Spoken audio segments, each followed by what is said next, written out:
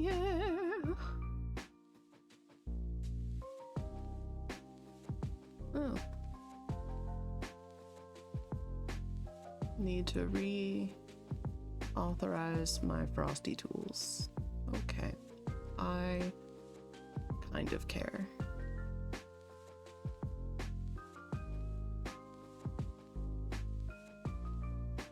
Like, frosty tools is neat. Hi, baby. How you doing? Welcome in. Hi, Esker. You want to sniff my headset? Better. You got a hair. She's like, I know, I don't care. Okay. You gonna help me stream? You're probably both gonna help me stream. Marsha's sitting on the printer behind me, and Esker was on top of Topher's habitat, but just came down to sniff me thoroughly. I'm terribly sorry, Esker. I don't have a lot of room for cats on my desk right now. Let me move things around a little bit. There, that almost works. Okay, bye. She's like, ugh, never mind.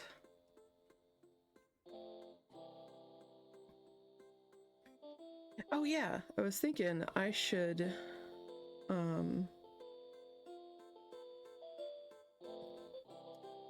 maybe on the gaming screen? Should it be on the gaming screen? Probably on the gaming screen. I do have the webcam set up so that I can just grab it. Video capture device. Cat cam.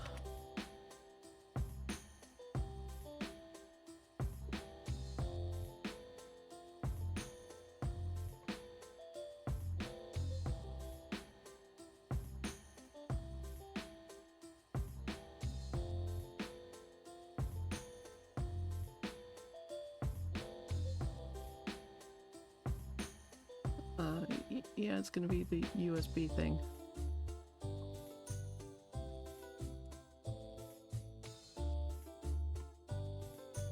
Okay on that. See.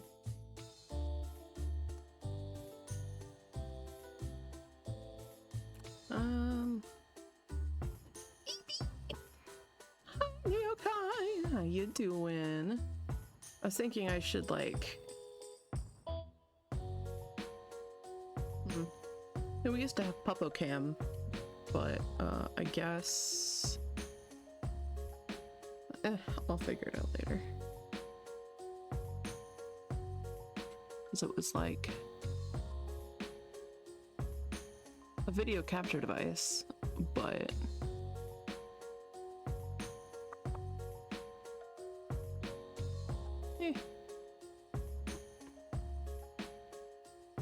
I'll figure it out later. It's not really that important. Well, not to me. I guess that's something I should have worked on before going live. But here we are. Here we are. I was like, what else do I need to do? I made sure that I have a notebook. I grabbed one of my bullet journals to make sure that I have, as I adjust the blankets on my legs. All the things I forgot to do like 10 minutes ago. I made sure that I have a notebook for one of the upcoming puzzles because I know I'm going to need more room than my tiny notebook. I'm going to hit start on the game. There we go. And now, gaming time! And pausing the music.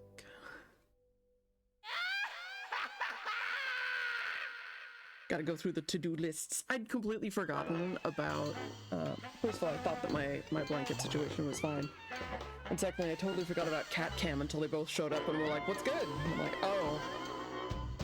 I forgot I was gonna set up a camera for you guys. The rest of the lore wall go? It went really well. We finished it on Sunday. And we got the final disc that's at the end of it. So like you still have to walk the full way. in order to finish the game. But you don't have to read all of it to finish the game. That was just, we just wanted to do that because we love the Neverhood.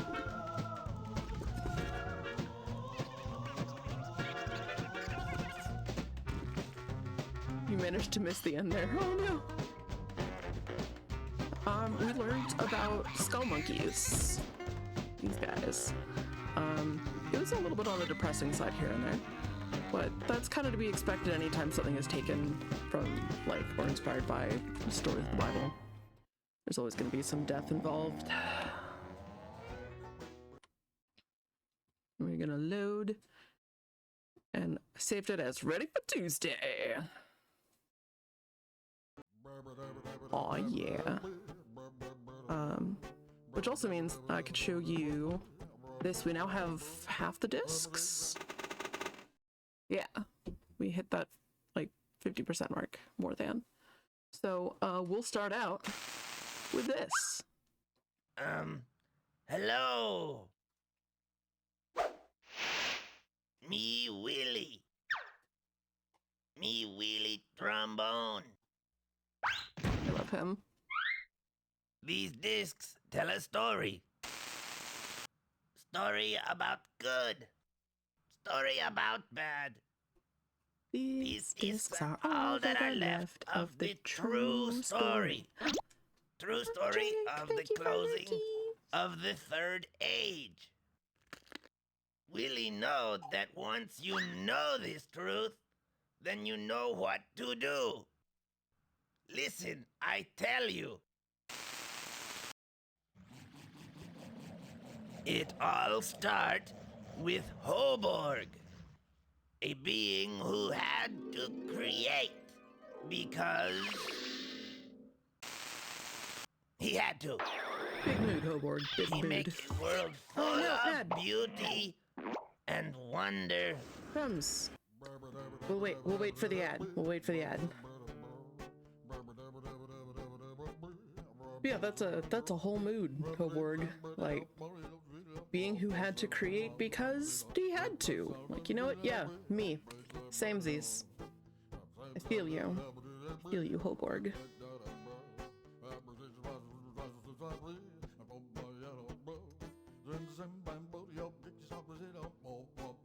Willie has the best stories and Grables. Willie is a delight. He's also voiced by one of the lead programmers.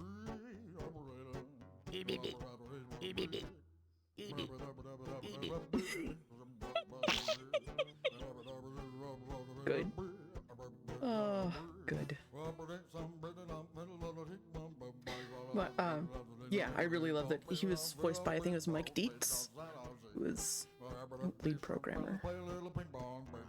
And then Kenton Leach, honestly, I would love to find more games where he was involved. He was the main programmer for the puzzles and is delightful, and I would love to play more games with his puzzles. Alright, ad break ended. Everybody's back. Welcome back, everybody.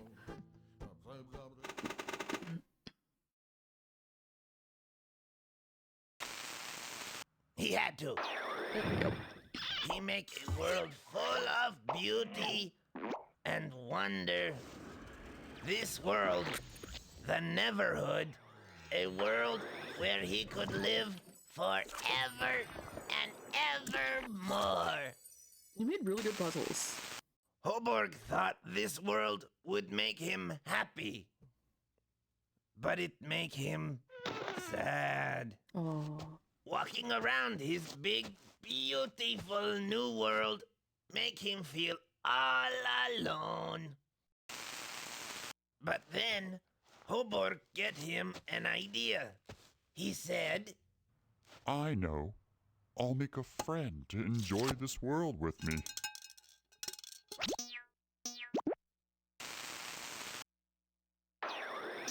Hoborg happy to have a new friend. He named him Clog and welcome him to the Neverhood. Everything you see here is yours to enjoy. You and I shall spend all our days here together. With you by my side, I'll make more. Crown! No! I mean, no, Clog. This crown is the only thing that you cannot have. Ooh, grazie. I am ruler of this world, the Neverhood, and a ruler needs his crown.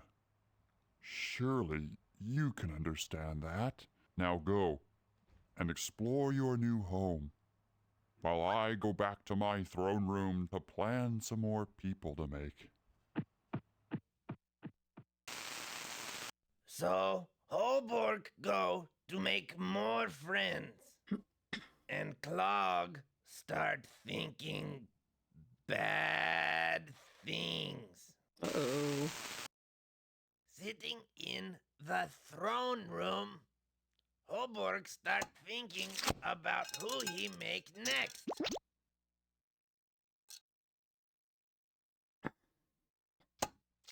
Huh? What? My crown! And that's all that we have so far. We see that Clog stole the crown from Hoborg. And now it kind of makes sense that we saw that plaque that said it was a memorial cannon made by and that was crossed out. Hell, deceit. Yeah.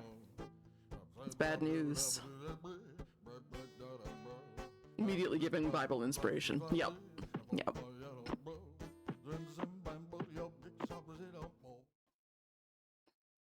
Like, ah, I see. Clogged is Lucifer. Got it. Alright, so that was where we pulled the plug. So let's go here.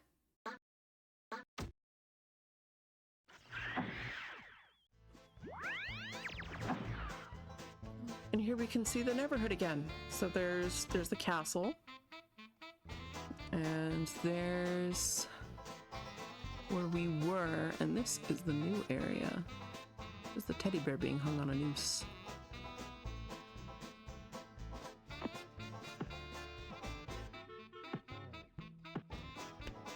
There's discs to pick up. And yeah, I realize I call them discs. They're called discs in the walkthroughs. Square things were still called discs because we were used to using floppy disks in 1996. Run! That is timed, by the way. It will close on your face. And take a few steps.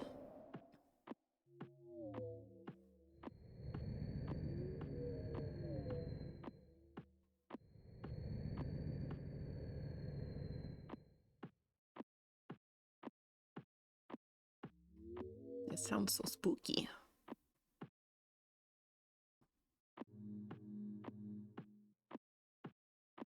Also, you can kind of understand, based on just the game, the animation that you saw there, the claymation that takes place in all these cutscenes, my fondness for squash and stretch, and just juicy animation. Like the walk sounds? Same.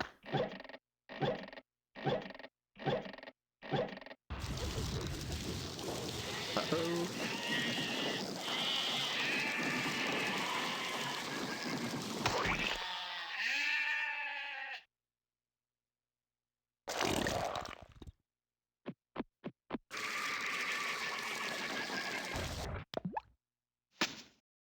Oh god. Lovely. If we turn, we see under here. We can also see the sheep as we go by. What's over there? Not a whole lot. We just watched. I mean, not a lot else they could do. There's sheep.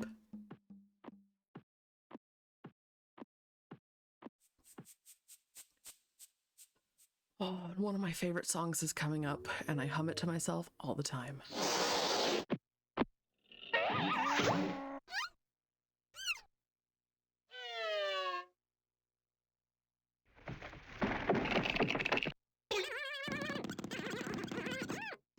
You see the inspiration for my pink tuber. Oh, glowing symbols. Everybody, do we know what we do with glowing symbols in a point-and-click adventure game?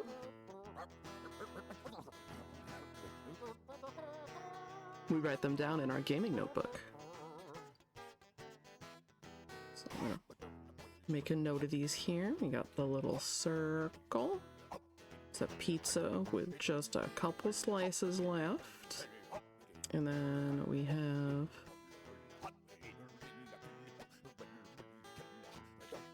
pyramid guy with a little square behind him. Alright. Run. Oh jeez! Oh my heavens, Betsy!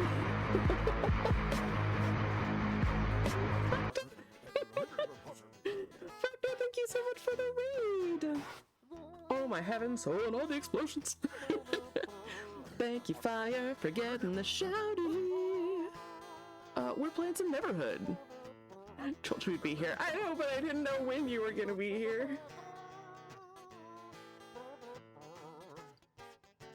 Thank you. Thank you for the raid. I appreciate you. How was Dorfin? I know you were adventuring. I just finished reminding everybody what we do in a point-and-click adventure game when we find some strange glowing symbols. We write them down in our gaming notebook. So, how was the adventuring? How was the rest of your stream? Me, my beautiful Grublim. Finished our adventure in a pit full of skeletons. Ruh-roh. Oh, I'm guessing you contributed another skeleton. Fell down on top of an elephant. It did not go well. Oh no. Did you find the other missing elephants as well? I know you only, like, you started with more, but then you just had 3.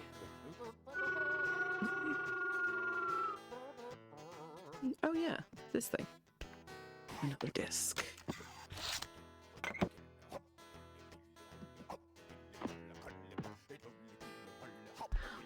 If y'all somehow don't know Fractabellum, Fracta is a wonderful little Grublim from the planet Venus.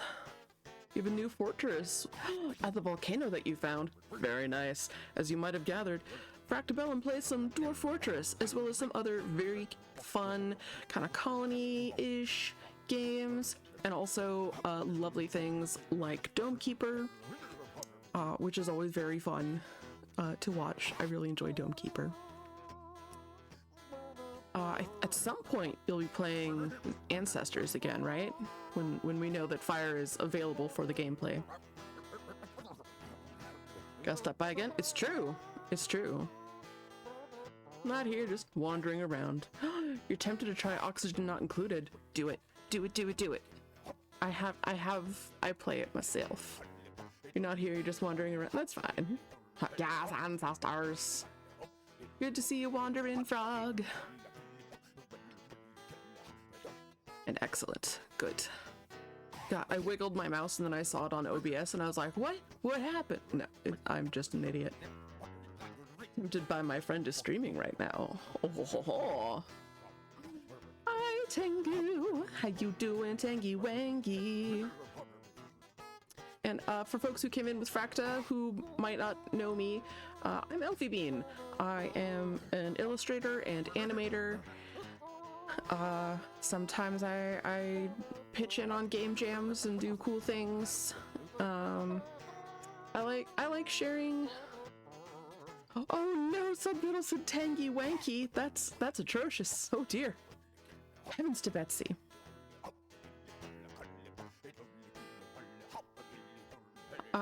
Yeah, I got into streaming because I wanted to share cute games that I really enjoy, and I really like sharing just silly, goofy games.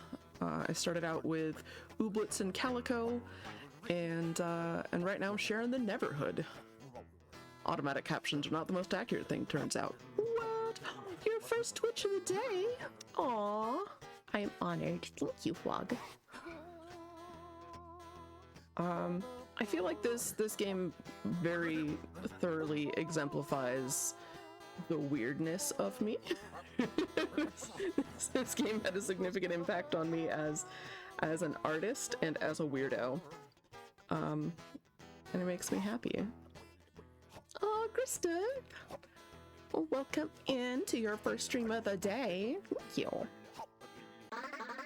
Ooh, we have more places we can go. Let's see what this is. I don't remember what they all are. I know that they're kind of color related. Yeah, so this is teal. How quaint. I guess we go this way.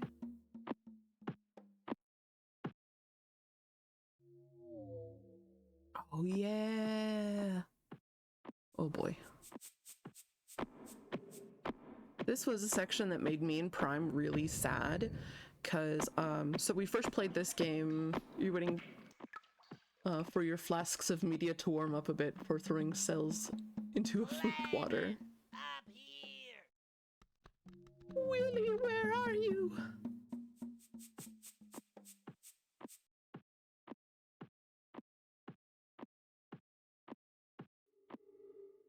Into a food. What cells are you culturing? Media. I'm assuming it's like you making agar to feed to critters. So the important symbols for this for later. Again, if you see something like this and you're like, what could these weird little things mean? Write them down. Just always err on the side of, I should write that down. Doing a little sketchy who of these things. And then the corn dog trees. All right. So just subculturing cells for experiments. Right on, right on. And we see it has something to do with the teddy bear. If we click that, it doesn't move. That looks a whole lot like Big Robot Bill. Point and click. LV point and click adventure win. Honestly, eventually is one of the things that I do want to eventually make. I was working. You have a sad about culturing. You were going to get a sample of your mushrooms for future culturing, but you didn't get the petri dishes in time and the colony died. Aww. So I was working on a Chrono Trigger. Well, that's not a point and click RPG, but it is an RPG.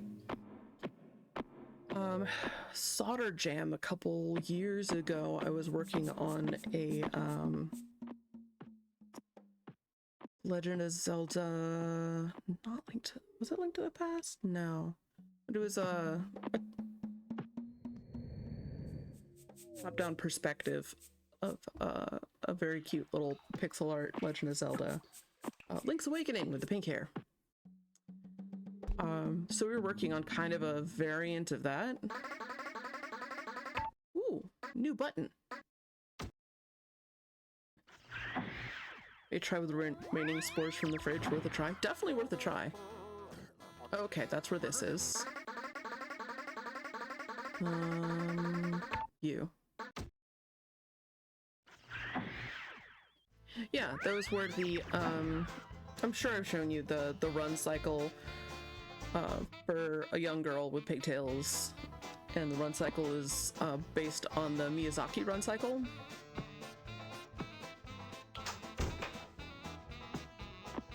Benny Hill remix? Not quite, but oof.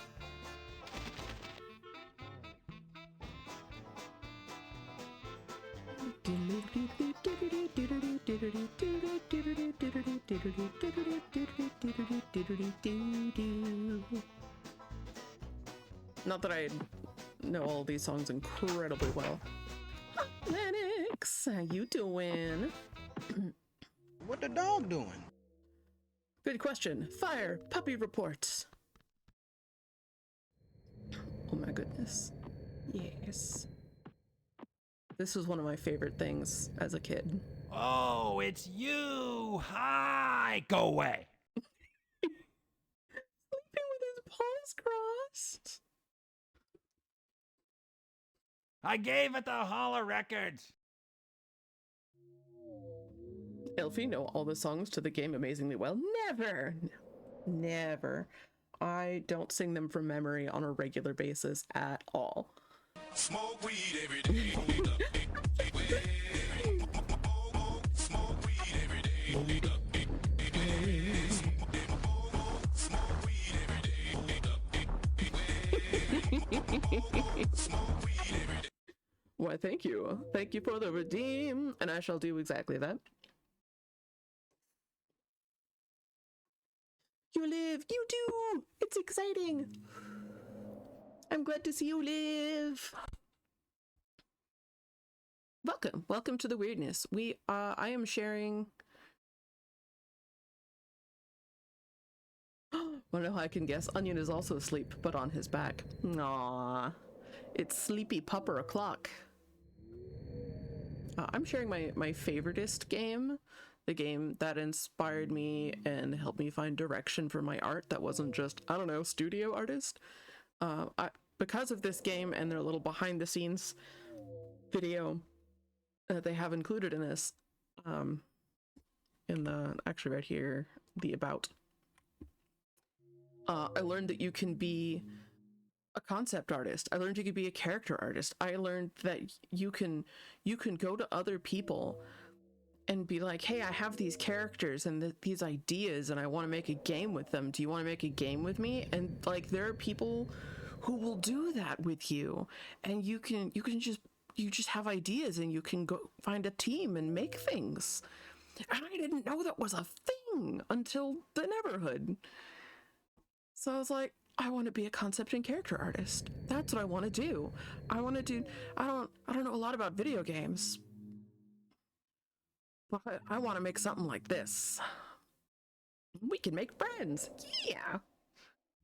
And then, of course, I learned to seek out other super nerdy people, largely because my people. I am also mega nerd. But also, I was like, surely some of them will know how to make games. Eventually, if I hang out with enough tech-savvy people who make things, eventually I'll find someone who knows how to make a game. And now I'm married to one. Which is amazing. Love making games with friends. It is how Spooter and I became buddies. It's how Owl and I became good buddies. It was when I first joined Curdle's community, and I was like, I'm gonna do the thing. I'd helped Slime with a couple things, with a couple of jams, and I was like, I want to make one. I'm gonna do it. And then Spooter and Owl were looking for another person, and I was like, okay. I had laid everything out in is it basically like a choose your own adventure text-based, I'm suddenly forgetting the name of the engine, but you can make an entire choose your own adventure kind of game that's all text in that, and like you can add pictures and whatnot. So I had everything laid out and planned out, and I just went to Spooter and Owl, and I was like, did you guys have like a story idea? And they were like, not really. And I'm like, okay, well, I had this idea of like, if you give a moose a muffin or if you give a mouse a cookie, except it's if you give a chicken ramen. And they were like, sold, let's do it. And we did. And the rest is history. And I drew a lot. It was a 3-day jam. I did a lot of animating and making of things, and it was a lot of fun. And I look forward to being able to do that again. It might have to wait until after I get my hands sorted out. It probably will. Because making Prime's PingTuber, like I was able to make mine in like 45 minutes, but that's because Mariel's abilities to do game jam stuff. I mean, you can too. In fact, if you have a story,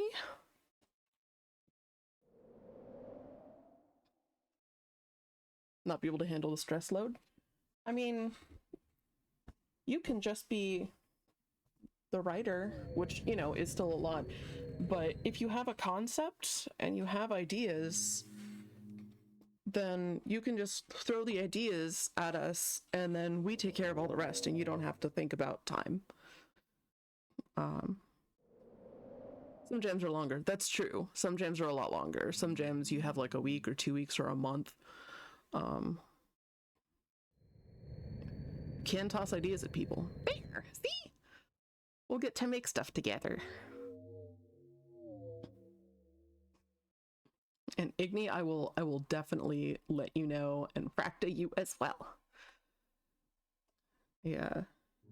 Yeah, making Prime's gift tuber, I realized that I did twice as much work as I needed to, and I could have done things more simply, but I was like being extra and wanted to have their talking frame be significantly different and have them like lower the tail and it would make a little floof swoosh with like secondary movements, and my hand was like, we cannot. I'm like, oh shit.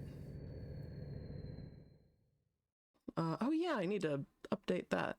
I did, however, I did remember to add this command. So now people can check out Ghost Town. Yay! I remember to do that yesterday. You want to run a strange jam? I am always here for strange things. Not in the hand budget. Yup, it was not in the hand budget. Oh my god. My hand was threatening to just drop the pencil at the end. I was using my Apple Pencil, which meant that like anti-jam were much more being chill, no crunch, do not finish the game.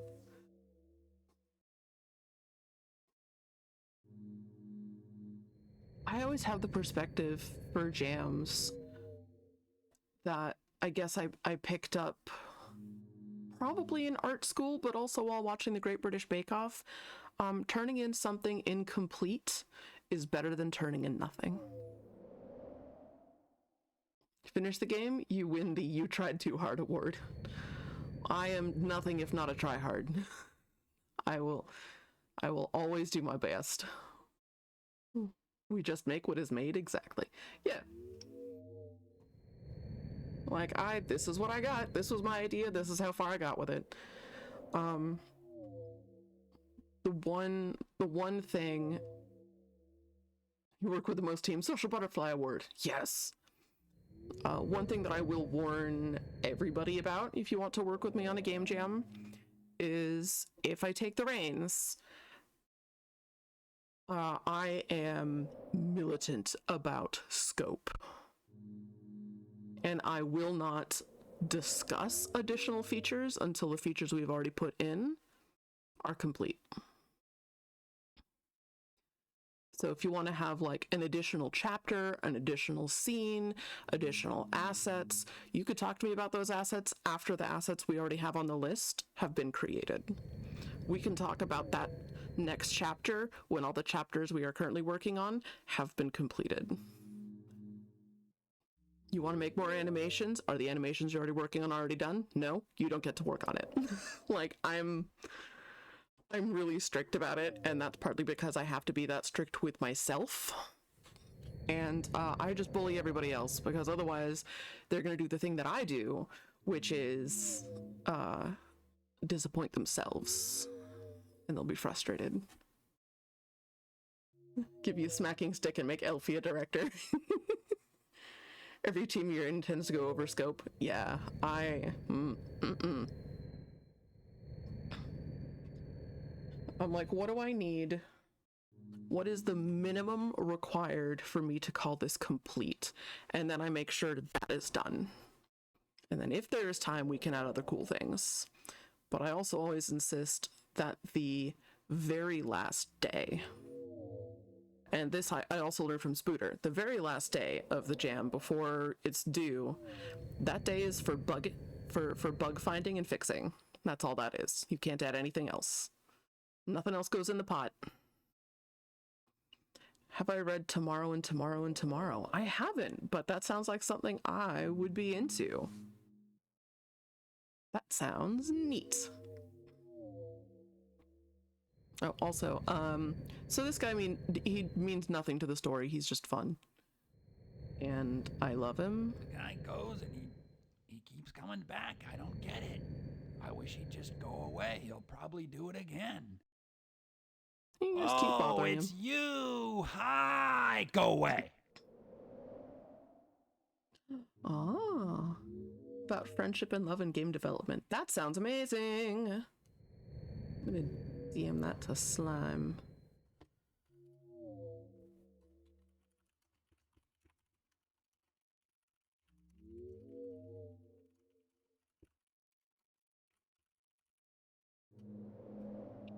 Excellent. So you had Flappy Bird, but every so often there would be a laser you needed to change forms to pass. You wanted to add so much more, but you never finished it Unity-wise. Yeah, Unity... I know a lot of people like working with it. Or just have that, like, sunk cost, whatever, going on with it. Unity's Unity. Yeah, it has its own weird little quirks. Oh yeah, I'm gonna turn off eye saver mode so I can see the colors as they actually are. My my main monitor has an eye saver mode, which is really nice. Sunk cost fallacy. Yep. Yeah, it's the one.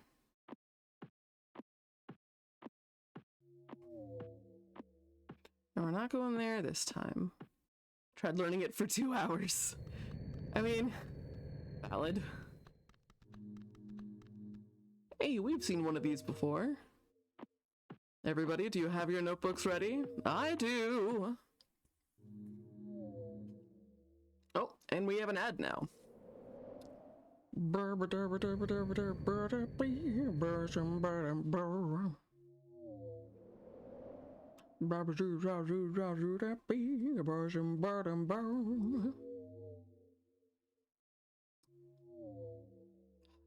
One minute left on the ad.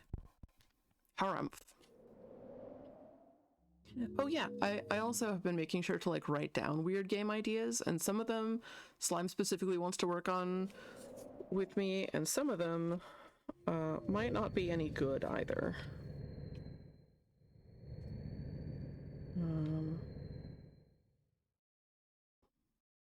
Oh, I just found an old emote idea. Chickens sneeze and splode. Feathers explode off the chicken.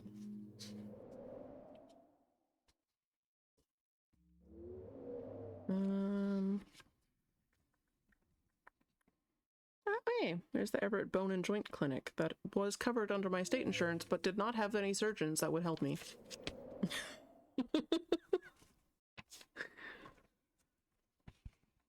I'm like, neat, I don't need them to just like poke around at my hands. I need them to like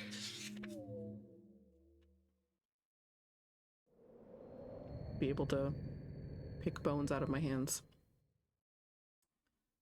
Oh yeah, the Mim and Tom game. I was thinking have it be more of a Metroid and Zelda mix.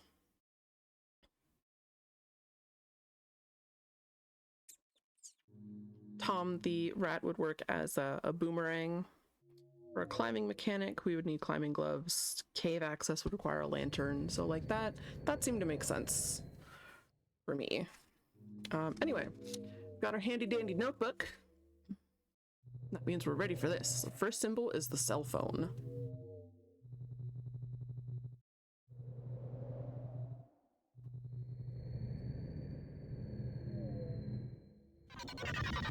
Oh, there's the weird noise one. Cell phone. Pizza cutter. Now we need jellyfish. Come on, jellyfish. We have to wait for them to rotate through. Oh, no, that's the brain. Jellyfish. Now we need abstract sculpture, which is just before the jellyfish, so we're gonna wait another long moment. Chewed pencil. Coffee maker. Weird cow. Stussy. Tree. Sculpture. Brain! Now we need the Stussy again.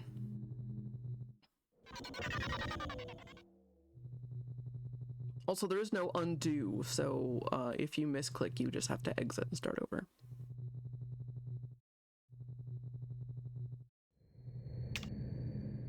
Tree. Weird coffee maker is next. The espresso maker is what I call it. Nope. Nope.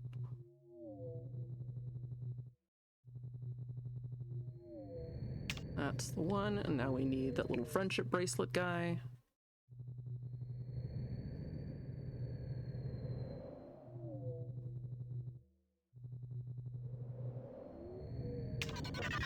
And then we need the funky house with a satellite dish. That's cappuccino maker. There you are. And then chewed pencil. Funny names. That is, yeah. I remember them. On chewed up pencil. Not you.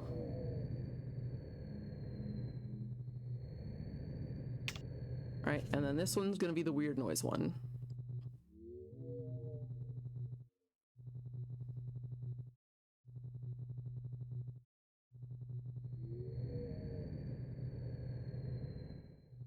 Come on. There you are. Yay! And we get our disc, and then we notice this looks like the track for those little buggies, and it looks like there's something up here for us to collect. So we know that at some point we're gonna need to do that again.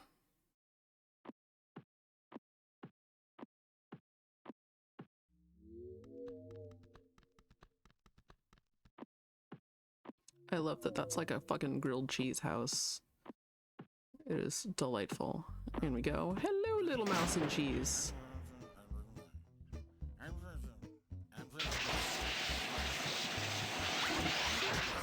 Don't worry, they're fine. Promise, they're fine. And now we get a puzzle. There are a lot of iterations on this puzzle that exist now. Basically, you want to go wherever the mouse is. Your niece just left. Before she did, she stopped in to say, "Bye, love you, have a nice day." Aww, so cute.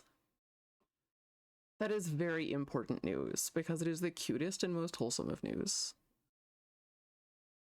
You want that one. That one.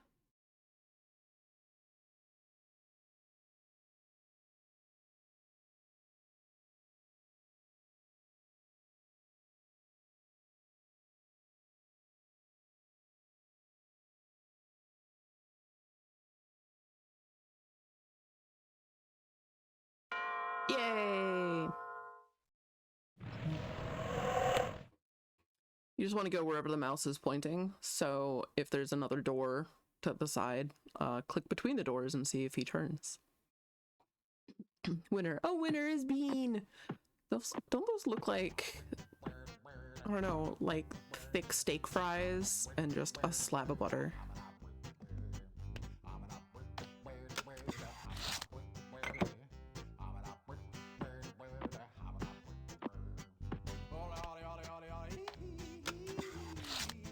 Because mouse can sniff at the cheese? Yes.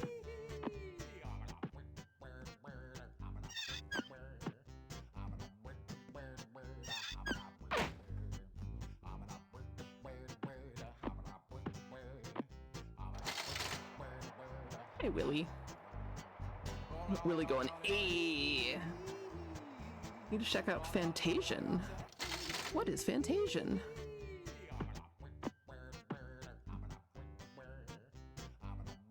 Now the question. Yeah,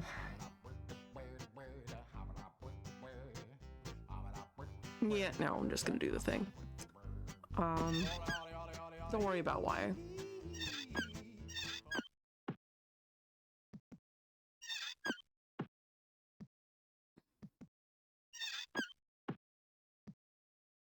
Ooh.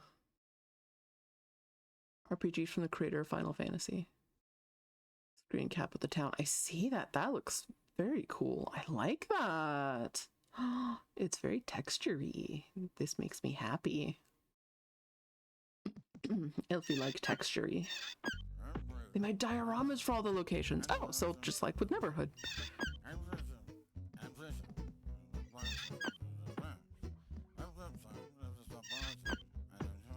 Which is why a lot of things have an outline, because these are all green screened.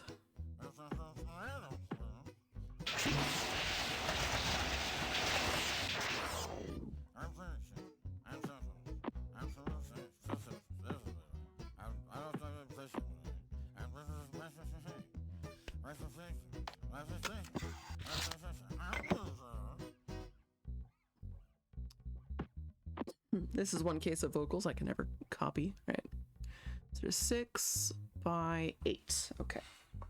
Grabbing my little notebook here. 2, 6, 8. 2, 4, 6.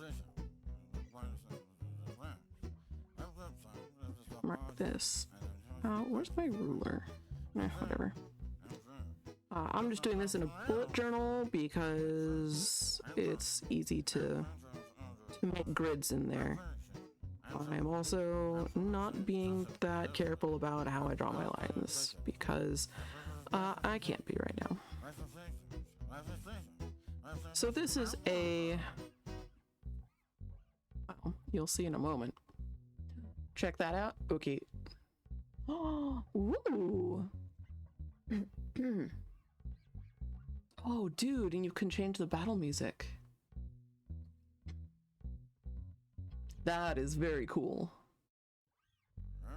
I like that a lot. That is neat. Yeah, I'm definitely gonna have to check that out. Alright, and then I just write down. Also, incidentally, how I got pretty good at drawing skulls from the side.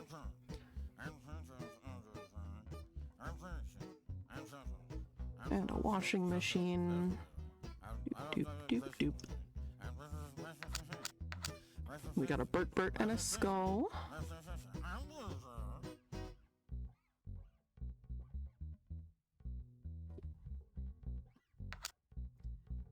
And a fuzzy guy and Willy.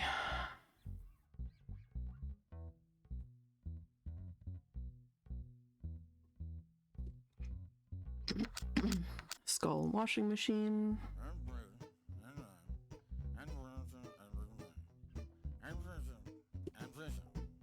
Should I have recruited somebody to take these notes for me? Probably, but here we are. And Fuzzy. Willy and his pet fly trap.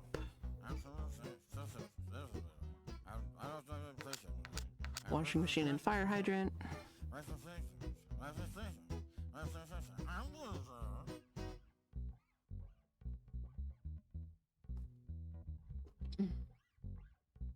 Is this the game that the song came from? Yes, all of the songs in this game are written for this game. So yeah, if you've heard the song anywhere else, this is where it is from.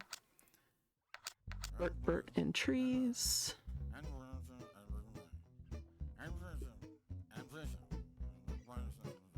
Corn dog trees.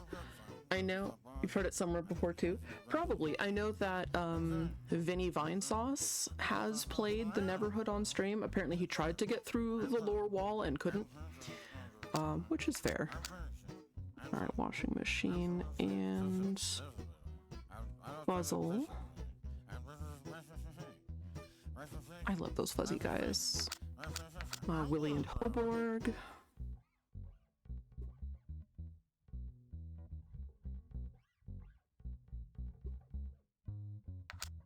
Fire hydrant and tree.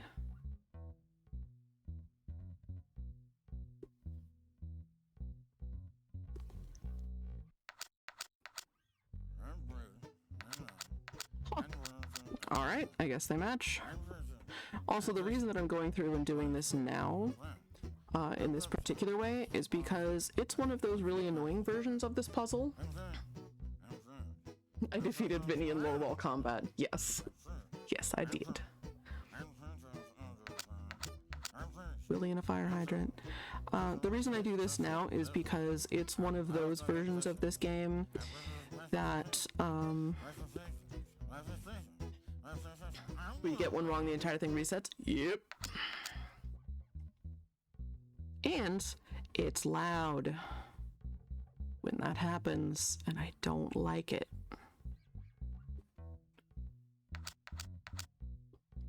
The more of them you have open. Wait, you're Fuzzle and Tree, okay.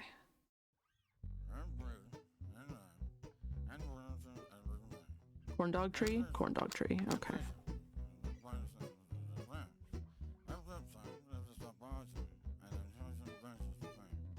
And you guys in a flat trap and a hoborg.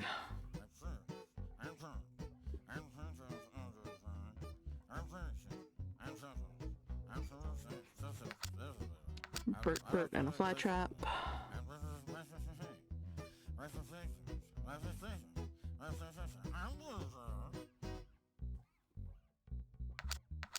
Bert and a fire hydrant.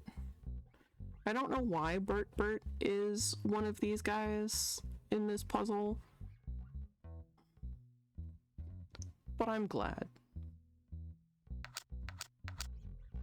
Flat trap and Willy.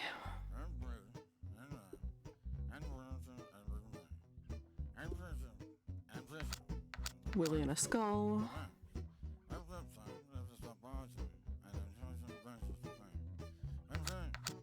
Oh, double skull.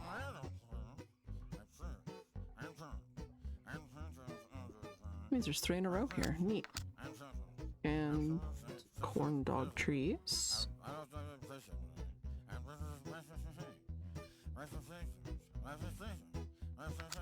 Bert and Bert. Oh my gosh. All right.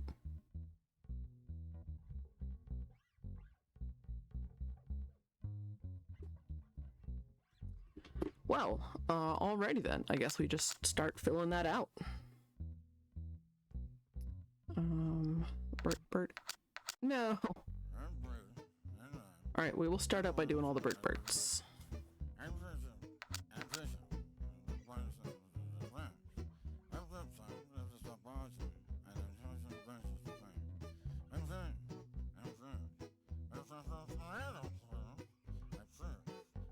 Right down. And then... Alright, that's all our Berts. We have a total of 6 Berts. Does not matter. Tree. We'll get apple tree.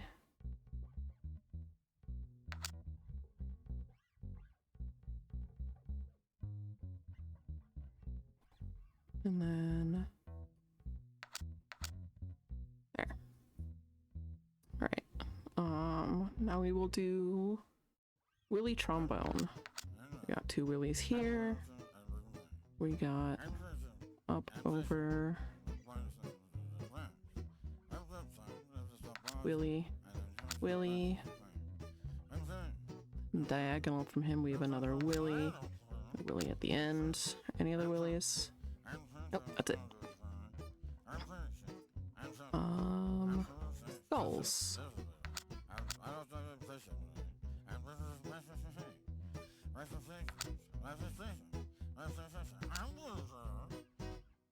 Do I have another skull?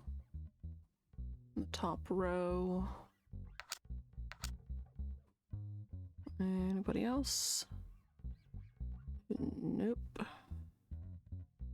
Alright. Fire hydrants.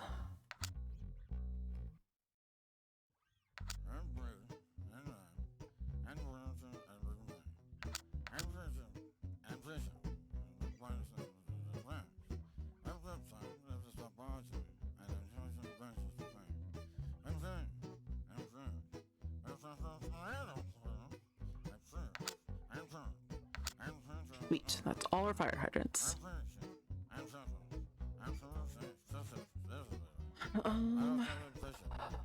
Go to the corn dog trees.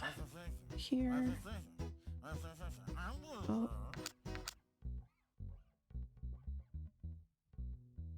Is that it? We just have 4 corn dog trees. Making a note of that because we saw that corn dog trees were a hint on another puzzle. Let's do Venus flytraps.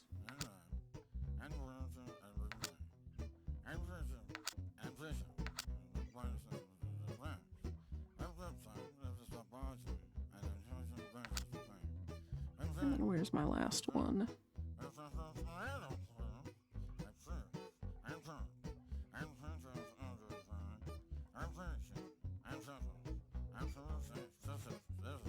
There he is. Right. Now we'll get our hoborgs. Hoborg here. And a hoborg here. So that's 2. Do we have any more hoborgs?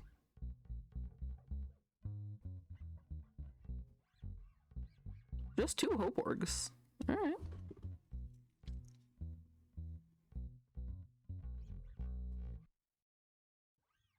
Weird.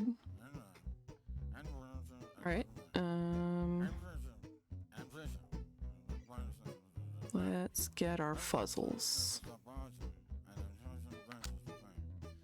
Fuzzle. Fuzzle. More fuzzles. Fuzzle. Fuzzle. Any more? That's just the 4, alright. And then the dishwashers. There's one here, one there, one there, one there. Well, sweet. Alright, and now that we've done that,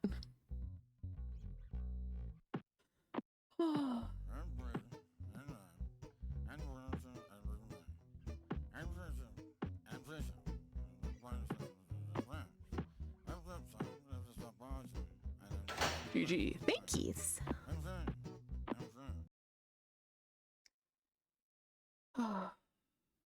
Where's our next teleportation option? Because I think we're gonna need that. I think our nearest teleportation option is gonna be by squishing another sheep. I sure would like that to not be the case.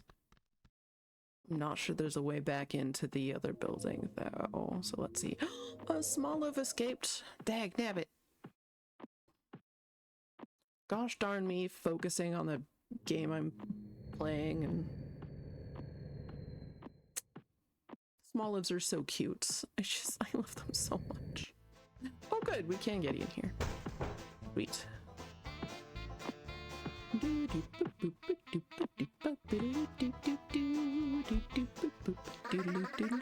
Ah, you.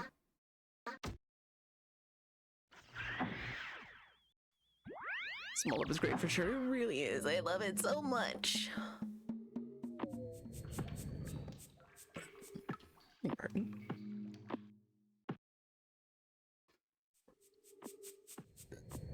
Pardon.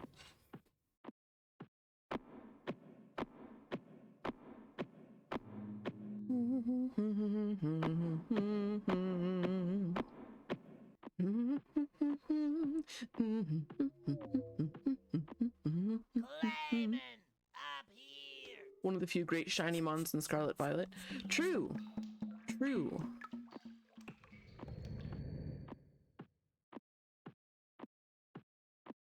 Small Live's state of existence is me ready to cry 24/7. Mood, honestly.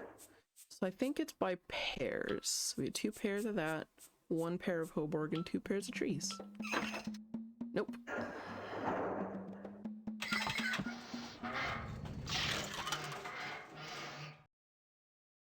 Sorry, Bill.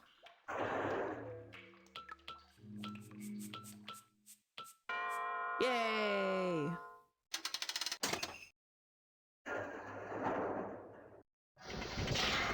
That was like me for much of 2023. Yeah. Cool. That part's done.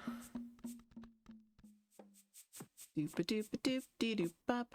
I also really love how you can often see their thumbprints and just fingerprints in general in the scenery. It brings me joy. Also, I really love Palmy from Scarlet and Violet. They're the cutest dang little nugget.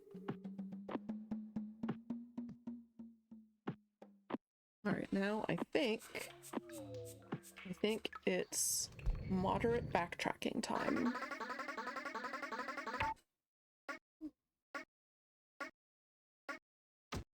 Yeah. Tatsugiri is your baby and you will fight for the silly sushi dragon. That is super valid.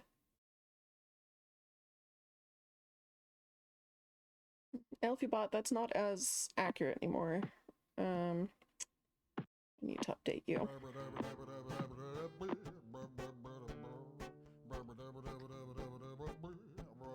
We'll do that.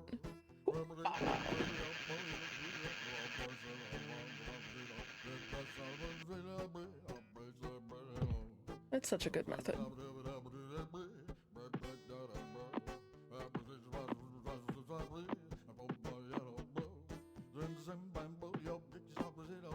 Elphibot has the spirit at least. Yep. Yep.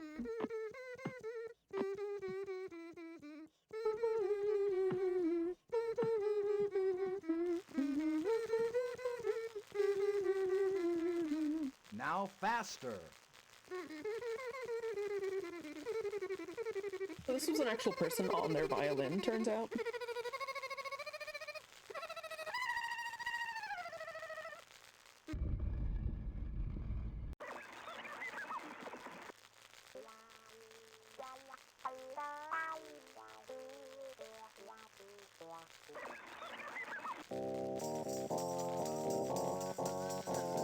Alright, I'm gonna slap that on while I take a quick washroom break.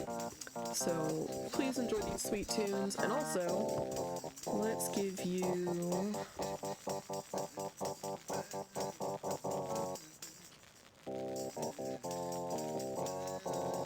there we go. Alright. Y'all get yourselves in there to battle, and I'll be right back.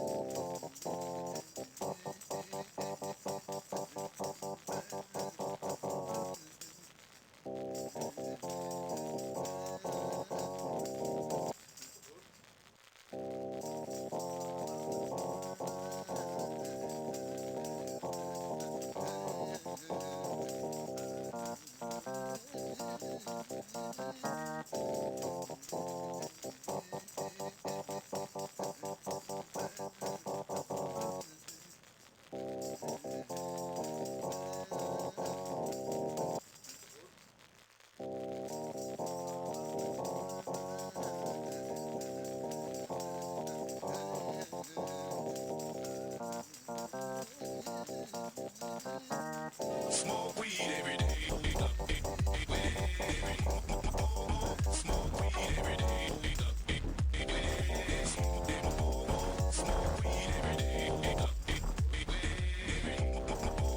Smoke weed every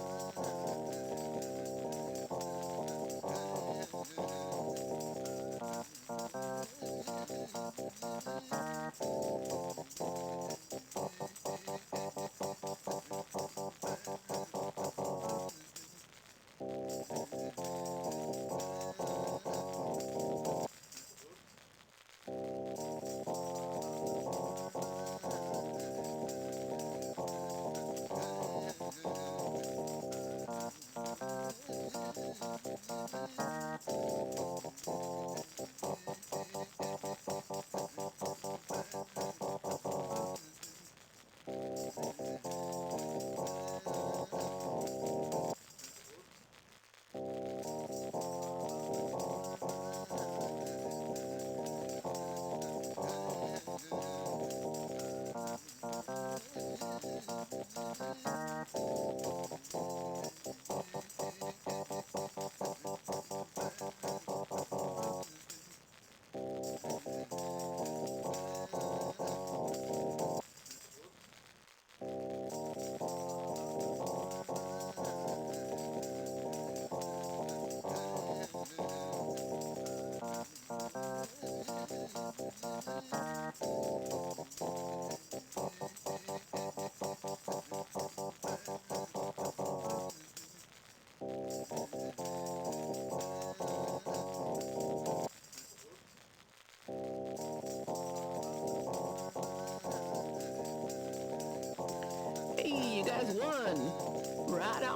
You could do it.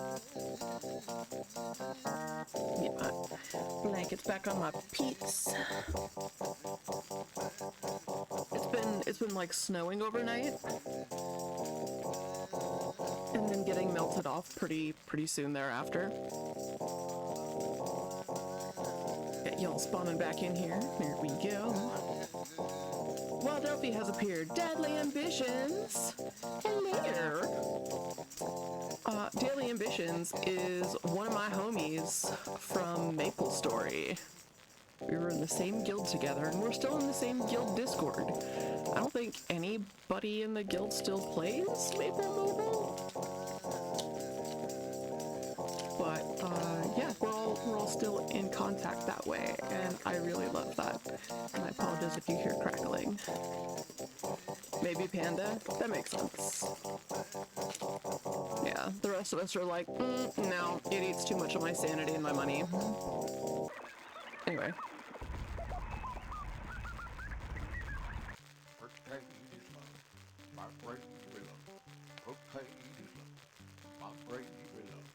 Maple Story was the best shit, right? Fucking love Maple Story.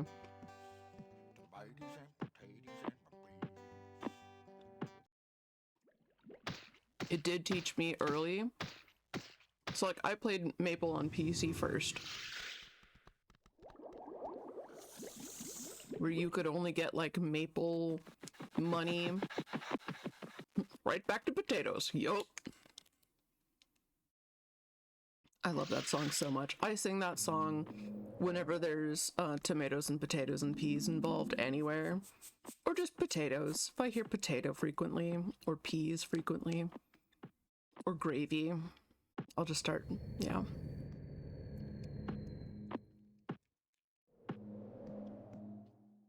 It almost makes me feel badly for the people around me. But it makes me too happy.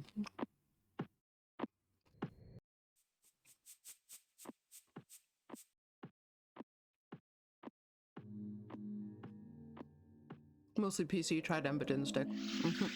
Had to put the bean in her playpen because she decided my girlies were a springboard. Oh no!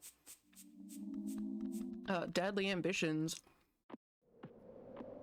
Is it okay if I mean, you can share. I won't steal your thunder. You can. I'm so sorry that your toddler was like, time to jump on parental boobs.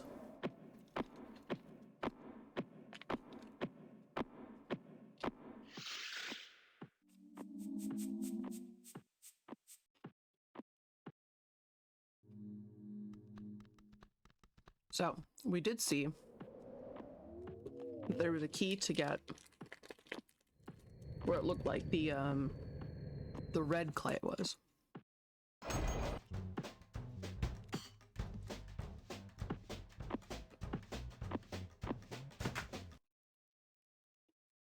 Femme non-binary, newly minted top surgery, and very bruised.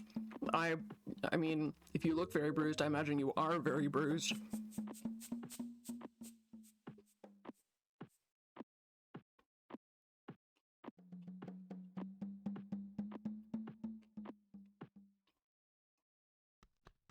No flashing. Yep, no. Flashing would get, instead of ooh la la, would get, oh my god, are you okay? Looks like a car wreck. Oh no. So if you remember when we pulled the pin last Tuesday, we saw that there was that this now goes somewhere. So that's where the two halves of the Neverhood have reunited. I remember I actually got, so I've been in 2 car accidents, and both of them were because of my sleep disorder.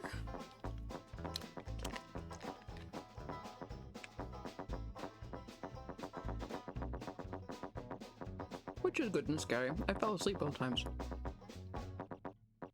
Disclamation, it is! This entire game was made in clay. Which is also why you see a lot of artifacting around the assets. So all of this, these sets were built in clay.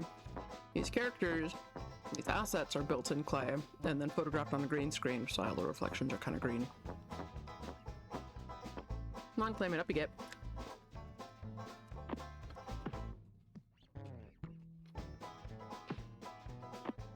Those many dollars. True. At least you don't live in America.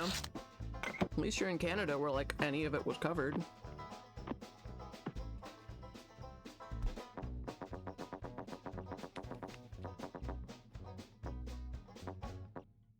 Also, hi, telling me long story.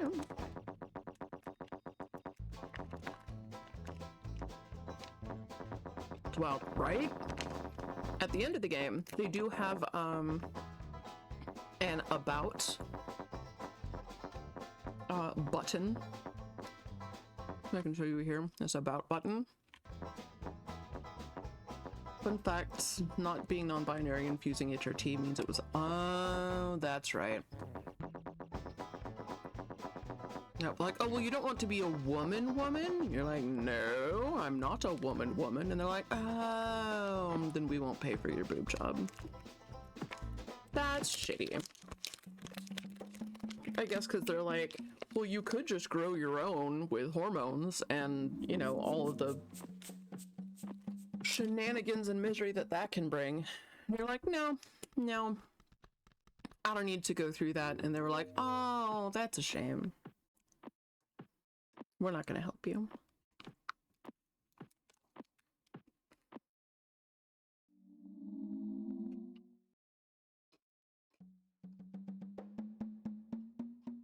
Spent the last of your hurt juice farming money for it.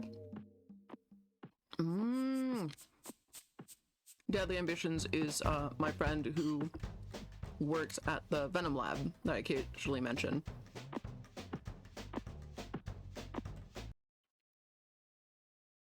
Which could get top surgery but motions to America. Yeah.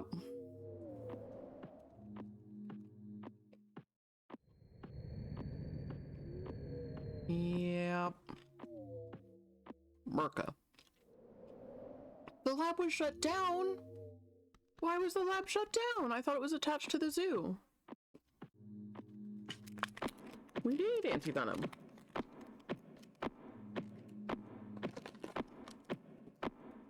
Because funding dried up.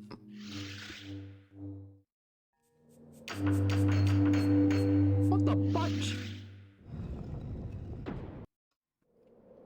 Who defunds anti-venom manufacturing?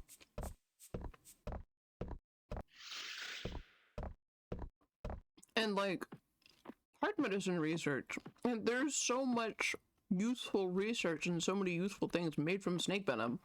What the hell? Oh, conservative politicians, of course.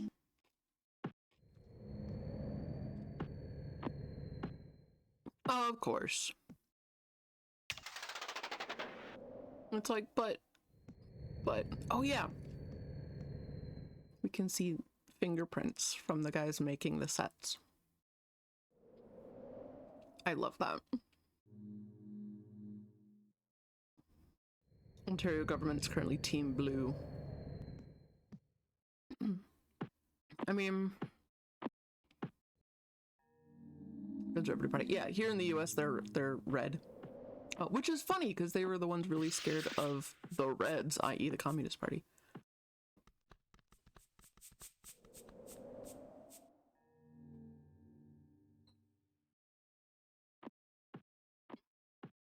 Actually, we gotta do something real quick. We gotta do something puzzly real quick.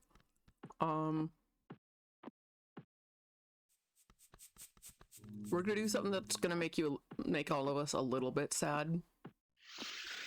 Because we did read yesterday all about Big Robot Bill and him being a sweetheart. Hey.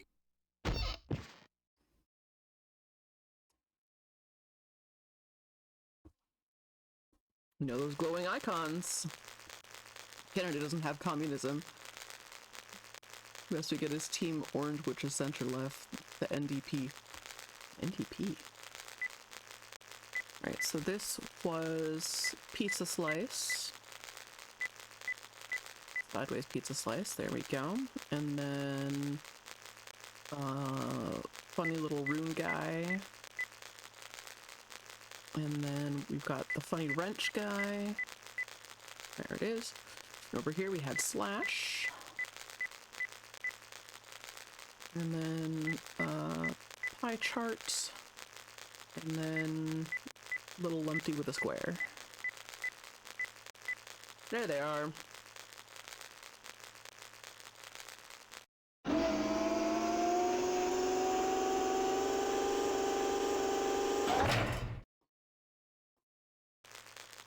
There we go.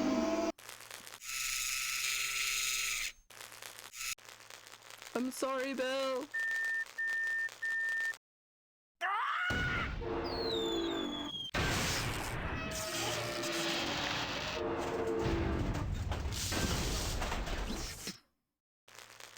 I'm sorry.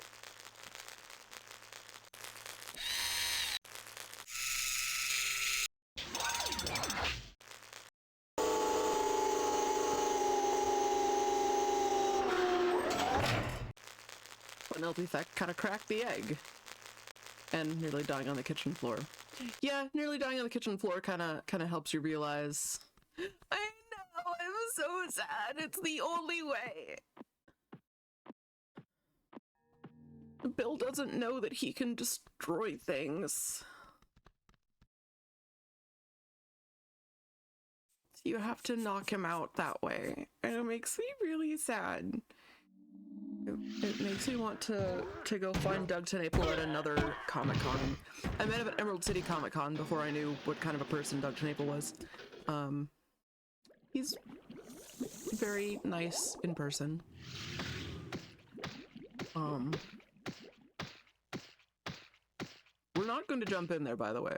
We've already done that once. I don't remember. Turned on the heating pad for the fur baby and she's happily conked out. Oh.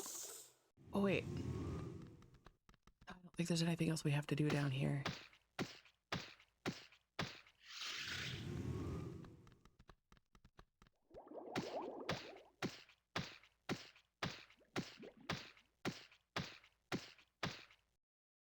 I love the squelchy. Fire has the heated blanket on for Bruce. So he is sound asleep in the little, it's a Pusheen cat bed that's got like the firm foam sides. It's his favorite.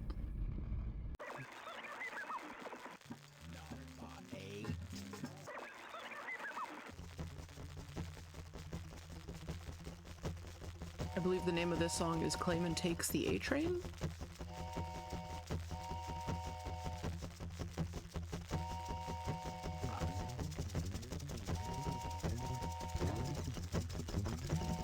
Bruce care package stuck in customs. Oh, that makes sense. That makes sense. They just did the tariffs thing.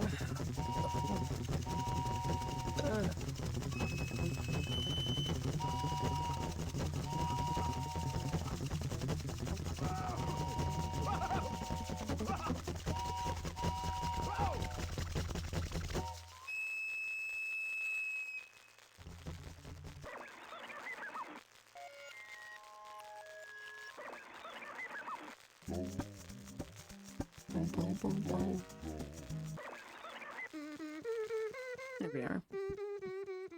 It's one of my favorite puzzles of all time. And like technically you can brute force it, but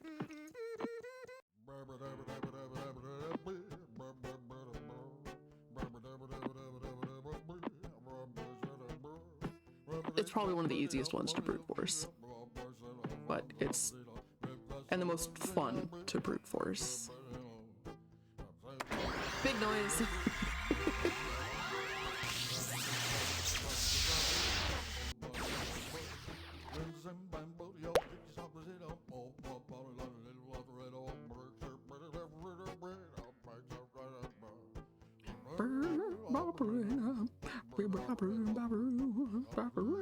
Posted a pic of the goober in Discord. Yes.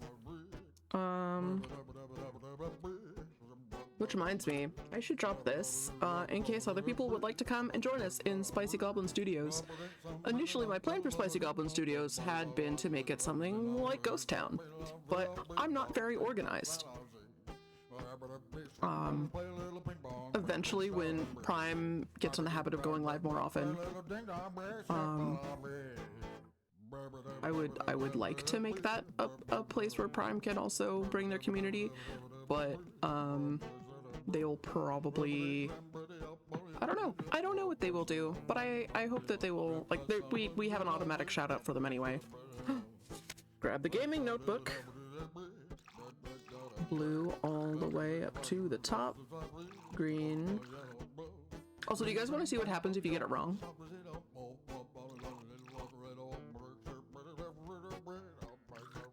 Here. We'll get to see what happens if you do it wrong.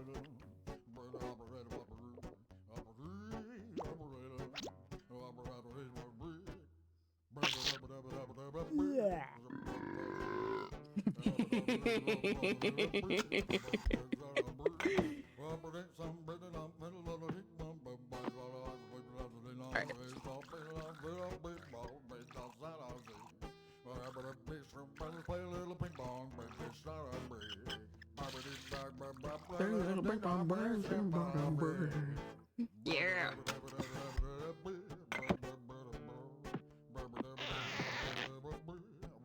Again with the borping.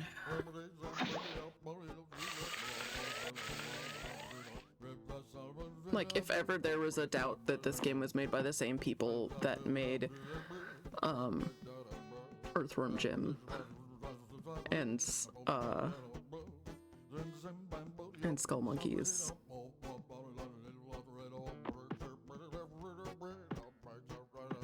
I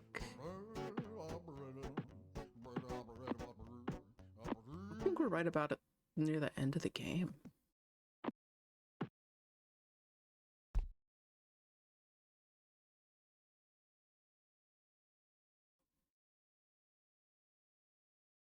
Hopefully not Doug TenNapel. No, this was his project as well.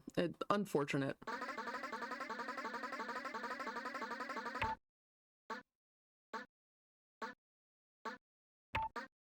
Yeah, we want that one. Yeah, Doug TenNapel was the lead designer and character designer and animator. Last you heard he was turbo gross. Yeah. So for me, this is kind of like, I don't give him money. I don't recommend anybody give him money right now.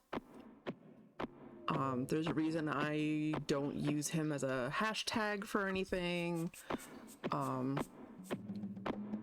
The rest of his team is full of delightful people who worked on this wonderful, awesome game that was very formative for me.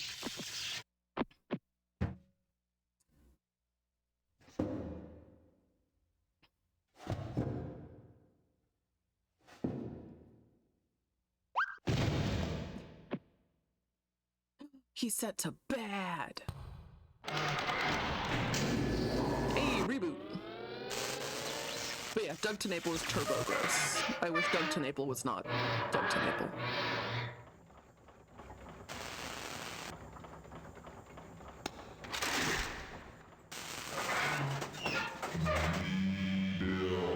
He was also the voice of Bill.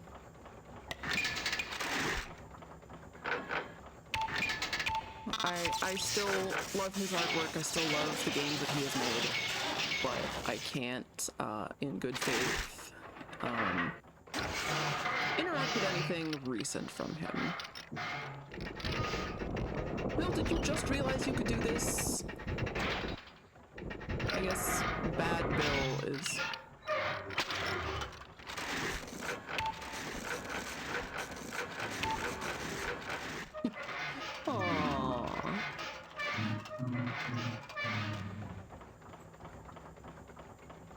Jump out of hole button. You know, I feel like...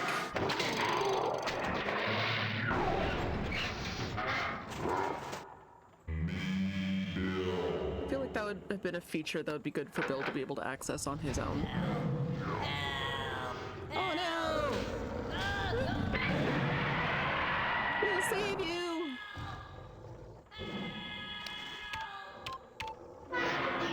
You're more like Lorne Lanning. Yes. Got to meet Lorne Lanning when I was in college. He actually came and spoke at my school.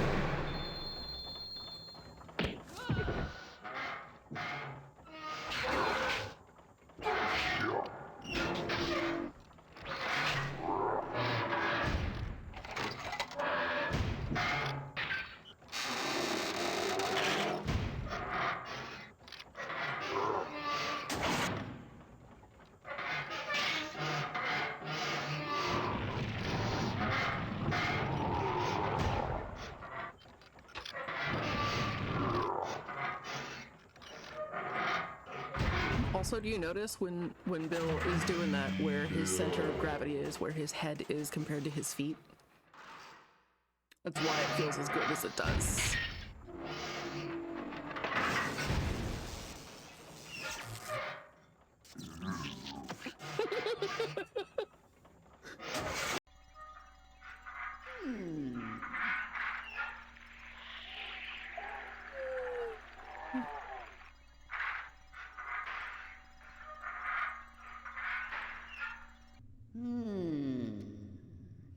Oh.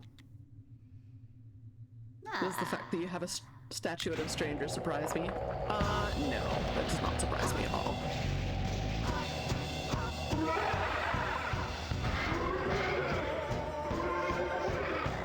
Clockwork beast, we're doomed! Oh, Willie.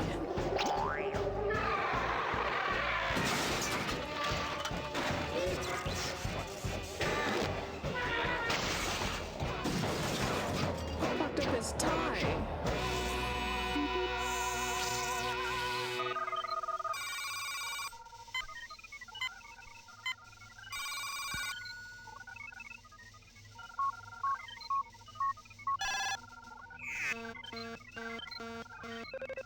He's a crossbow that fires roly-polies at dudes. What's not to like? It's true. I love that game so much. I actually hadn't played it yet. It had just come out when I met Warren Lanning. And he asked if I'd played it yet. I said no, and I went out and bought it the same day.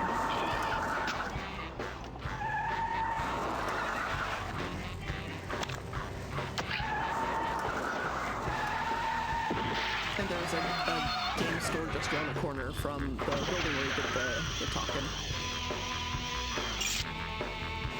Where we did the speech. And it was about... Well, hang on. Aww. Those poor sheeps. You monster. I mean, I guess he's already a monster, but... And off the edge of the world. You.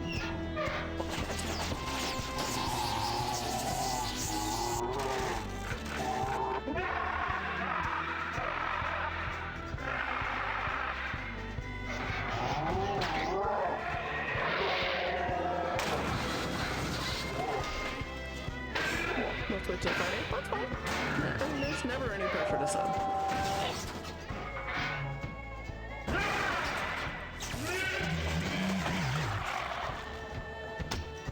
Good thinking, Clayman.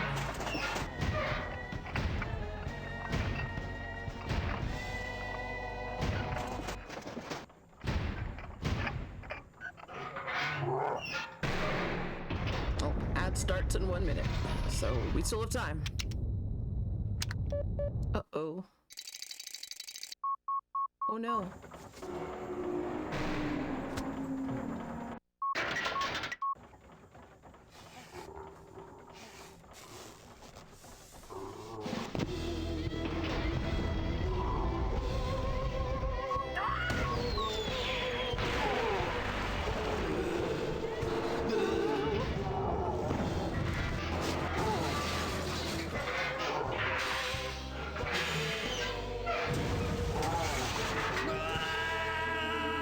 Bill, hang on! Really?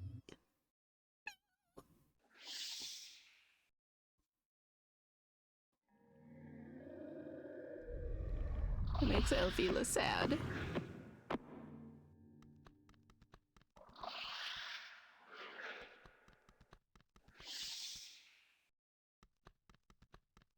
The door we just came through, there's no way back out.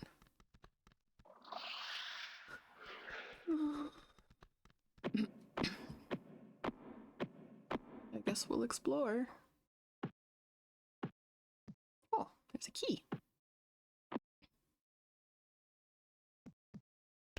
And a pin. I'm not sure how that gigantic pin fit, but...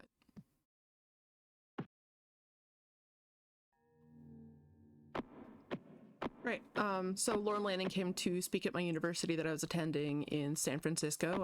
I went to the Academy of Art University. Also, the mouse being here was a hint, which is really cool. Oh, ad time. All right, we shall wait. And you just get to enjoy the vibes of the song here.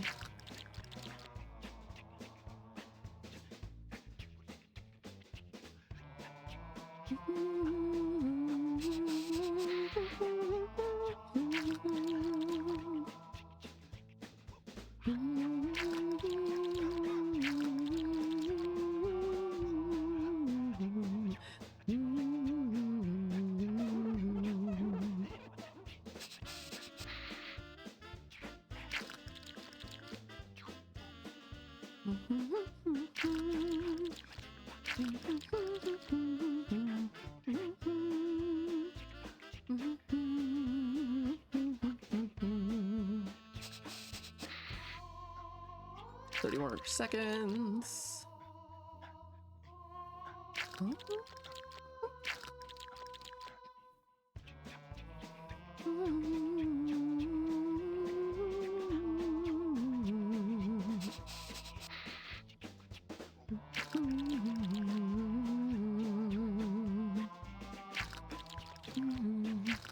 Oh right.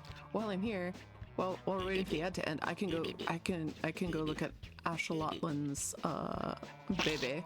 Oh my goodness, the baby.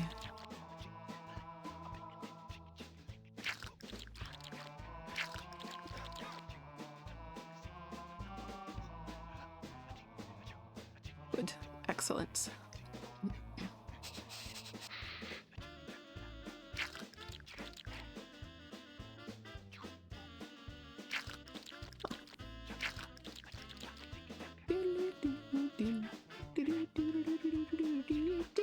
Huzzah for being back.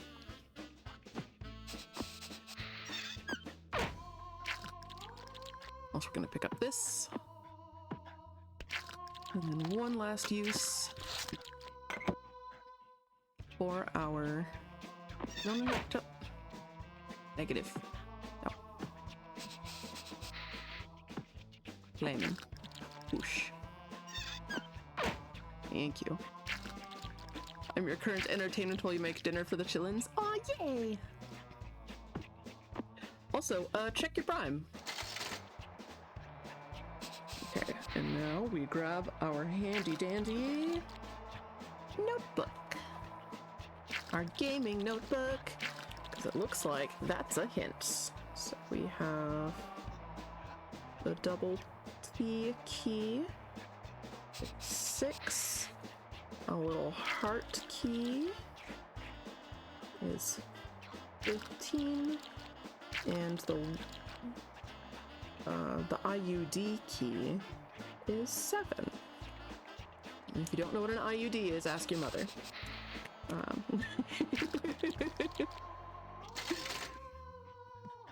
Alright, you know what that means. You probably don't know what that means, but that's okay. Oof. I mean,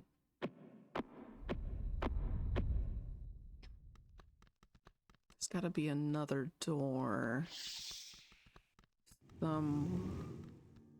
That's where we came from. Aha!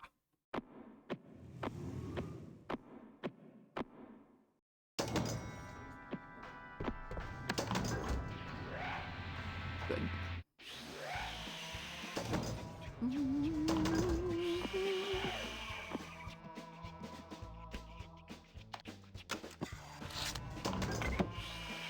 We're being on disability because of the whole nearly dying thing.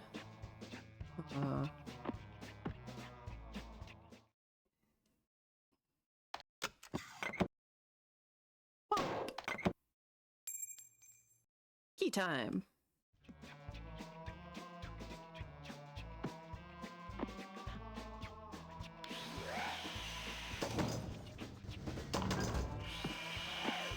All the little thumbprints. You get in there, Clayman. Thank you. You have to explain to a coworker what a speculum was at the restaurant. Oh no! It's the duck lips. Like, people that don't have vaginas think that the worst thing ever is a prostate exam. And it's like, it's just a finger. Like, deal with the speculum and then we'll talk.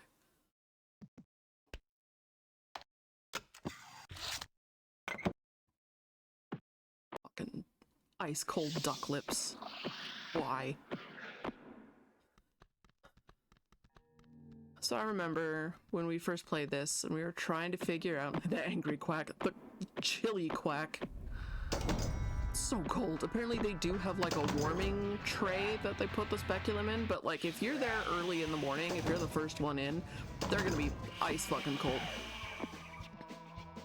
Alright, so when we first played this game back in 1998, we were trying to figure out how to get the last key, because we have 2 keys right now.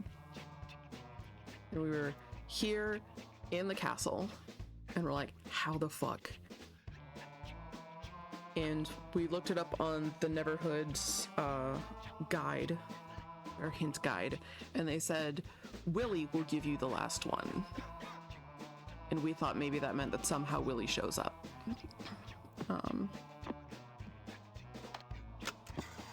Kind of.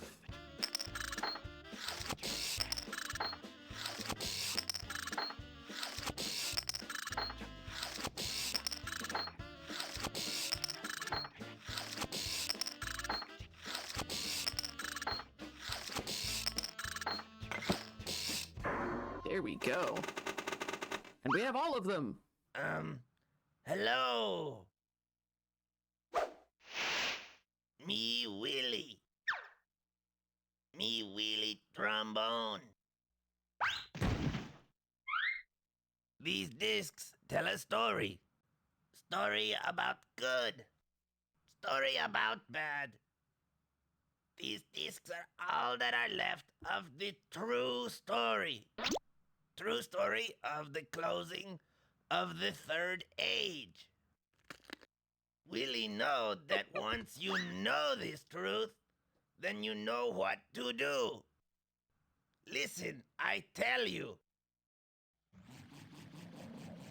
It all starts with Hoborg, a being who had to create because he had to.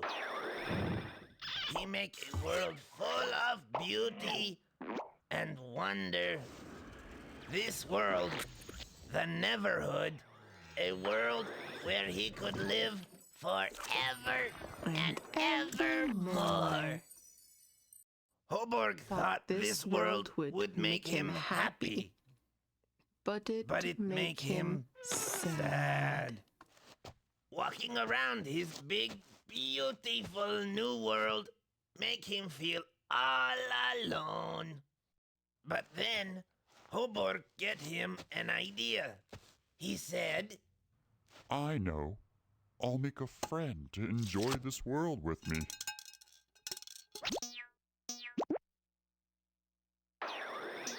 Hoborg happy to have a new friend. He named him Clog and welcome him to the Neverhood. Everything you see here is yours to enjoy. You and I shall spend all our days here together. With you by my side, I'll make more. Corral! No! No, Clog. This crown is the only thing that you cannot have. I am ruler of this so world, grumpy. the Neverhood, and a ruler needs his crown. Surely you can understand that. Now go and explore your new home, while I go back to my throne room to plan some more people to make. So Hoborg go to make more friends. And Clog start thinking bad things. Oh no. Sitting in the throne room, Hoborg start thinking about who he make next.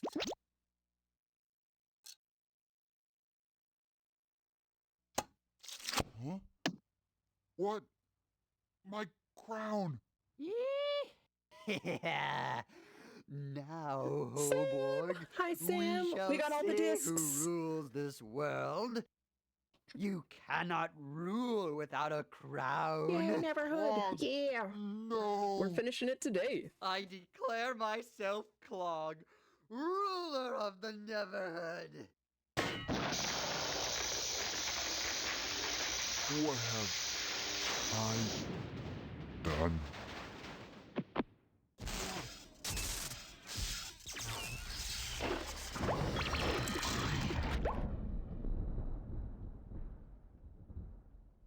Yow! Sheesh! My, this baby packs a wallop. What's this? Frozen solid. It seems this crown does more than give you reign over the Neverhood. These voiceovers is such a Also blast from the past, secret to right? life. What a pity.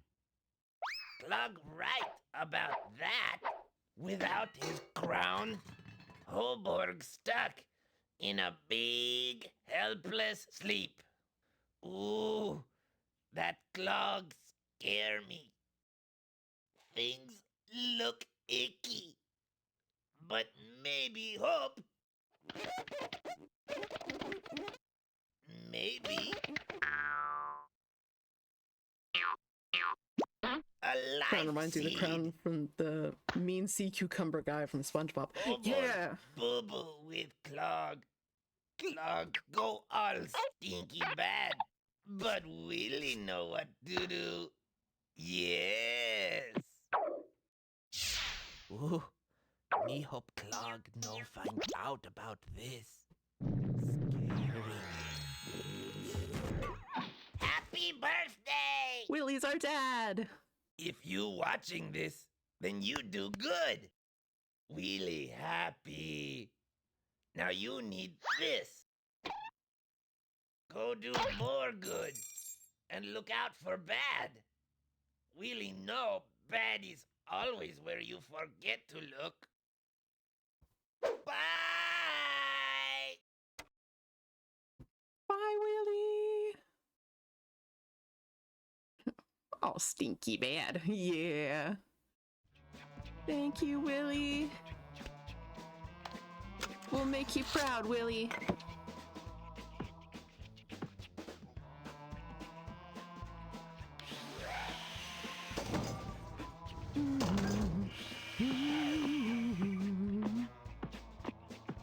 I love when animations play with 3D space like that. It's so good. It's so good.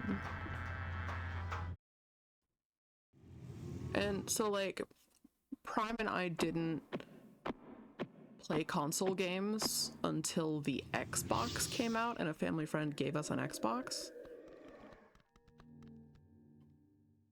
Is the big exposition over? I didn't want to interrupt. Yes, the big exposition is over. Like Don Hertzfeld. Yep.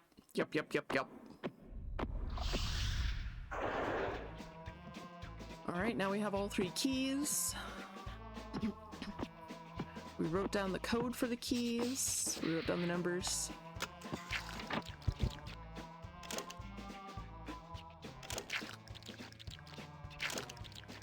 We look at our gaming notebook. Double T goes in 6. Oh, we got a IUD goes in 7. Double T goes in 6, and heart goes in 15.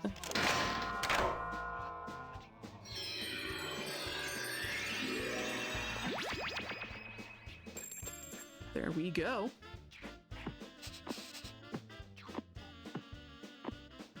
We know how this works.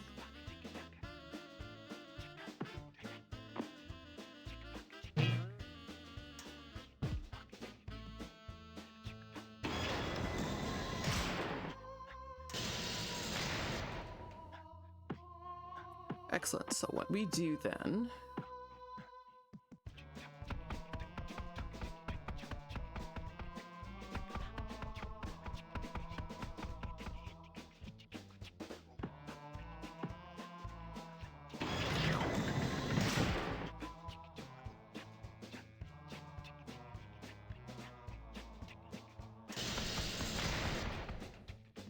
wait, then it's this one that lowers the thing. Or what if we just... Did you ever go back and play older console games through emulation and whatnot? Yes, I've been playing some. I've been playing a lot with Slime, which is why we were doing the retro time with Slime. I've been doing some on my own time, but a lot has been with Slime.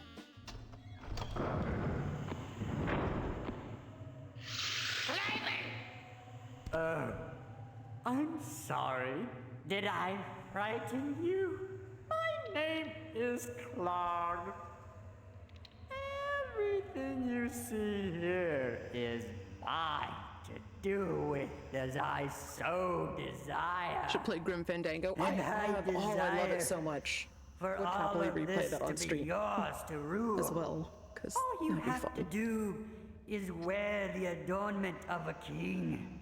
Yes, the Neverhood crown. You know where this baby goes, so let us make our decision, shall we? What are some that I've done so far? We played through Chrono Trigger, we've done Live Alive, we've done Final Fantasy 4 and 6.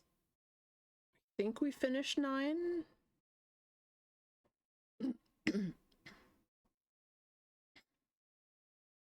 It's an homage, darling. Learn to keep up. So your options are you click on yourself or you click on Hoborg.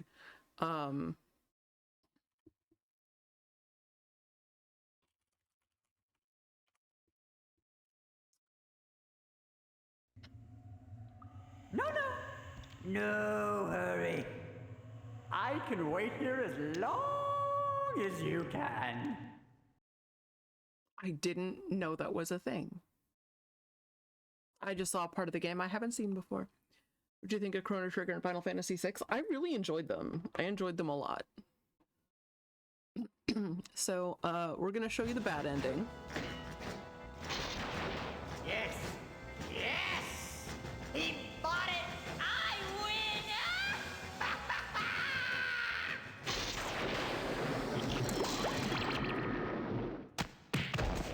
I am the ruler of this world now. We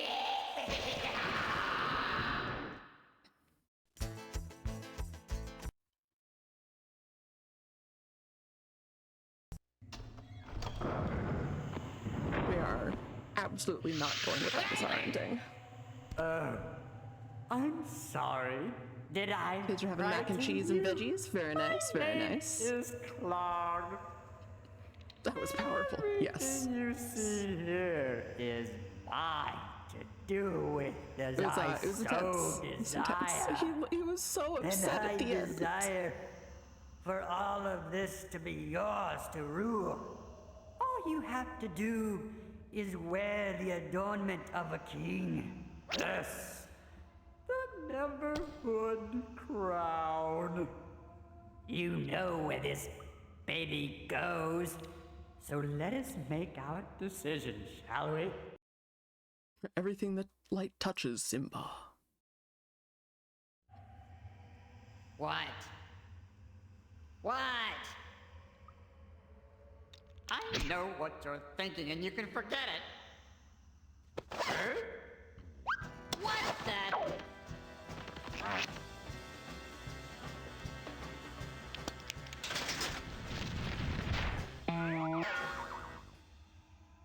I promise you will regret this. You are toying with forces for which you know nothing about. Aha, we know lots about it. Thank you. Simon, no!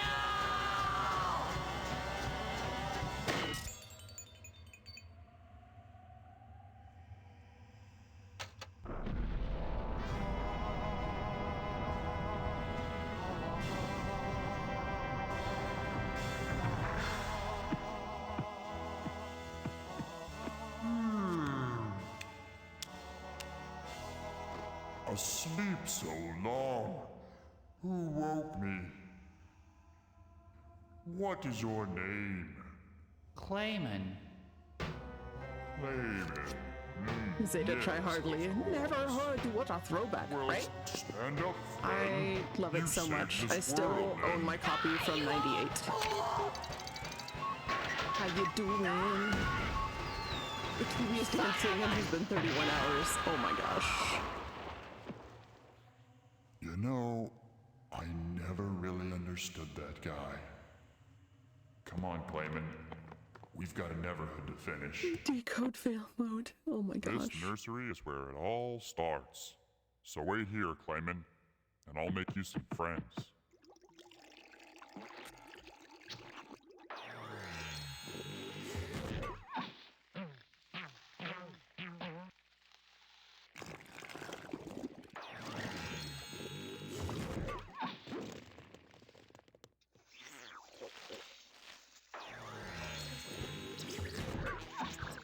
It was just you, now it's fixed. Oh good.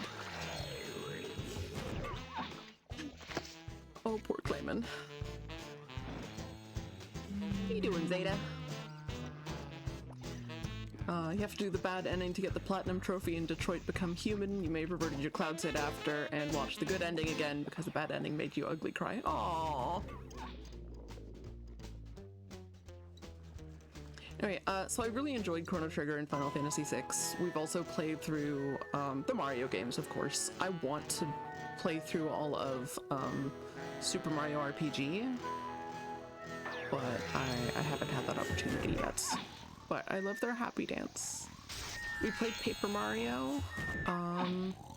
We've checked out a lot of Nintendo games. We've been checking out some Sega Saturn games, like we played Snatcher last year. Clayman, wake up. Hey everybody, this is Clayman, and without his smarts, compassion, and high moral fiber, we wouldn't be here today. Half a cheer for Clayman! Hip hip hoo! It is now time to goof off.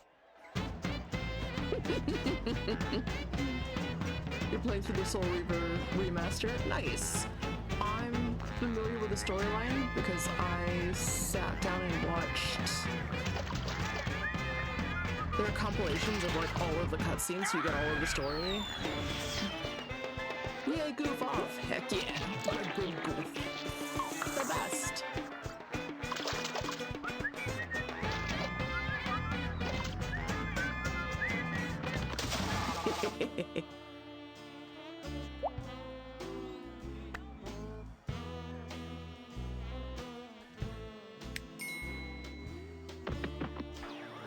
He's like, oh right, I'm a demigod. Clayman! Clayman! Up here! Hey!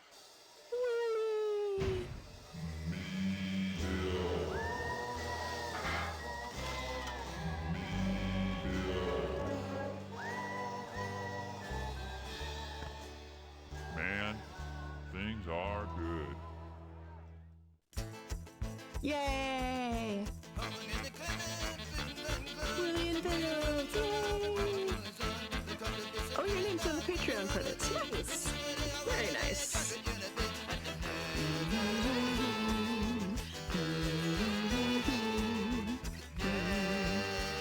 Toe Jam and Earl win. You know, that's not a bad idea.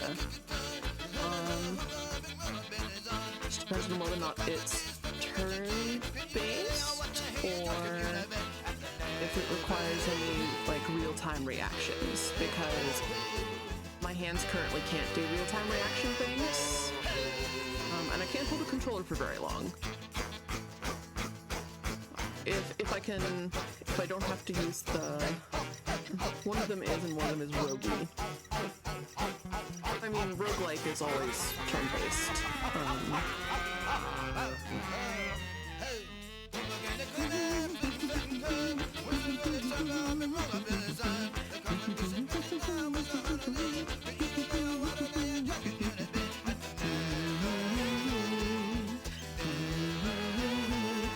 Exactly. It is time to jam out.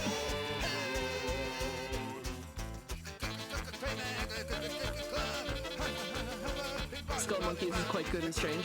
I'm probably gonna have to do a co-stream on that one with Slime so that you can do the actual gameplay.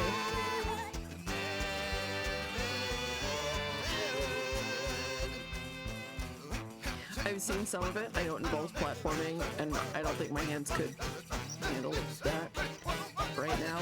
I could try. But like, I played some Sheer on the Wanderer using a controller because I was like, I can use a controller. No, I can use a controller in like the gimpy way that I use controllers for chill games, which is I have it on my lap, so I don't have to grip it. I can't use the triggers all that much. You want to see Slime tackle classic Sonic? He played a lot of Sonic when he was a kid, I think. I would love to watch him play that as well. I would be down for that. We'll bully him into playing some Sonic. Because that sounds like a lot of fun to me. Alright, I like watch round thing go fast.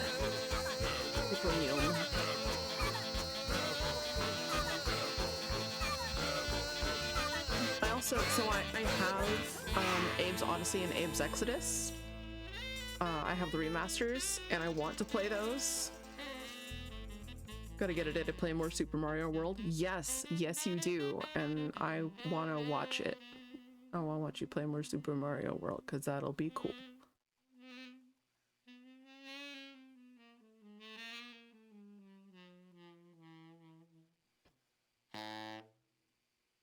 We did it! We finished the Neverhood! Woo! And now, some of this is gonna be loud. Let me know if it's too loud and I will make adjustments. All stem from a joke ping tuber. Really? It all started in 1988 with an art show of mine called A Beautiful Day in the Neverhood.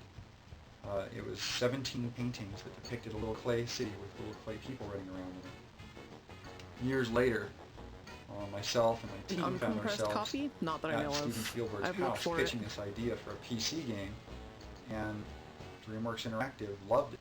We started brainstorming right there, and we started just drawing like crazy and coming up with monsters and contraptions and puzzles, and those were the most creative days of my life.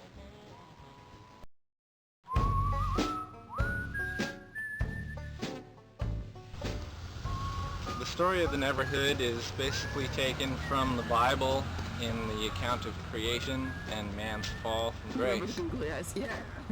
As claimant, it's up to you to use your free will to decide between right and wrong. In addition to that, you have to figure out who you are and what you have to do to reach that decision point. Claimant as a character is an innocent, but two questions to ask yourself when designing a new character are, is he funny or is he scary? In the case of all the characters in the Neverhood, Clayman, Willie, they're funny. But in the case of Clog, teams like these, very funny. They seem so chill. Yeah, we should. Do you want to be a part of an indie team with me sometime? After we established we'll make the style something of the chill game, and fun.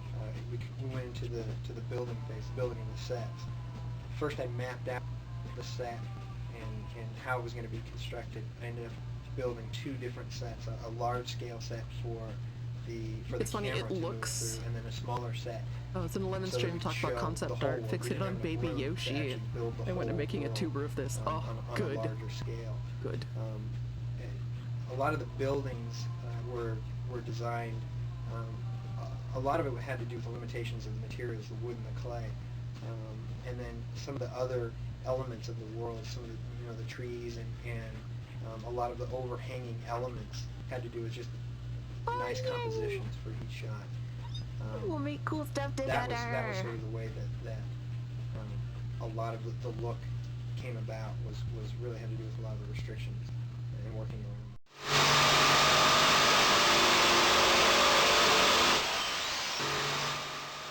I'm turning this down. Oh my god. Oh, of course there's an ad now. Why?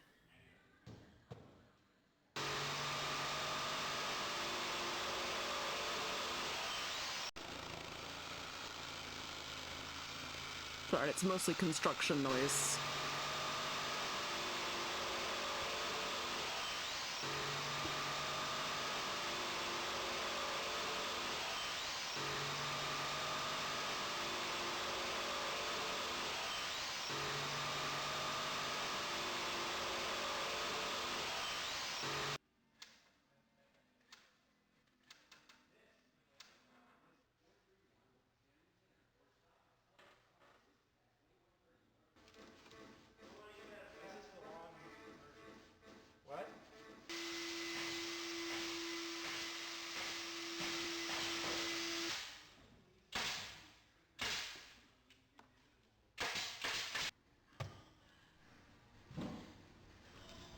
Like, I'm not sure why they... 15 seconds. Oh god. I wish I could We used pause about 3 this. tons of clay, I'd say, to cover the sets and the interiors. We just stored the clay pretty much everywhere. That's quite a bit larger than I imagined. Yeah. When I was a kid. What we did is we came up with a technique. We'd use hot plates to heat the clay up in like large turkey pans, and then we'd spread it with spatulas and putty knives and sheetrock knives and stuff like that. The colors that we had to mix, we'd get a sample on paper, and then we'd try and match it as close as we could. Building skate park ramps back in the day. Yeah, very and, much so. We just put it on, let it cool down, then we have to thumb it to get texture out so it didn't look like frosting on a cake.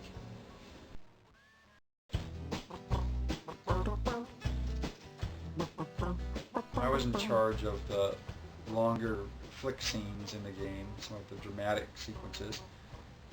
It's a really odd process. I start with storyboards. I draw everything out and paste the timing on it, record the voices, and then have the lighting set up, point the cameras, and after all this prep work, it could be hours for a shot, I finally get to get in and animate. The painstaking process of moving a puppet a little bit and shooting a frame, moving a puppet a little bit and shooting a frame. And it comes up to being about 15 frames per second. The way that we approached the first-person movement was to build a track system out of wood. We looked into other systems, motion-controlled camera, and 3D generated artwork, but we wanted to stay away from all of that. We wanted to kind of go the low-tech route. The way that the camera movements are handled, the camera sits down on this track and is moved along in small increments, 15 per second. And the turns are handled by hubs that rotate, that the camera sits on and rotates. Oh no. Oh no. If you don't like barf, look away for a second. I can actually warn you this time. I always forget the rest of them.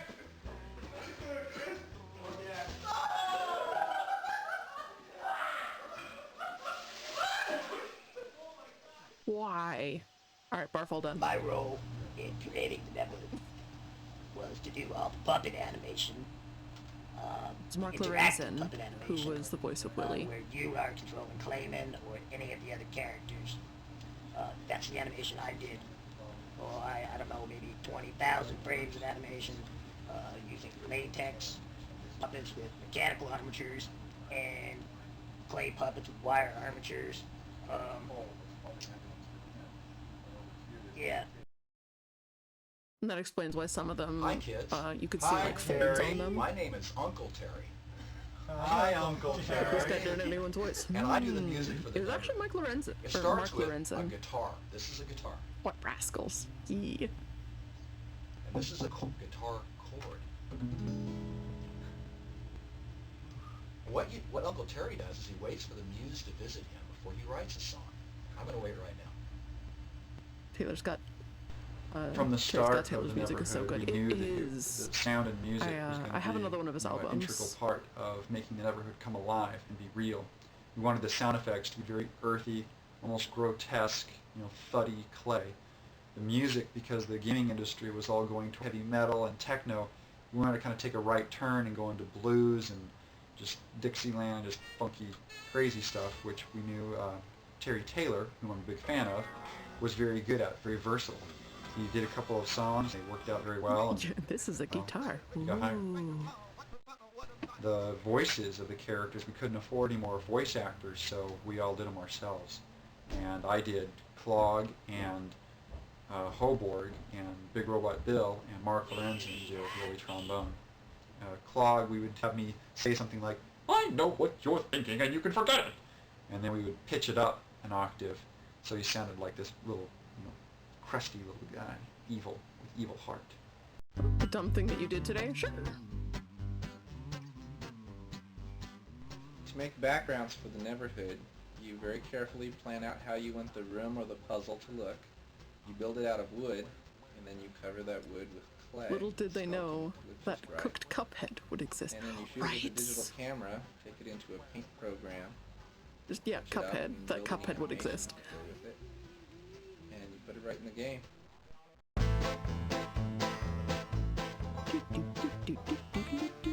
I'm a recovering programmer, and I'm proud of it.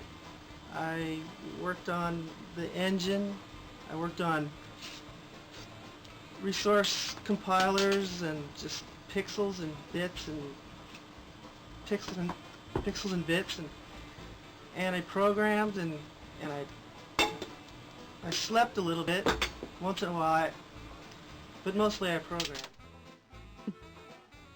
You know, when we first decided to make a video game using a bunch of clay and sets, I was really excited because that sounded like a fun thing to be in on. So we brought in some carpenters and they started building these wood sets, and I wanted to help, but I had to set up a network and write some animation tools for the artists. But then they started playing the set, and I thought, yeah, this is going to be fun. But I had to write a sound engine for the game and work on some of the first-person puzzles. And before I knew it, everything was built, and they filmed everything, and I hadn't gotten to have any fun. Just the artists had fun. The programmers, we worked in our offices. Right, but Nixon. But they got to use computers. In fact, this is Doug's computer right here. He used it every day. He got to use computers and play with clay. I was stuck using computers. Well, Mr. Doug Navel, this is what I think about that. Oh man. Oh man. Oh man. Their D&D I sessions just were sit legendary? here, Oh, definitely. My hands folded in my lap, very quietly. And if anybody comes by, I scowl at them. And they think they're interrupting something. Gotta go lay down for a nap? Okay, enjoy your nap, Tengu.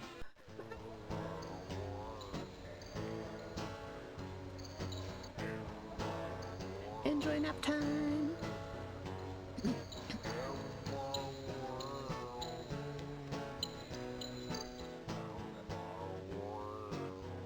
He had a very intense mullet.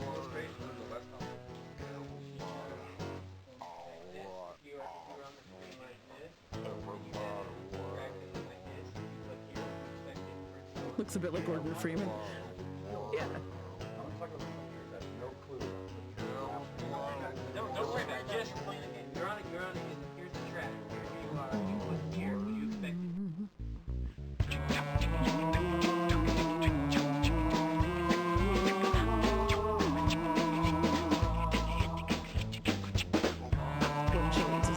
Excellent, excellent.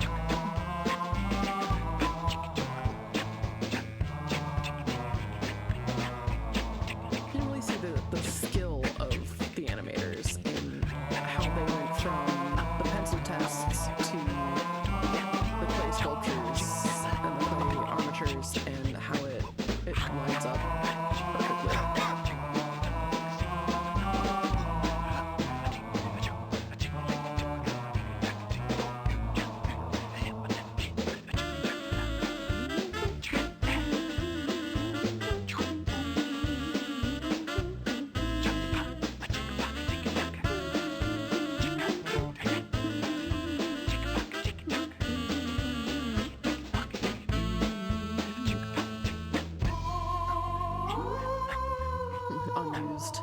assets or unused concept here.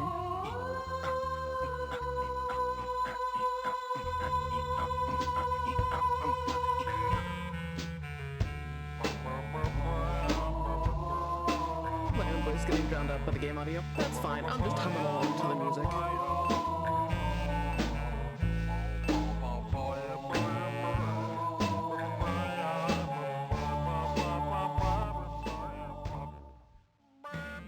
I was just humming along to the music. No worries.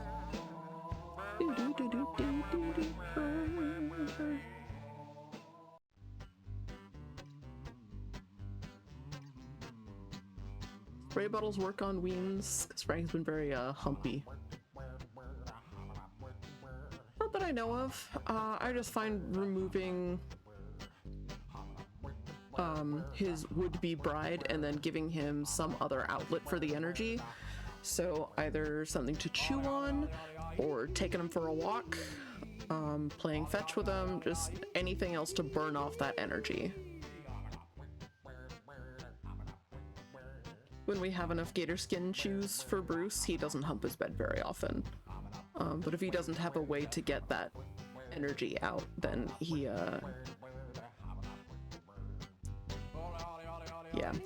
rides that bed hard and puts it away wet, shall we say. This track specifically is one you've heard before. I believe that.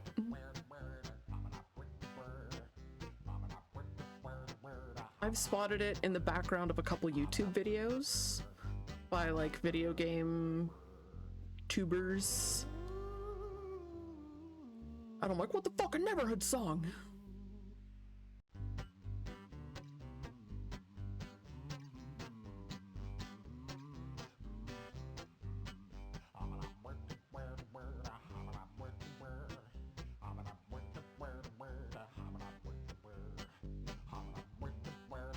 Well, I forgot about our collective adulation of point-and-click adventure games.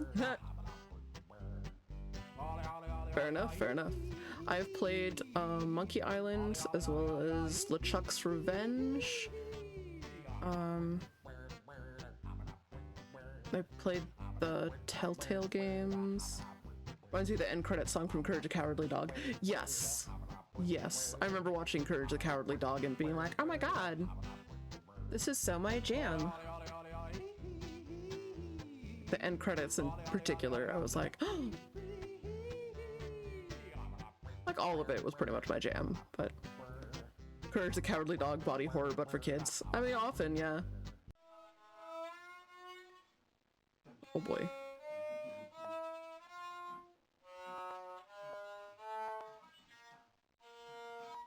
The website does still exist, by the way.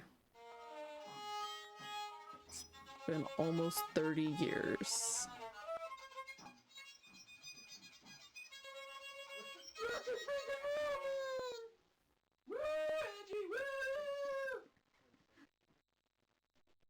So clearly Angie is the one who, Wolf Among Us is the best episode.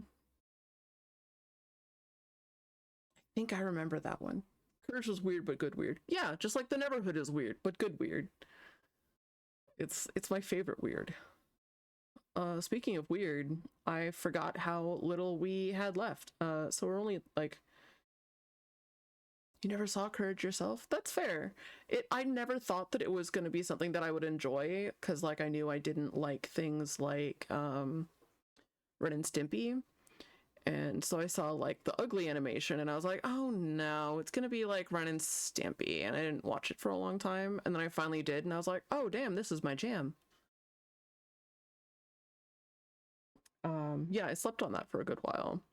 I also don't like, now that I'm older, I appreciate the art style and animation style of like Ed, Edd n Eddy. Lab episode messed you up for a long time. I don't think I remembered that one. I should go rewatch them and then book myself therapy afterwards. Favorite cartoon of that era was Zim. Non-binary discovery shouldn't have surprised me as much as it. Yeah. Jordan Vasquez also streams. Took a bit of courage to watch Courage. Yep. Yep, you're like, I guess I'll see what the fuss is about. And I think it was that I caught an episode where there was a segment where there wasn't Courage. Like, Courage wasn't in that scene when I happened to flip to it, and I was like, oh, I wonder what this is. And I'm like, oh, this isn't so bad. And then Courage showed up, and I was like, what? Those things you missed for no reason in particular. There are a lot of things like that that I missed. I'm just like, that exists, but I have never really interacted with it.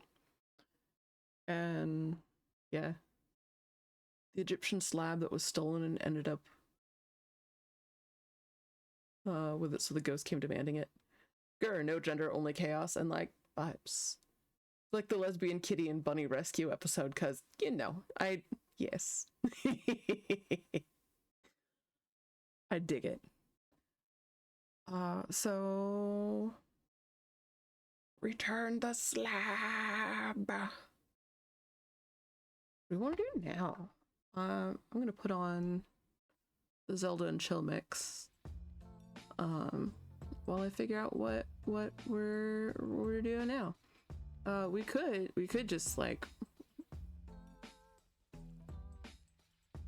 just raid out. I think Cheesecake is still going. Cheesecake, you still going? Let's check on Cheesecake. Yeah, Cheesecake's still going. Cheesecake is becoming a Flowermancer in the Ghost World Minecraft SMP, and that sounds pretty cool. Vasquez did Invader Zim? Yeah, he did. He did indeed. And Lil Cunchy,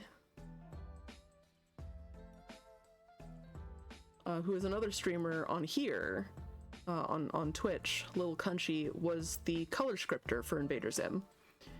She plays some real cursed, crunchy, point and click FMV stuff. You know what?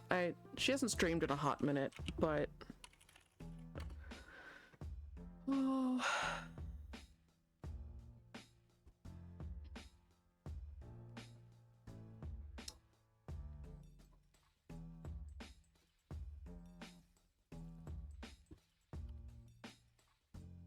Honestly, do check her out.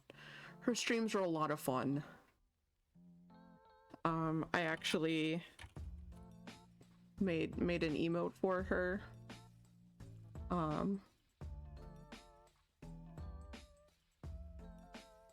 Wiping that from kid brain a bit before I could process that a little further. Yeah, that's valid. That's valid.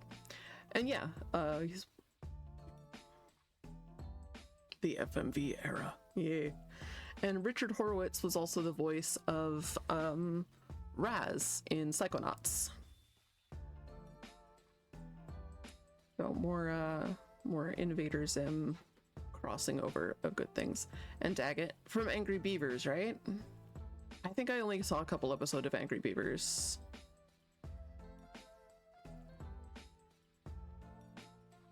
Now I'm debating what I wanna do. I'm gonna slap it on BRB so that I can fiddle around with other games, other game ideas. Or alternatively, we can just raid somebody. Angry Beavers feels like a fever dream. Yeah, for reals. For reals. I do have the GOG Galaxy app, but will it work for us? Let's find out. It'll be an adventure. I'm gonna slap on studio mode, put the gaming screen. GOG Galaxy, are you working?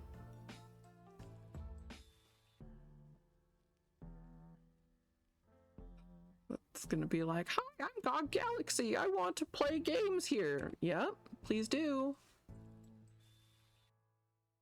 Does anybody know what Angela Anaconda is? That does not sound familiar. Did I ever play Lighthouse? I think I have Under the Lighthouse on my phone.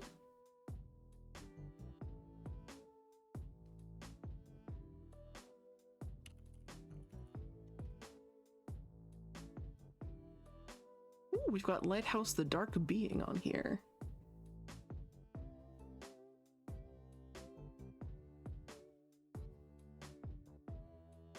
Is it Base Cap? Animated show. That's wild. It existed. I watched a few episodes, but I don't remember anything past the digital special. That's valid. And Sam, is it Lighthouse, the Dark Being, or is there a different one that you're referring to? Old mist-like point and click? Then it might be this one.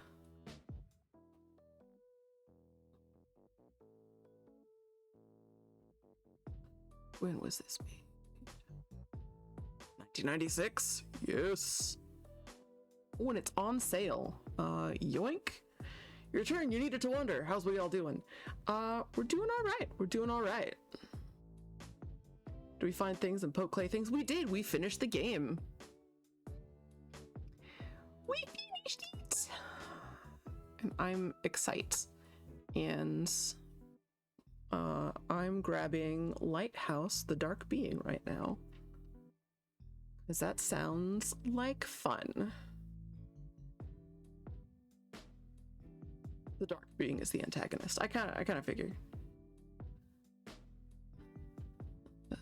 Yep. Keep it up to date. Thank you. Installing. I don't know how far we will get, but it'll be an adventure. It's the antagonist, believe it or not. Shocking. Kind of want to play a good Volcano High and be a lesbian punk rock dinosaur. In the words of possibly the best captain in Star Trek, make it so.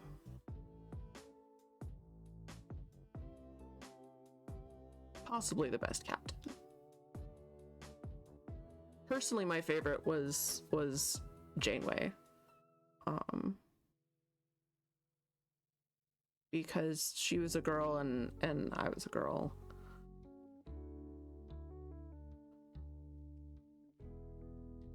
Sounds hot, being a lesbian punk rock dinosaur. I agree. Yeah, do the thing. Or being very difficult and mind bending, but I was like 10 when I played it. Valid. The only reason that the Neverhood was so easy for me is because I've played it so many times.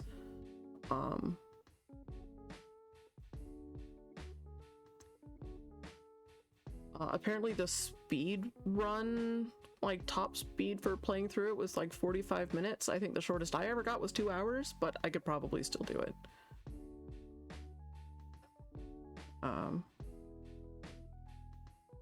Next Picard, after that Cisco. Yeah, Janeway, Picard, Cisco, and then fuckboy. I mean, Kirk.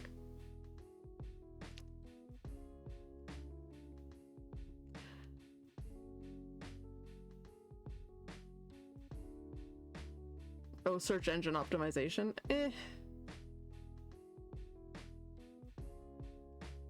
Yeah. The Picard and Cisco are so close that they're neck and neck. Yeah. They are both up there for me. Alright, as I anxiously fiddle with my fingers. Let's see if this goes full screen. I hope it doesn't.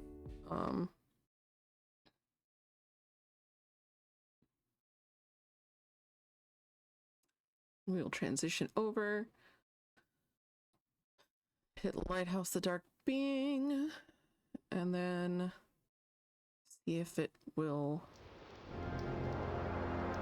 Well, it sees it. Oh no, I'm gonna have to. Oh boy. Yeah, I'm gonna have to do the thing. Alright, game capture. And this time we are grabbing. I hope this is the right one.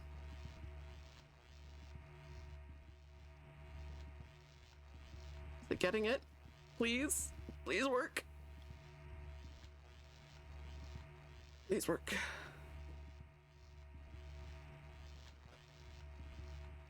Oh no.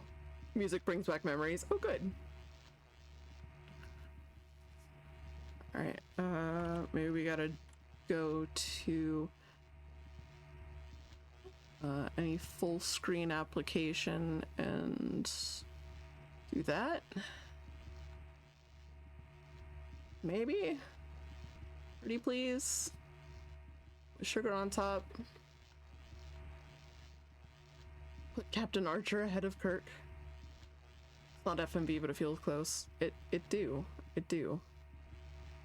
Oh, come on. It's full screen. Why don't you love it? Why? I don't... Fine, we'll drag you guys over there and you guys over there. Minimize that. And move that over there.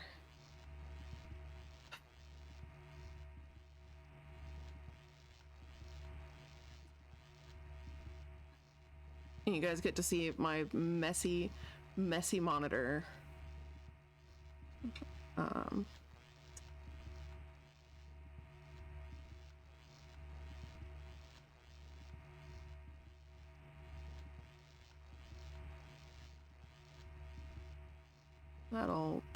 That'll work, right? Does that work for everybody? It's not the prettiest thing ever. Call that messy. I do. I still have Trammel Trade. I still from when I did the collaboration with Smitchell. It's a cool ass octopus. Thank you. I like using pictures from what's it? It's basically Mabari. Yay, ça marche. Yeah, Monterey Bay. For Monterey Bay Aquarium. Was that a Dumbo Octo? Yes. Yes, it was. You could see the little laser from the submersible. I also... Hang on, let me slap this on BRB real quick. And... go to... Where are you? Pictures, screenshots, is that where you are? No. It's within here? Shots 1, no. Is the other one titled screenshots? Yes, I think. I hope. No. Okay.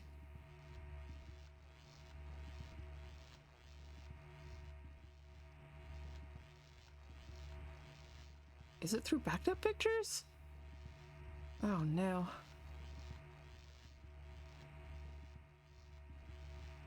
Yeah, there it is. Okay. Okay, I also really like this one. I've used that as my wallpaper before.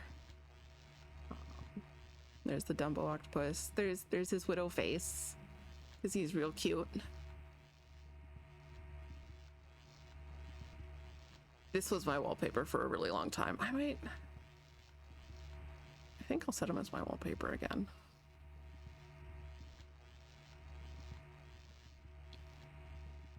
Why can't I just do the thing that I used to? I just set it as my wallpaper from here. Oh yeah, and this guy. Look at his little feetsies. Look at his little feets. Sent me horrors. Oh boy.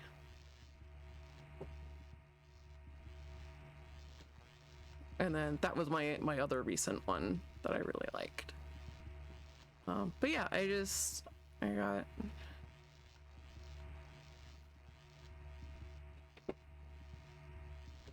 There we go. Oh, but he's covered now. I was wrong. You. Yeah, there we go. Oh, and now we're in an ad break. Whee!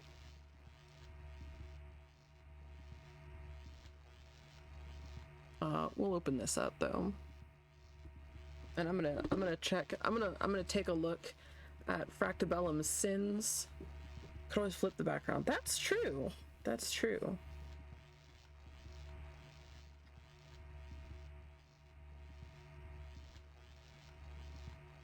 Sweet Jesus, Fracta.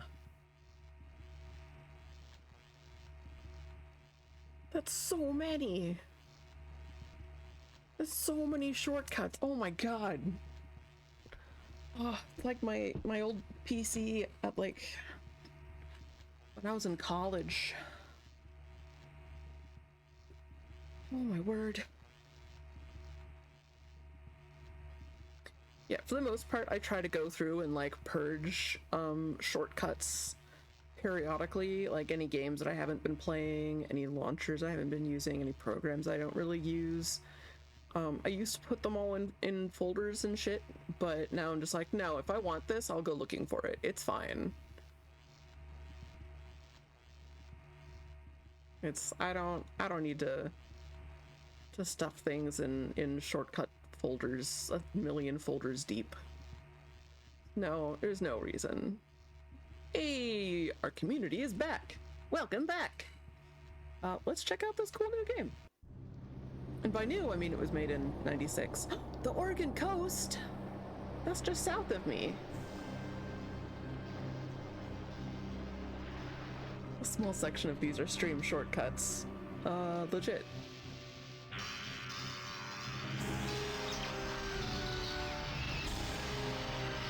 And is the volume okay? Oh my goodness, who's a little baby? Hello, little baby. Uh-oh. Oh no, baby! Wild Oregon. I've driven past this!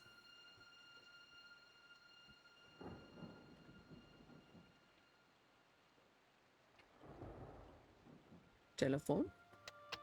Hello, dear. It's your mother. It seems like we never hear from you anymore. Well, don't worry. Your father and I are fine. And honey, when you get tired of living in that damp, chilly house, your room at home is still waiting for you. Make sure you're taking your vitamins and using that nice umbrella Aunt Selma gave you last Christmas. Okay? I love you. Bye. Decent balance, no adjustment needed. Cool. Cool, cool. Remember me? Your editor? You're not answering your calls, are you? I'm getting tired of talking to a machine. I thought you'd be home writing, but apparently you're not. You know, I can't send out that advance until I actually see some of that story you're working on. Call me back.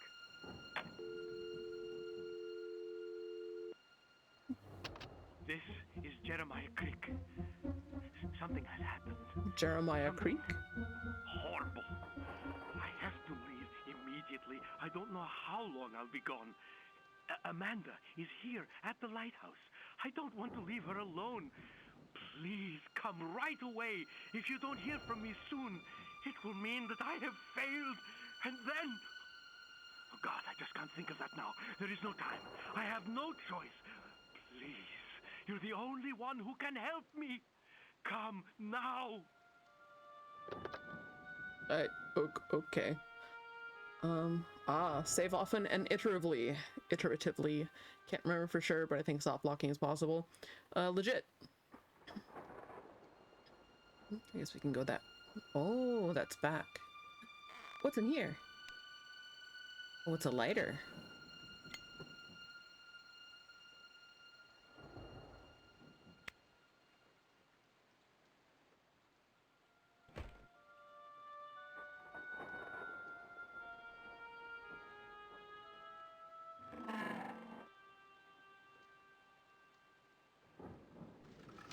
Oh.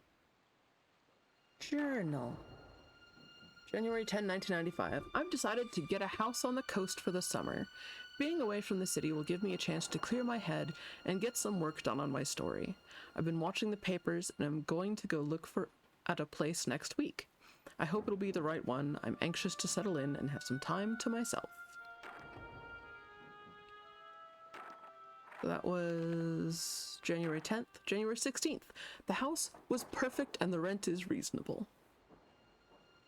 Back in the era when soft locking was just part of the game design. Oh, right? Oh my gosh. I can move in at the beginning of April. There's a beautiful view of the coast, and it is 5 miles to the nearest town. There are some other houses in the area, but the coast is rugged, and there's a sense of peaceful seclusion. No, it's how the Pacific Northwest was in the 90s. April 14th. It has been a hectic 3 months, but I'm here at last. I unloaded the trailer yesterday, and I'm busy with the details of moving in. I took a walk by the sea this morning. The shore is mostly rocky, but there are stretches of sand and pebble beach. I found a trail to the water and enjoyed wading in the surf. This is a truly beautiful place. There's even an old lighthouse a mile or two down the coast. Rex says the good old days where a game like this would be sold on a stack of floppy disks the length of your arm, right? May 3rd. I'm settling into a routine and I'm beginning to write. I've met a few locals in town. People seem friendly but tend to keep to themselves. The weather's been cold and wet, so I'm sure it will improve by summer. Last night I was surprised to see that the light was operating at the lighthouse. It is an old place and I thought it was out of service. Luckily, it is far enough away to not be a distraction. That's probably how you got this game too, Sam. That is delightful. I still have my my original copy of the Neverhood in a jewel case. I think I left that at my parents' house though. To make sure it doesn't get lost. May 17th. I've met the owner of the lighthouse. I was walking on the beach and came across a man out with his baby daughter. His name is Jeremiah Crick, and he is some kind of a professor. He has purchased and renovated the lighthouse. He seems to be a fascinating character. He has repaired the old light and sometimes runs it on stormy nights. Nice! I thought I was fibbing that the game was on at least a few CDs, but it's a possibility. It really is. Do y'all remember Baldur's Gate? That was on like 6 CDs. I had Planescape Torment, and that was like 2 or 3 CDs. May 30th. Oh, my birthday! My writing is progressing well, and the weather is warmer. I go to town twice a week for supplies. I saw Dr. Crick last Friday. He was with his daughter again. He calls her Mandy, but her real name is Amanda. I mean... yeah, one of those bargain bin things. You've an old copy of Baldur's Gate 2? Nice. I have Baldur's Gate Tales of the Sword Coast, which is an expansion, Baldur's Gate 2, Baldur's Gate 2 Shadows of Amn, the expansion with Baal, the Wrath of Baal, I want to say, and then I also have, but didn't really play, what was it? It wasn't Neverwinter Nights, it was the one that came out between Baldur's Gate and Neverwinter Nights. Icewind Dale. I own Icewind Dale. I played it once, and like you make your entire party from scratch. And I was like, but I want to get to know like characters in the world. I don't want to just make a party and set out. So I didn't play it again after that. I think I managed to get that on sale though, so it wasn't a total loss. I still have the discs. And then I got into Planescape Torment and was like, oh, so much lore. Because, in case you hadn't noticed from the Neverhood, I like games with a lot of lore. Anyway, he seemed glad to see me, but was in a hurry. He could only talk for a few minutes, but I held Mandy while he loaded his truck with bales of wire. In this isolated place, it is good to find someone to talk to. June 5. I awoke last night to lightning and thunder. It was late, but the weather was awe-inspiring. I sat up for more than an hour and watched the storm. I think I saw St. Elmo's fire at the lighthouse. The light was on when I awoke, but went off at the peak of the storm. I saw a bluish halo around the top of the tower. It lasted a few minutes and then faded away. St. Elmo's fire. I remember hearing about that. Let me look it up real quick.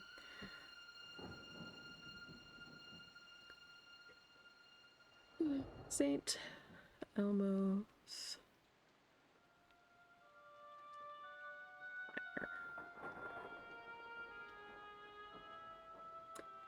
Weather phenomenon in which luminous plasma is created by a corona discharge from a rod-like object such as a mast, spire, chimney, or animal horn in an atmospheric electric field. Well, that's pretty neat. Okay, that's what I thought it was, but... June 13th. My errands in town this morning. On my errands this morning, I bumped into Dr. Crick at the post office. Mandy was fussy, so we went to the diner to get her some milk. We had a good talk over our coffee, though when I asked about his work, he gathered up the baby and left in such a hurry he forgot to leave money for his tab. I was happy to pay it, however, as Dr. Crick and his daughter provided the most pleasant company I've had in weeks. Normally only seen at sea masts. At sea on masts. Oh, that's neat. I would imagine like a really tall building might also get it if it has like a lightning rod or something, but that's really freaking cool. June 21st. I'm listless and uninspired. I've taken to long walks exploring tide pools and coves nearby. It is hard to believe I'm uninspired in such a beautiful place. For the last week I've been unable to write, but I know the story will come. I like that our cursor looks like a pen nib.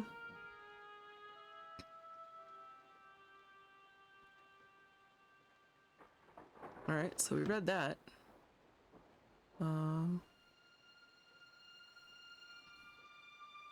Painting. Got the umbrella. What's in here?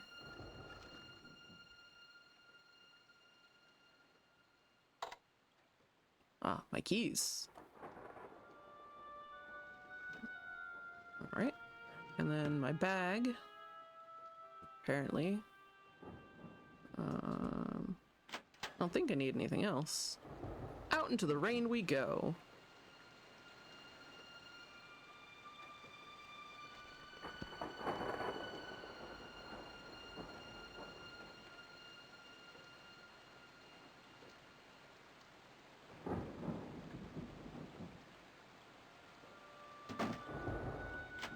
What? Oh. Save game. New save.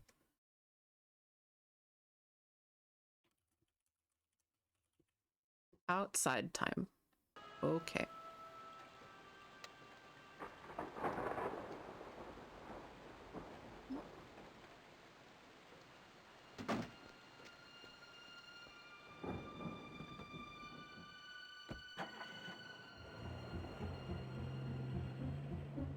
The car left without me. Does need a hint give you a telephone number? Oh man.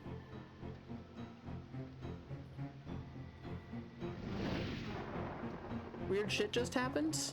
Uh-oh. Oh, it's a Sierra game. That makes a lot of sense. Oh, hell yeah.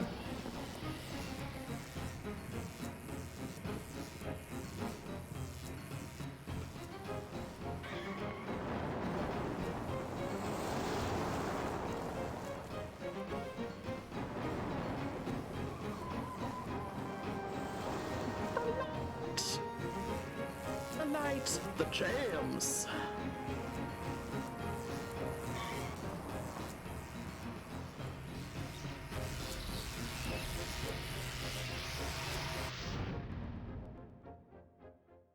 What the butts? Well, neat. Your mother asked you to call this random number in Tennessee to vibe check her driver to the airport tomorrow. I do the thing, call him.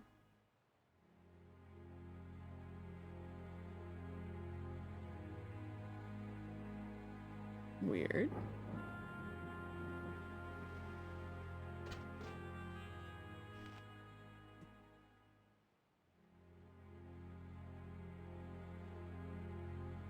Should I put this back in there? I guess not. Oh, it's to someone in Seattle.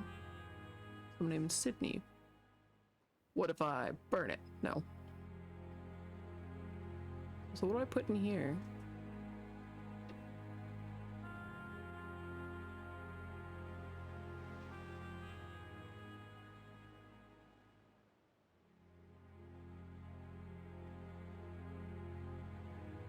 Okay, there we go. Can I click you? I have a tiny key.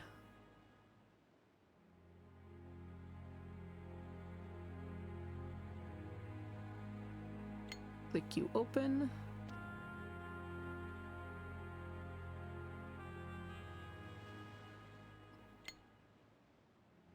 Turn on the fire. No, not.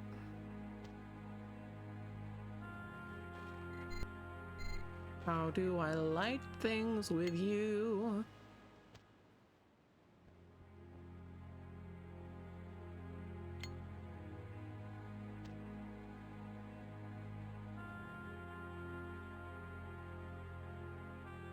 I guess I don't light this. I feel like I should, though.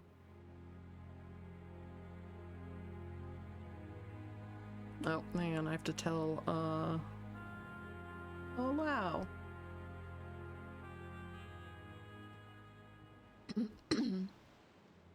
Oh, it is a different game. Hang on, let me,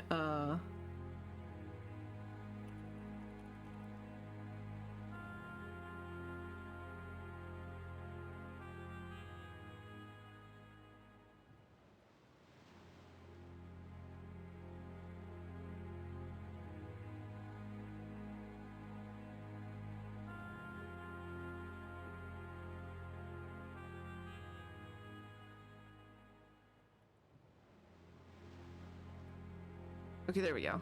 And now we bring this back up. I don't have a better way to do it right now. Oh no. I can't get to my chat. Stand by.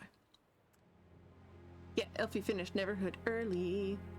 So you do the thing, you call him, get the vibe check, call her back, and she goes, "What do you think?" and sends me a picture of him. Tried to set you up with a dude from Tennessee? Stealing mail is a gateway to arson. It's true.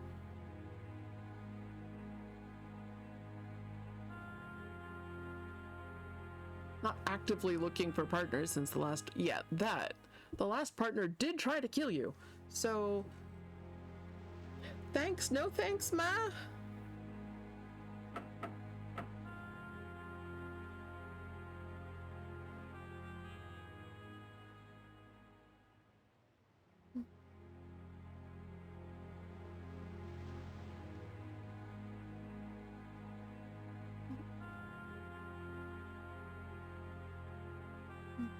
Does key not work?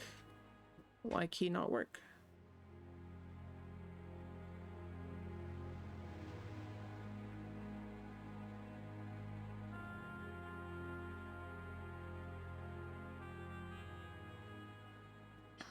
Oh good, you don't have to walk for 20 minutes. Yeah.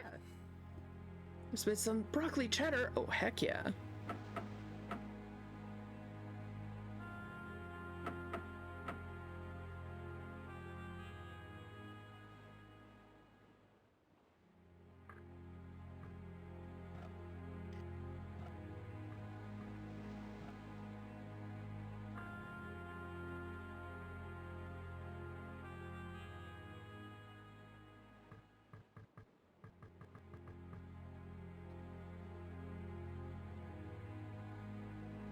To kill someone? Yeah. Deadly Ambition's ex-wife, now ex-wife, tried to kill them.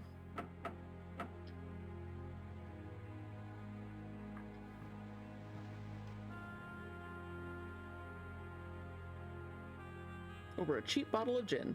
Yep, IRL. And now they have, sole custody of the kids.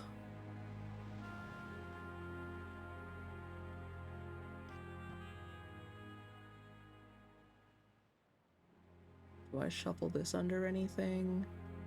No. Do I hide the key here? No. Need a hint?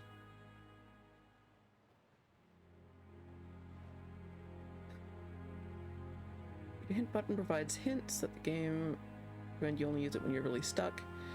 Okay. Highlight cursor.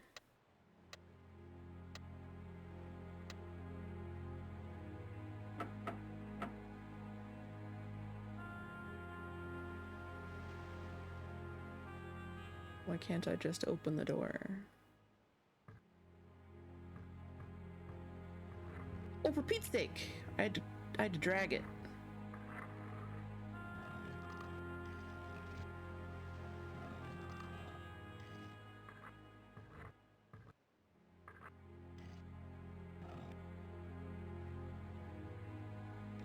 Yay! I don't remember hints being a thing when I played as a kid. Yeah, I'm guessing that it was something that they added when they put it on GOG.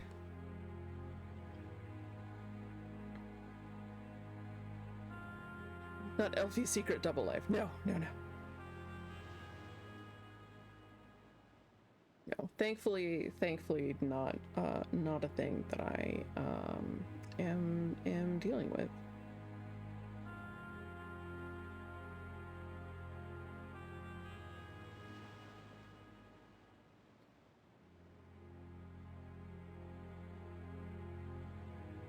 Oh, I didn't realize that that's where she had stabbed you. I knew. Well, I don't need to traumatize everybody, but shit was fucky.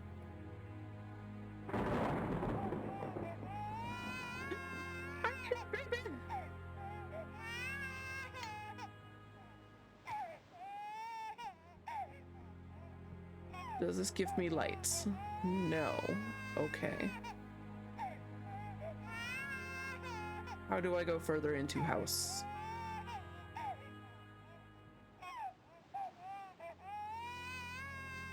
Further into house, please.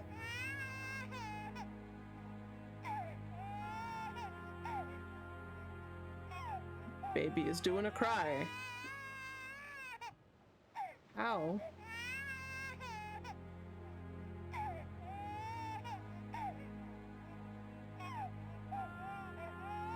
I'm desperately clicking everywhere.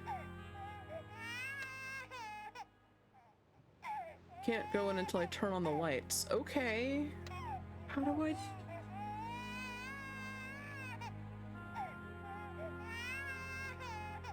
Is it behind me? Is the light switch? Do I need to close the door? How do I turn on the lights?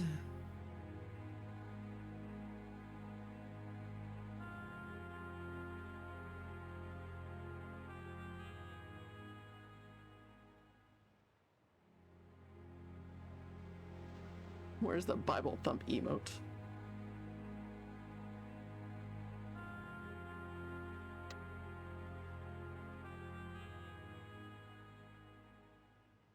I was hoping that, like, turning on the lighter would give me some light.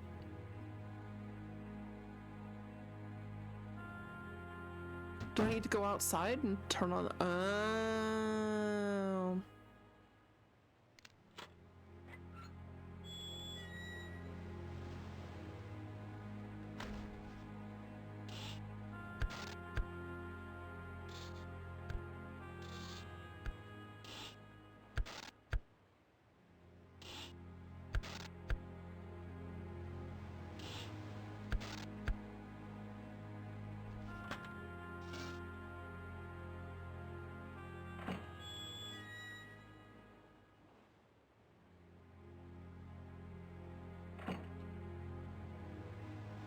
If anyone is genuinely curious, y'all know how DMs work.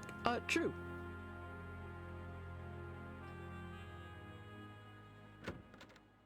Hey, it worked!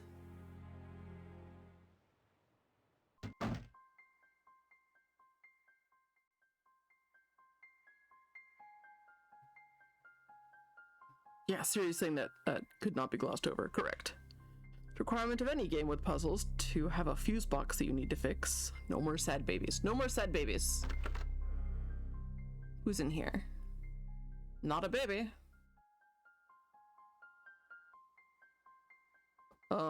Why that one?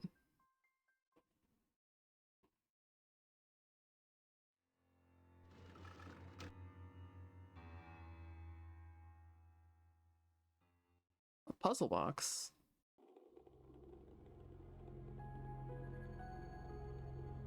No.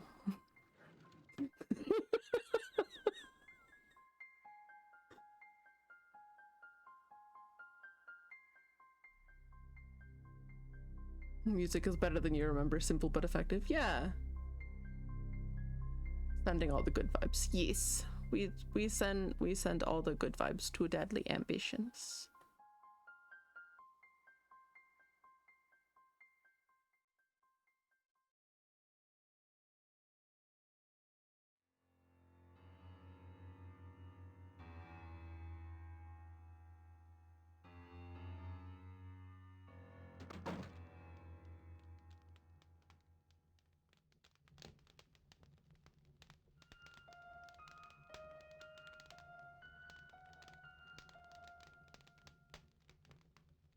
Now we play Menorah or just aesthetic. Yay, Mickey Cat! The puzzle box is not a thing we touch, gives me Hellraiser vibes. Exactly! Chibi! Frederick Edwin Church, National Gallery of Art, Washington, D.C. Nice. Hello. What are you lovely books? Can I read any of you? No? Okay.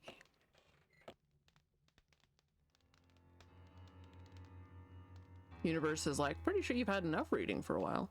What are you? North American Standard Oil Tank Company.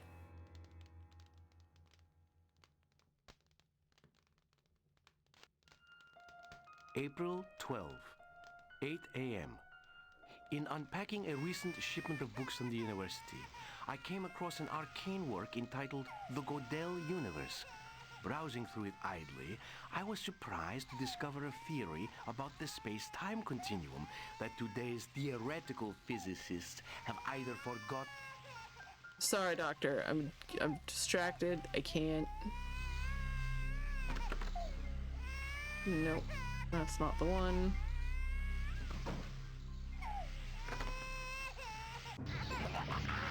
Oh, no, no, no, no.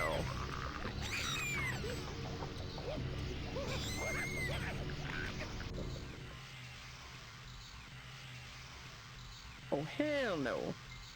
Baby crying noises should be illegal. I agree. And it's true, Goblin Squee. Goblin Squee the Goblin Kitty.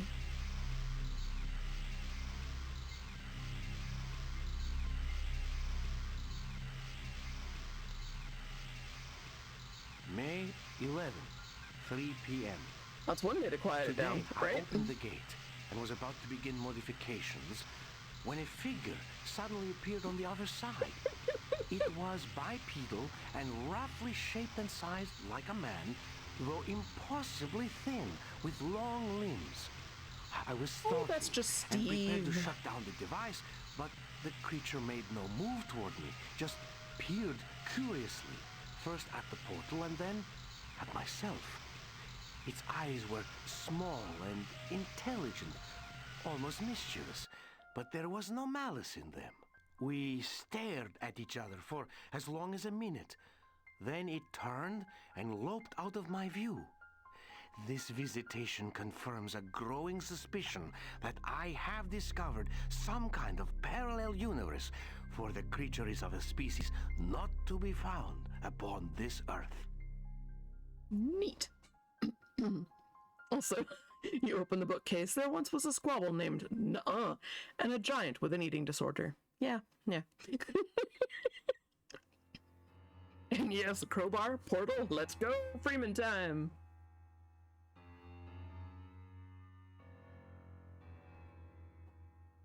There's the April first 12, one. 8 a.m. In unpacking a recent shipment of books from the university, I came across Of course there's an an arcane ad work break. entitled The Godel Universe. Browsing through it idly, I was surprised to discover a Yeah, theory I don't know what this about accent the is either. space-time continuum that today's theoretical physicists have either forgotten or ignored. Gödel's theory is based on a group of motions of Bianchi type 8, in which the invariant varieties for the motions are three-dimensional hypersurfaces containing null and time-like lines, i.e., the orthogonals to these hypersurfaces are space-like. However, the Gödel universe admits a four-parameter group in which the Bianchi type 8 is an invariant subgroup. Basque but bad. Correct. Yes. Basque but bad.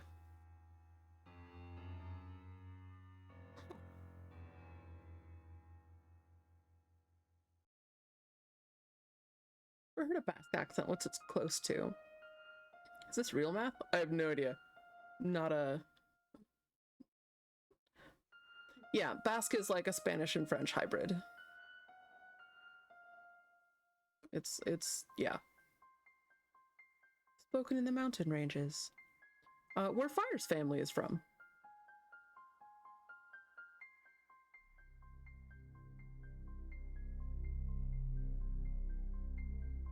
And similar to near where I had lived as a child. I lived in Grenoble, France, which is at the base of the French Alps, which is also where Andre the Giant is from. So if you want to know what my French accent kind of sounds like, and what I sounded like as a tiny child, watch The Princess Bride and listen to Fezzik.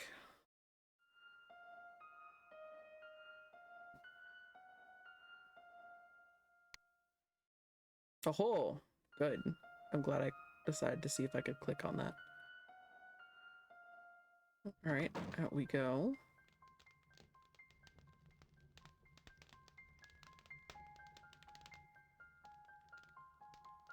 All right, so they like just ate. Milk for the baby, leftovers for me. No leftovers for me, okay. Ketchup. Well, on the upside, when I find the kid again, I have food for her.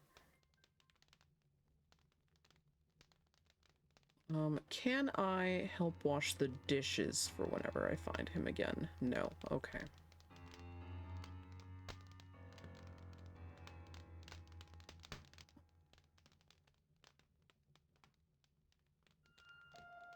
I lived in France. I did.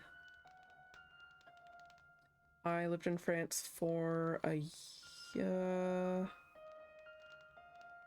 almost 2 years. Oh yeah, and we went to the same high school and took the same French class on different years, and my teacher had fucking PTSD from 3 country bumpkin French accents.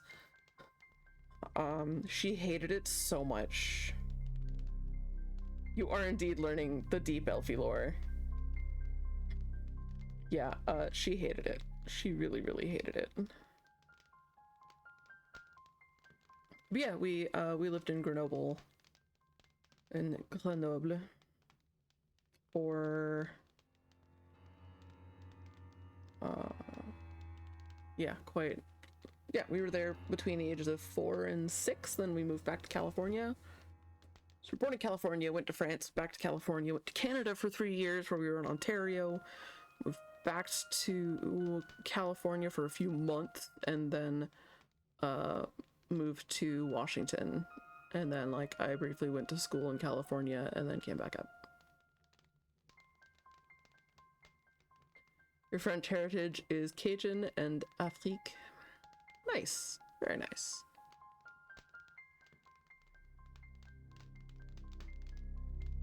No cereal for me either. Telephone? No.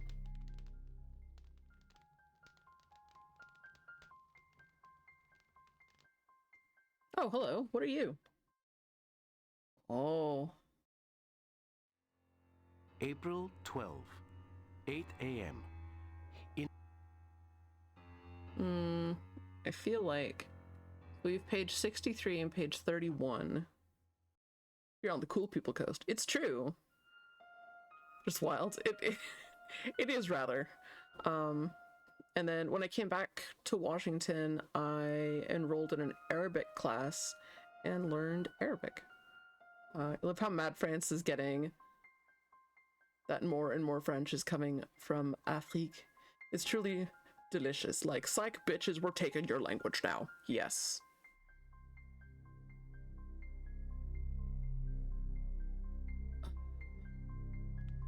That's where I was.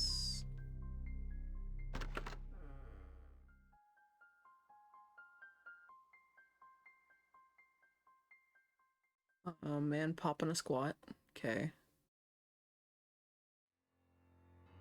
Bookshelves. Oh, hello. Oh. Hola. Oh, I have no way of knowing what this would be. Okay, so we have two things.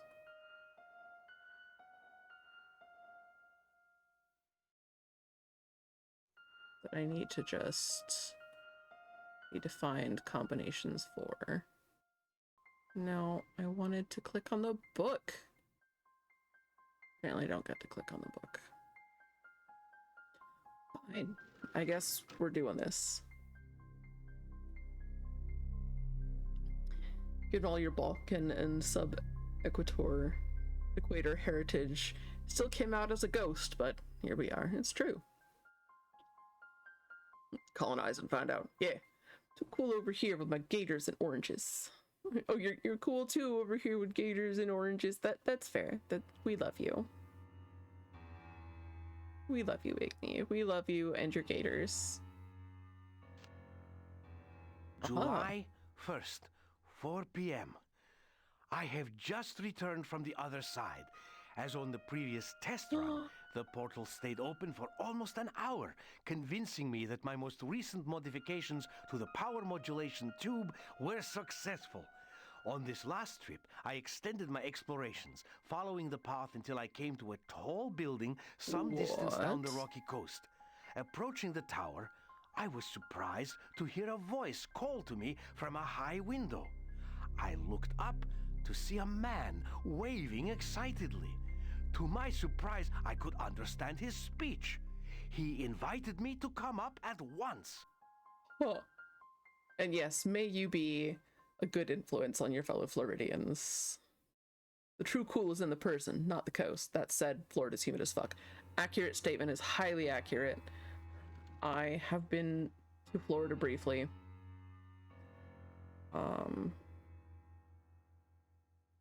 Has too much humidity.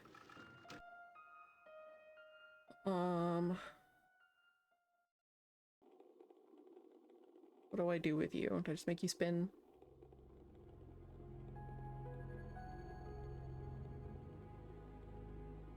I guess we'll just watch it spin for a bit. That's true, your city is sandwiched between two lakes. Humid in Ontario? Yes. I do not miss the Ontario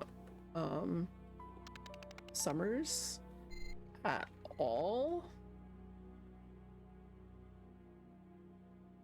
It's foggy for the past 2 days, to the point the trees were dripping wet.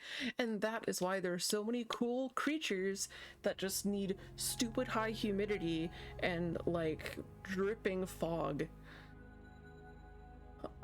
to survive. It's a real puzzle cube. It is. California and Oregon coast are close to the ideal climate for you. That's valid. That's super valid. Oh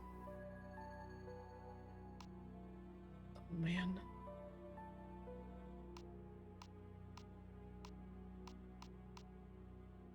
Oh, those stayed. That stayed. That stayed.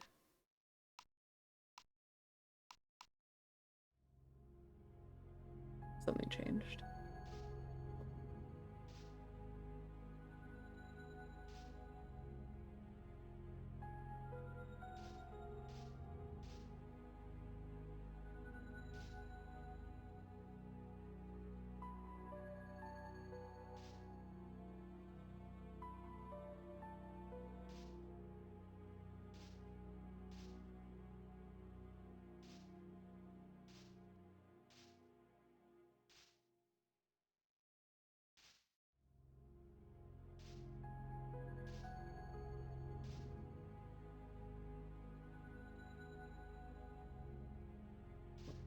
Oh. Oh.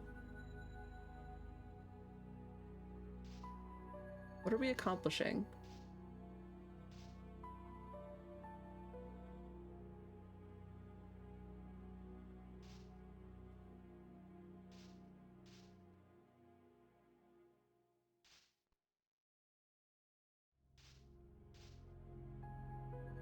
That one slide? No? You can slide. Go there. You go there.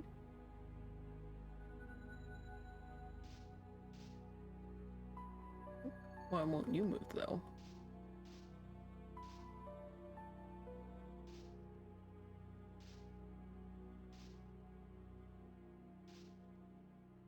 What are we accomplishing?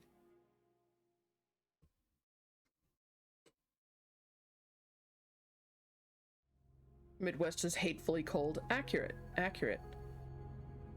Northern Ontario and Florida are basically the same place. Not nearly as warm. Difference is it was -40. Ugh. Deer and rabbits occasionally drop by too. Aww. Got something dumber than gators called a moose. Moose are terrifying. I have a cousin, right? Moved to Ontario, see a moose. I do want to see a moose in person one day. I really would like that. I think moose are very cool.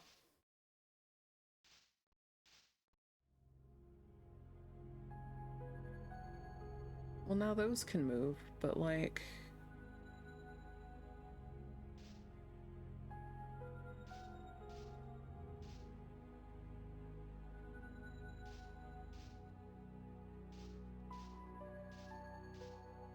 Oh! Hey! Got too close to one when you visited Yellowstone and learned a valuable lesson about respecting nature. Oh! Those things are fucking scary, man. Tall herbivores. No. If thing could Toronto Zoo, could moose. Well, that's true.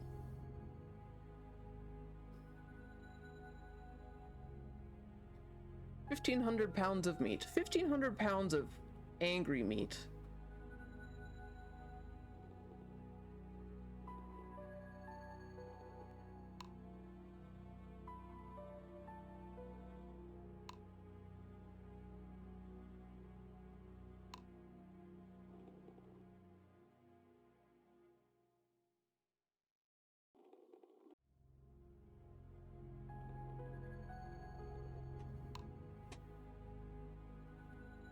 What do I do with you?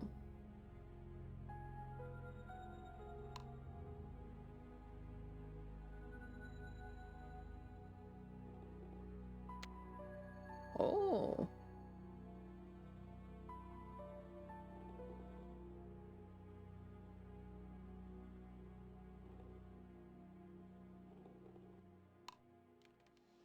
Oh. And a funny key. Neat. Do I need to do anything else with you? I don't think so. I think we're good.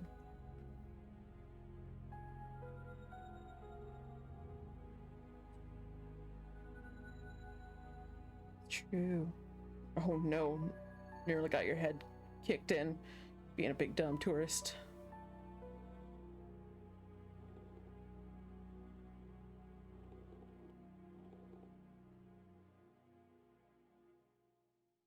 Every button press leads to terrible things. Where's the funny keyhole? That's a good question. I guess... find it later? Oh!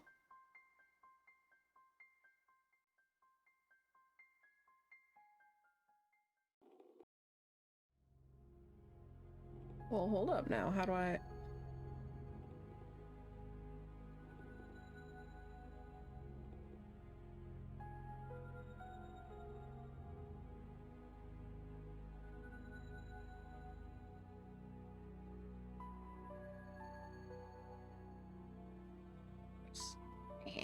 No.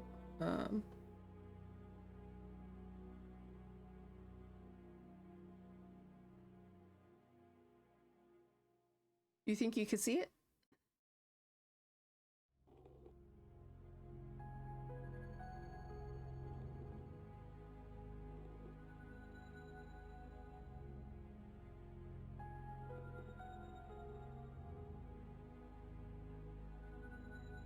The answer's always weird and obtuse. Well, of course.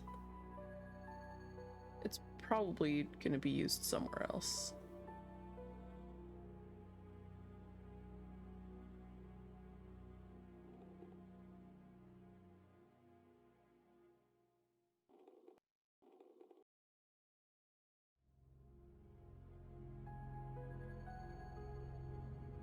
The side closed where you thought you saw a button at the top.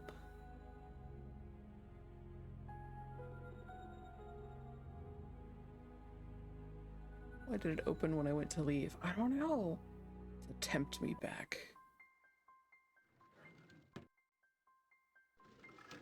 Hello. Pencil.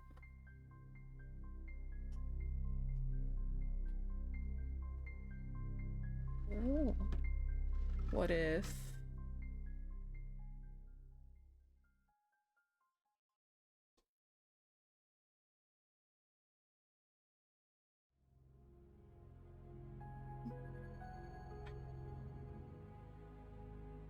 Fine, be dumb. Definitely Hellraiser vibes.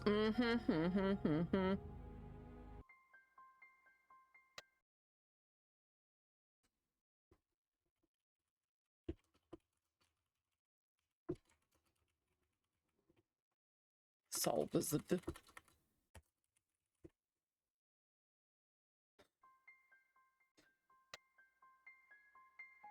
This game starts the abduction of a baby by a demon. Obtuse is to be expected. Yep.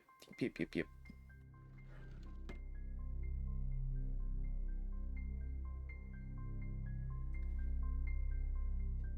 Oh, which way do I want to go when I exit the hall? That's a valid question.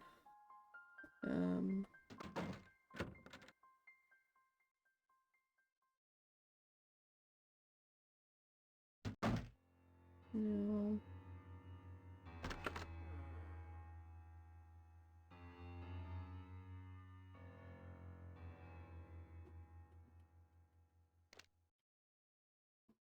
Ooh, I got a bird. Neat. And I got seashells. And... Hello. Little buttons. There's a little car.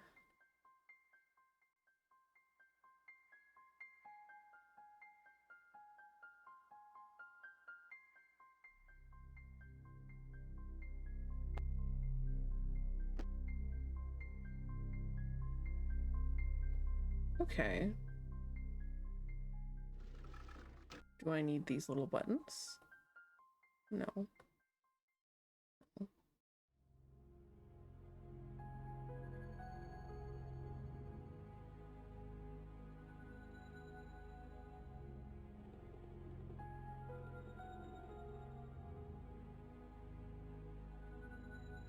It said to highlight things.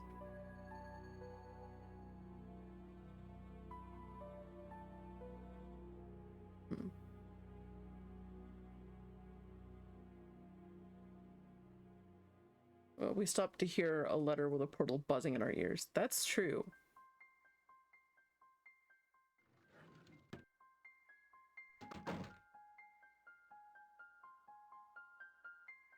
That was this way?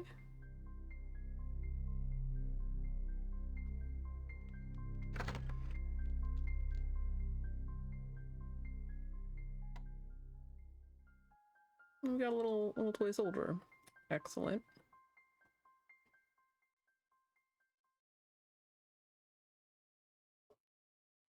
Nothing to be seen there.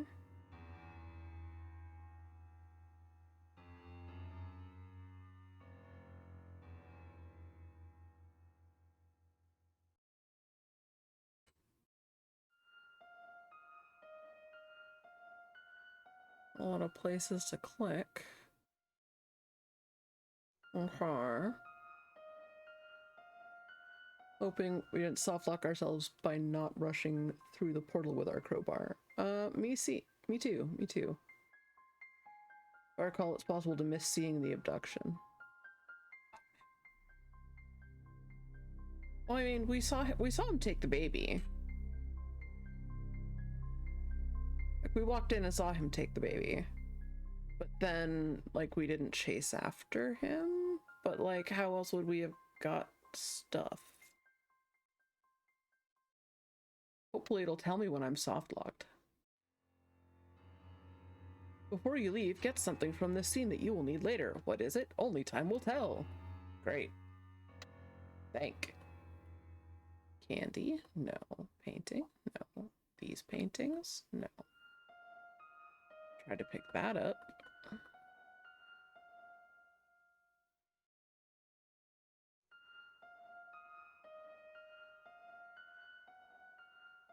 Don't know what else it could be.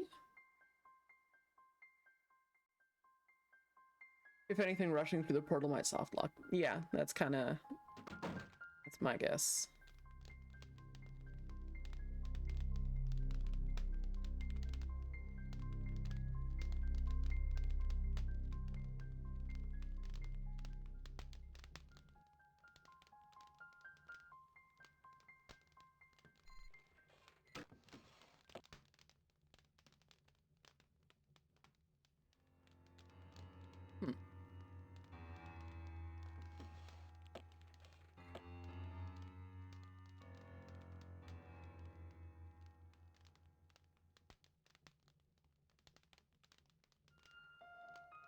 So I have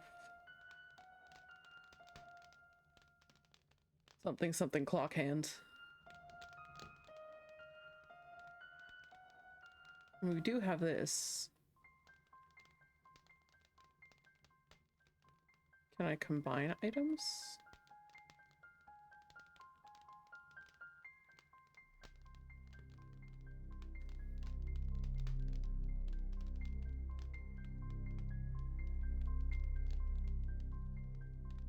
Doesn't look like it.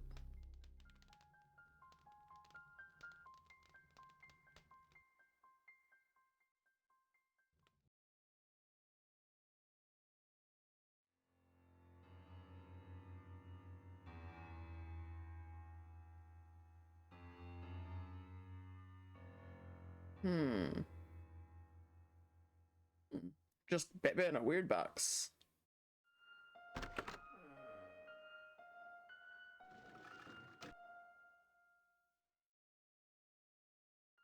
We just rub a bunch of things on you. Like... Oh!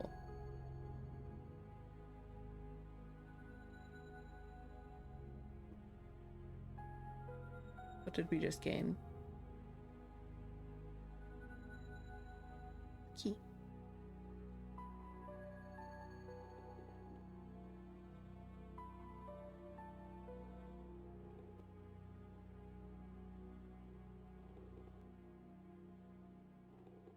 Did we soft lock ourselves with this?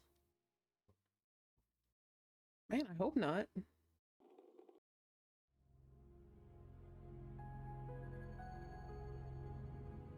Doing nothing successfully. Yes.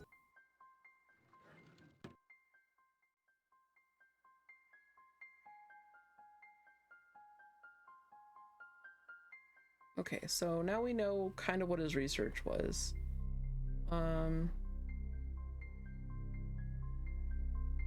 I have no way of knowing. What if I go back out there? What if I go around to the other side of his house?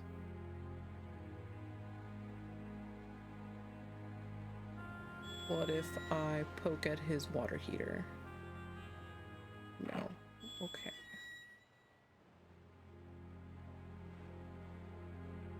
No. Okay. Alright. Just thought I'd check.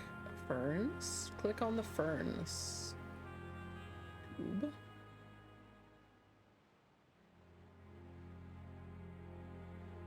Get in my car? Not an option. Okay.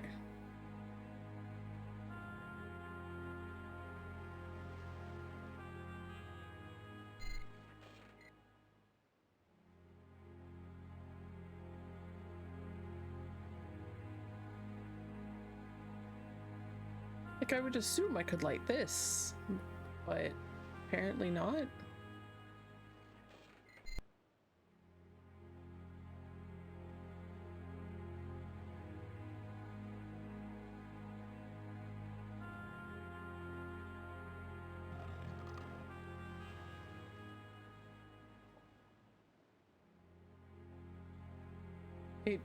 Not even 8 p.m. and you're yawning. The hell is this? It's time for eating nights. Oh, you walked almost 5 hours today pushing a stroller through 8 inches of snow. Yep, that would do it.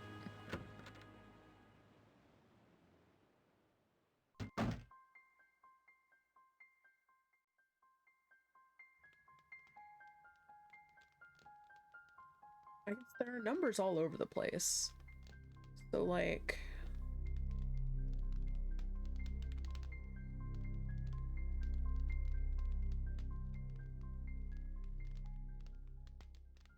This one says... So that's 12, it's noon.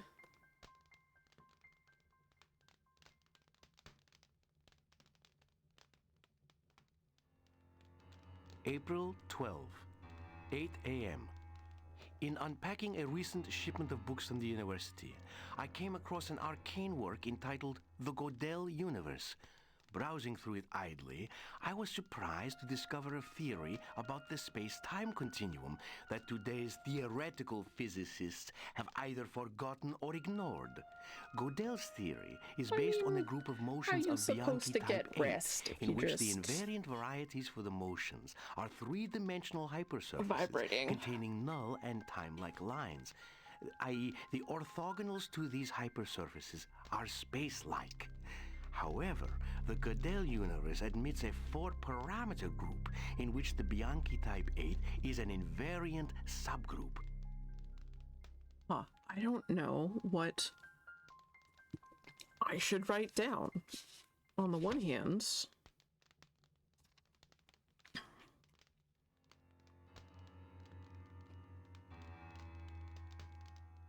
I don't know, page 31 is 4:12, 8 a.m. and Bianchi drink 2 full zero sugar monsters a day as is. Yeah. Those silly theoretical physicists, right? And then we have you. July 1st, 4 p.m. I have just... Do that one first. All right, page 63. May 11, 3 p.m. Today, I opened the gate and was about to begin modifications when a figure suddenly appeared on the other side. Okay, so I wrote down those numbers.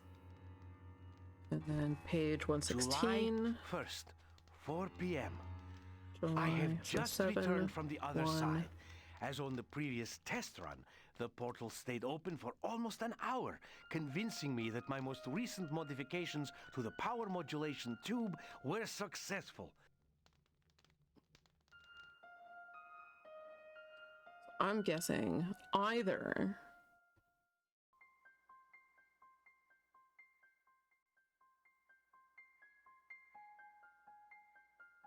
on that one.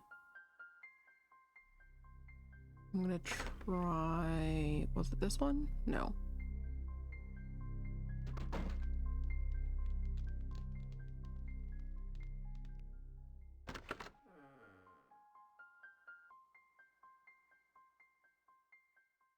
That one. So we're gonna go, because there were 3 pages, so I think it's right first, where there's specific recovery brought for the next month pretty much constantly, and it's itchy. I believe it.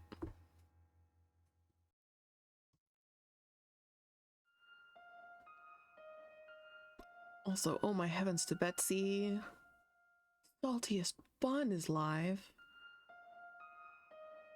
Well, I know where we're going after this. That's for sure. That's for sure and certain. I know the solution. Toss this man's notes in a fire and call the SCP Foundation. Yes. Yes. So I'm gonna try using the page numbers for the wall save combination first, once this ad break is over, in about 40 seconds. And also, deadly ambitions. If you're sleepy, then go rest. Your body needs rest. I guess you have to wait until the second munchkin is in bed, but like, it's what, 8 o'clock there now? You could probably tuck her in. Like, you tiny creature. Sleepy time.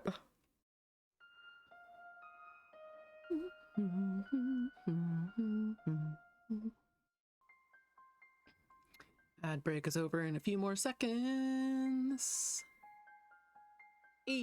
Ad break has ended. Your community is back. Welcome back, guys.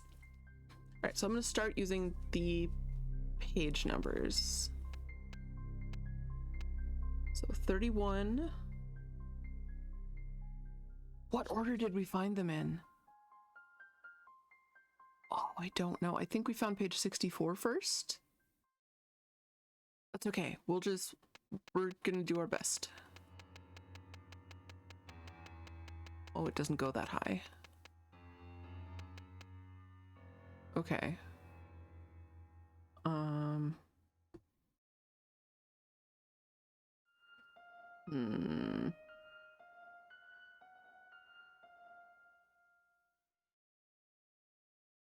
Doesn't go up to 64. What if we listen for the clicks? Ooh!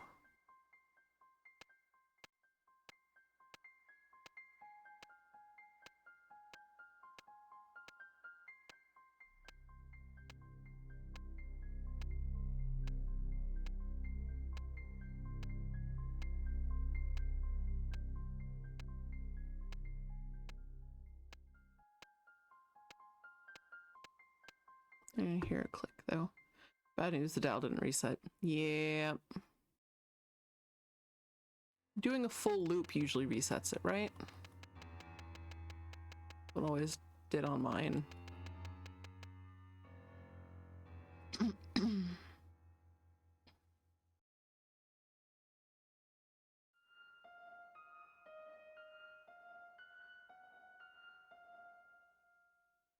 Maybe do another round to reset it.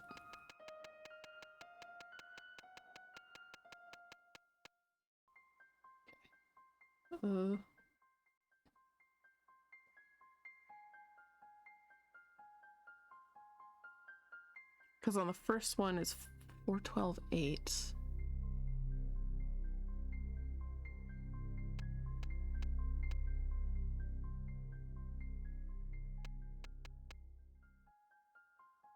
Yeah, no click. Yeah.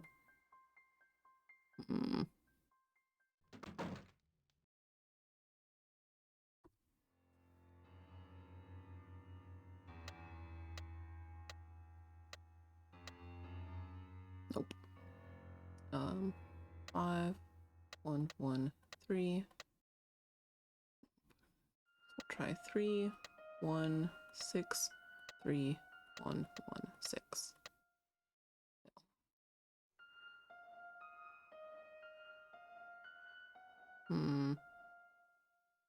New musical instrument just arrived. Oh, heck yeah.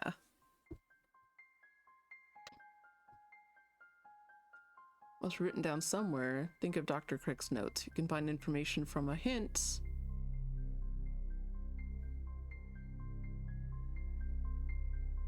Make sure you find it in the game or the door will not open.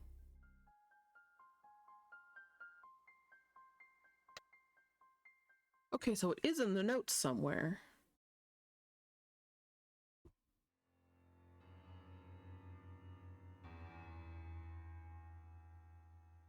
On key 8.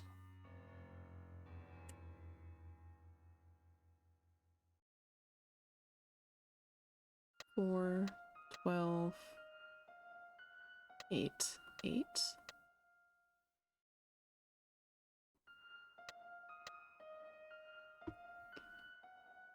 Just drag the notes to the keypad. May 11, 3 p.m. Today, I opened the gate. April 12, 8 a.m. In unpacking a recent shipment of books from the university, I came across an arcane work entitled The Godel Universe. Browsing through it idly, I was surprised to discover a theory about the space-time continuum that today's theoretical physicists have either forgotten or ignored. Godel's theory is based on a group of... You kind of want to get a Whamola? Whamola? What's a Whamola? 3, 1, 6, 3, 1, 1, 6, 8? No.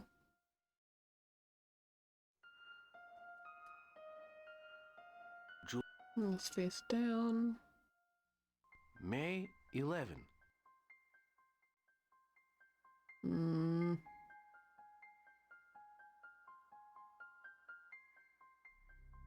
Thus, revealing a universe both homogeneous and stationary. This stationary characteristic makes the model unsuitable for a representation of the universe as we know it. Godel's hypothesis ends there, but I think it may apply to my own research on distortions in space. If our universe may be compared to a single sheet of paper, then with the proper bending of that sheet, any 2 points in space, no matter what the linear distance between them, may be brought into proximity, enabling instantaneous travel over distances of many light years. My theory that electricity focused through a Fresnel lens would create just such a proximity point is supported by Godel's model. I will incorporate it into future calculations. That does sound cool. There's a handle on top to change the pitch as you hit the exposed string. That's neat.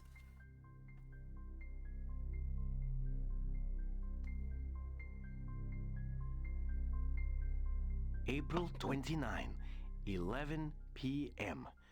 I have modified the algorithm to include Godel's theory and focus the Fresnel lens accordingly. The storm is supposed to move in sometime after midnight. There are multiple pages there. What about you? May Page 19, 72. 11 a.m. Today, the creature I returned. didn't click through enough. He approached the portal cautiously, sniffed it, then reached out with a finger as black and gnarled as a burnt twig. Testing the limits of his boldness, I beckoned him to come over. In a single bound, the creature was through the portal. He crouched before me, looking like It does sound nothing a bit so like much a as a Danbao. giant spider. I noticed strange geometric tattoos on his chest and upper arms. I watched him carefully for the duration of his visit, but all Generic he did sci-fi was jargon. peer inquisitively at the equipment. Twice, when a particular device caught his interest, he glanced at me, as if asking a question. His behavior almost made me laugh, as his furrowed black brow and tapering fingers made me think of a monkey exploring a new cage. When the energy levels approached instability, I coughed once to get the creature's attention and pointed to the portal. Apparently understanding my meaning, he took one last look around the laboratory, then went to the portal and stepped through.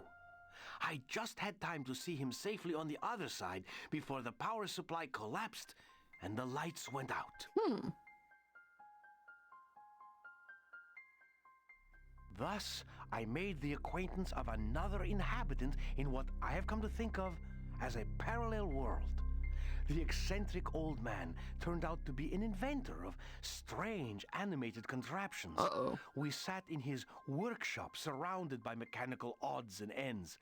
His talk rambled from subject to subject in a disjointed manner I could not entirely follow.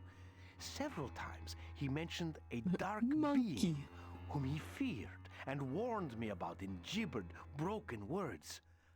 I believe it is the creature from the beach. Much of his rambling I was unable to comprehend. As I prepared to return to the portal, he suddenly began rooting among an assortment of gadgetry. Aha! After a He's few the guy who moments, made the box. The inventor revealed an intricate decorative box. To my surprise, he pressed it upon me with the utmost urgency. The inventor is obviously deranged, though his inventions indicate genius as well. His strange behavior made me fear for my safety. I felt a sudden, urgent desire to return to the portal, and so, thanking him for his gift, I departed. The return to this world was uneventful, but I am troubled. Just what was the inventor trying to tell me? I have examined the box closely and have opened 2 of its inner panels, but I am unable to continue further. Burb.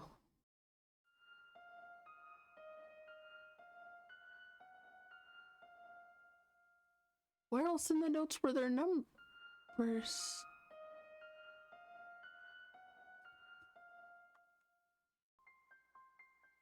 So 31, 32. Thus, revealing a universe both homogeneous and April 29, 49. U 63, 72. When the energy levels approached 73. instability. Then you were 116, 117, and 118.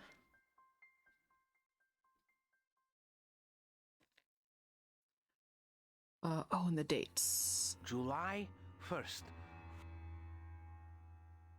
That. Okay, that's the only date for those. This one's April 12th. That's April 29th. 29. 11 p.m. And then go to you.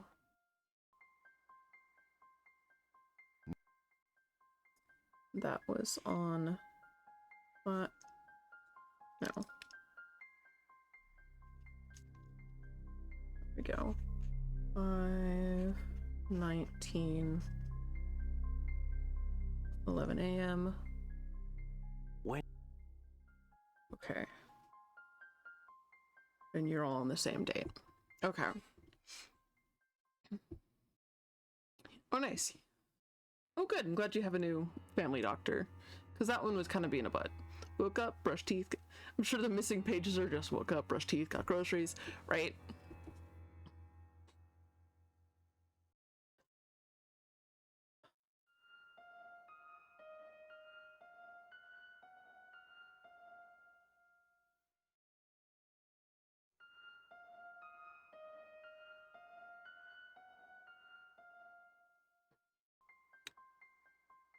July 1st, 4 p.m. So on July 1st, 701.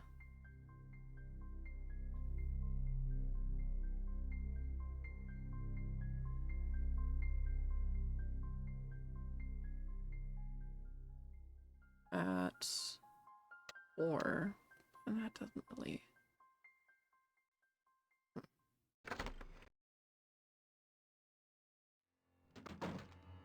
No, wrong one.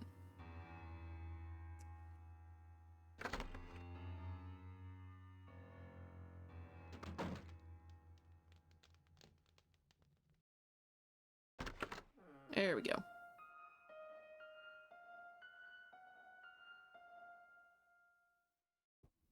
Well, no, transferred because he says stuff about Palestine in a visit because of a question I asked him being from Israel, and I went, nope, we out. Oof.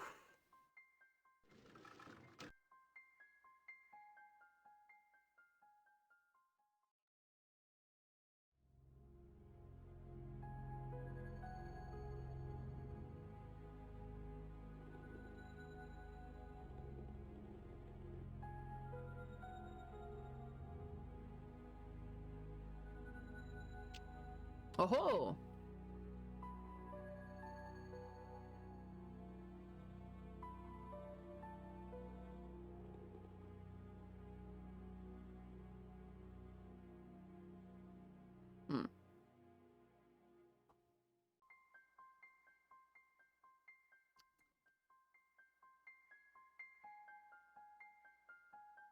Well, that...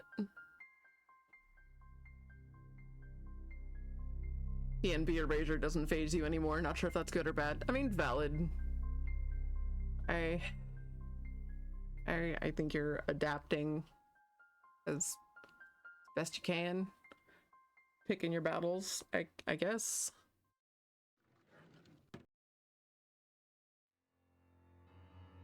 What do you have to say about this one? I have to find a way to open Dr. Crick's mail.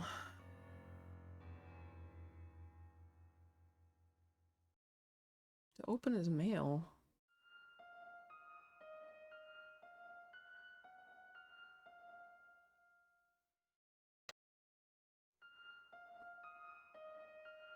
I mean, I figured it was going to be the letter opener.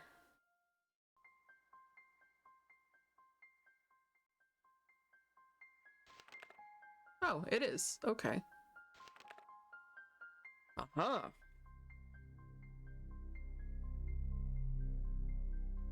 5, 18, 28.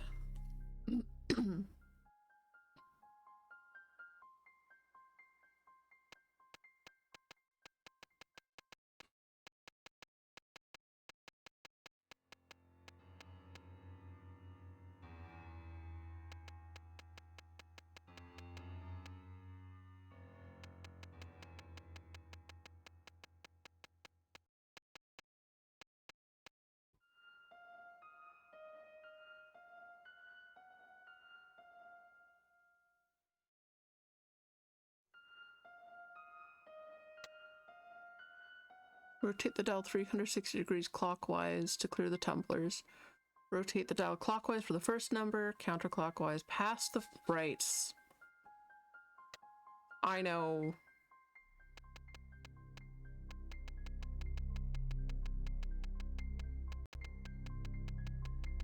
Just gonna go all the way around one more time to make sure we are fully reset.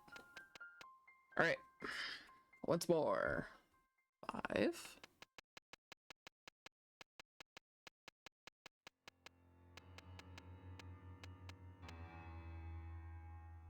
Counterclockwise. Go past the number first. And then we stop on 18.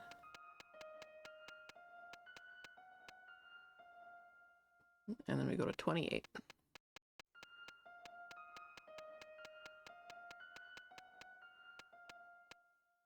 Hey!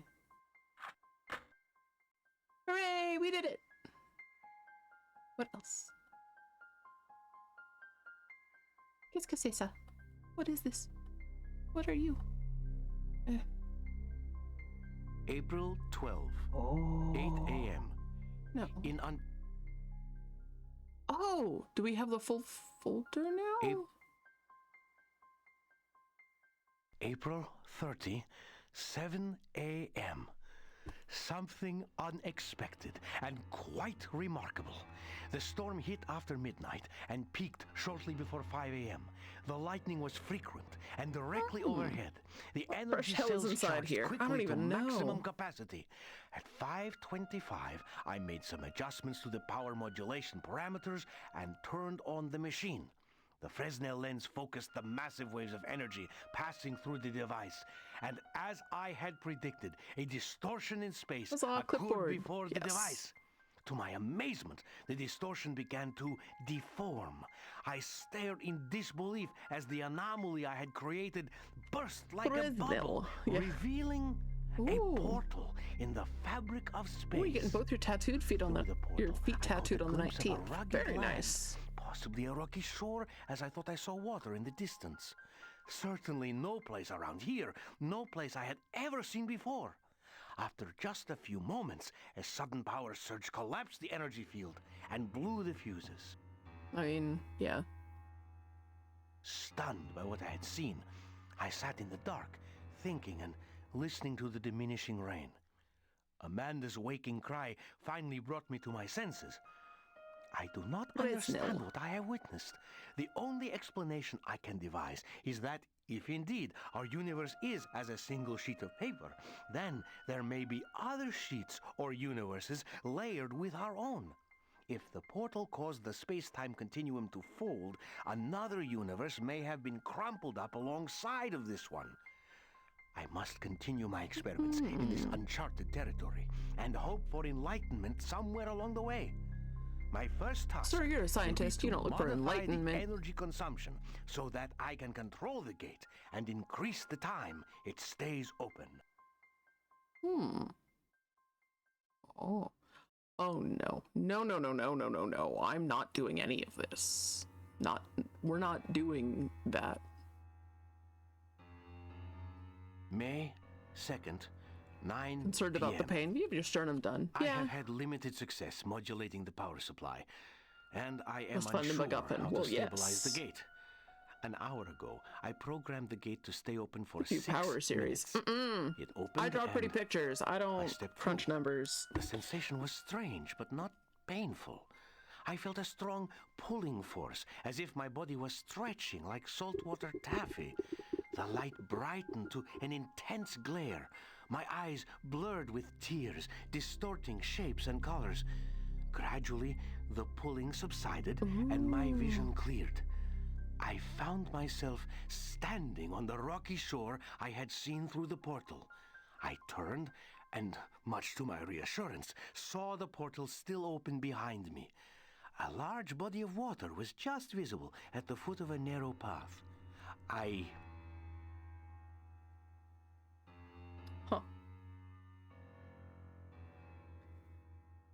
A friend of yours is thinking about getting a tattoo. You're telling them that they're actually looking to do tattoo research. They need to see what the actual artist would draw for them. Yes. Yes. Yes, you make food and the odd angry splat. Numbers make a nice crispy sound when you crunch them. I will believe you. I haven't had a tattoo done since 2004. I got all of my tattoos when I was 18. And it's just 3. I only have 3. I have my Flamin' D20 on my right upper arm. I have a koi on my left thigh, and then I have a little Gemini and a crescent moon on my right ankle. That's because I had booked the appointment. So I went to a tattoo expo.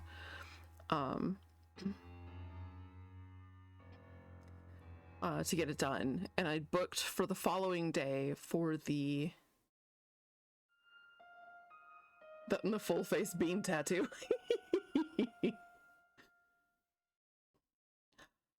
I think you showed me the Giratina either right before it was finished or like while it was still bloody. I don't think I've seen an update from it.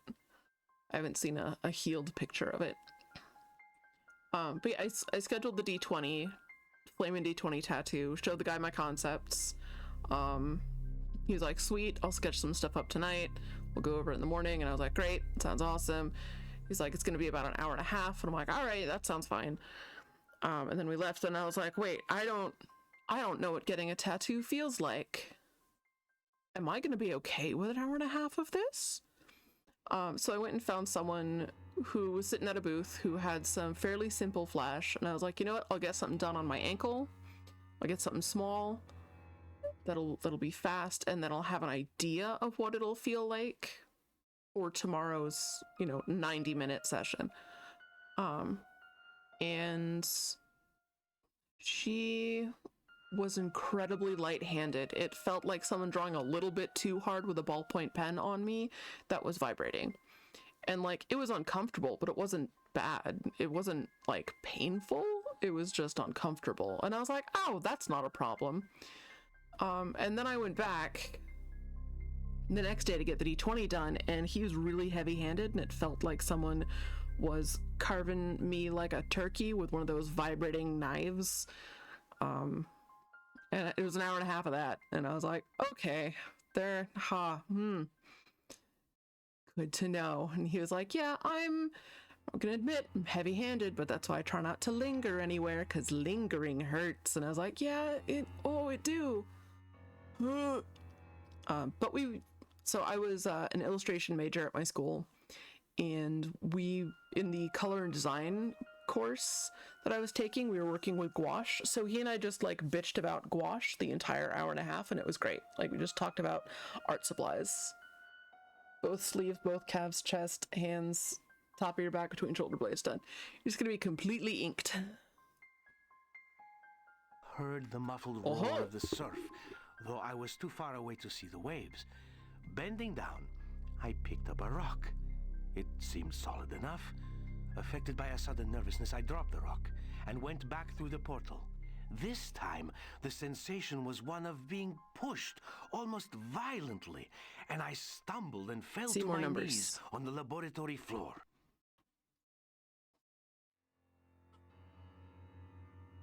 Bruce, are you being a dick? May 11. We've seen this one. May 19. Saw that one. And we saw those three. Okay. So I saw Hello Cat sculpture.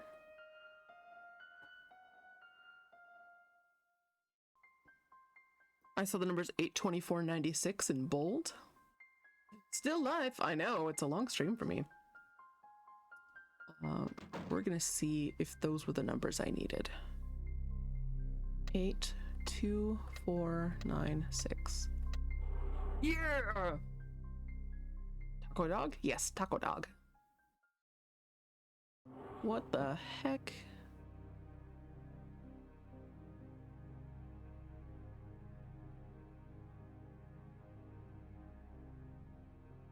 Coffee mug.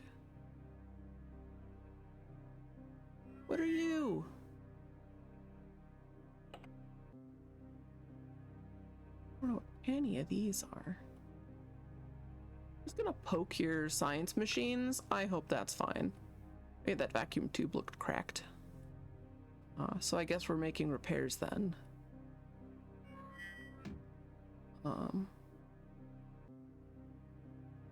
Hello. Gizmos and gadgets and doodads and whatsits. Microscope wire.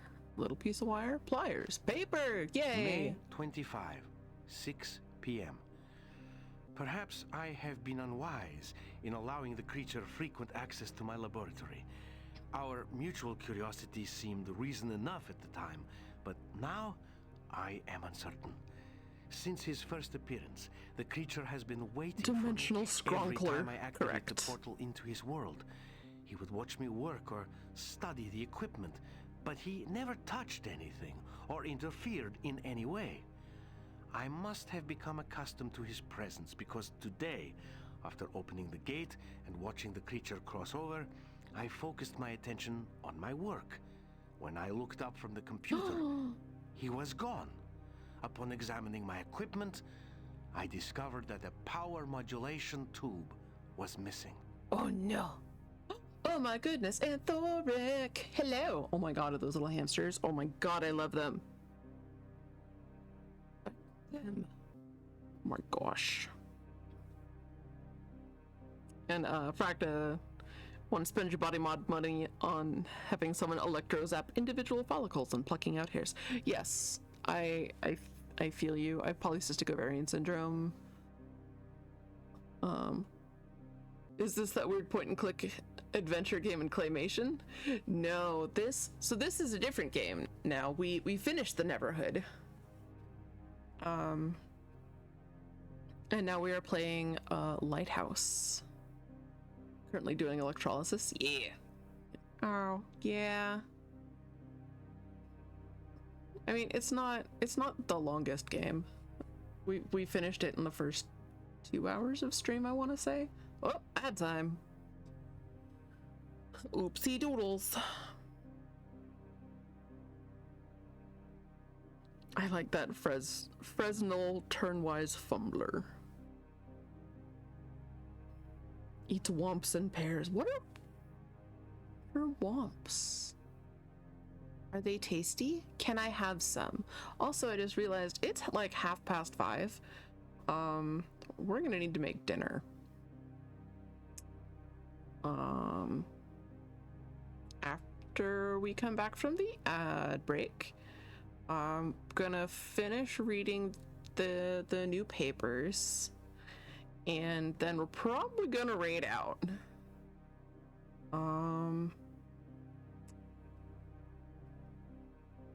Already had someone go over you with lasers, but they left a bunch of hairs white. So time to do it again the more painful way. Yay! Yeah. Yeah, so I have polycystic ovarian syndrome, which means one, cysts on my ovaries, which ow.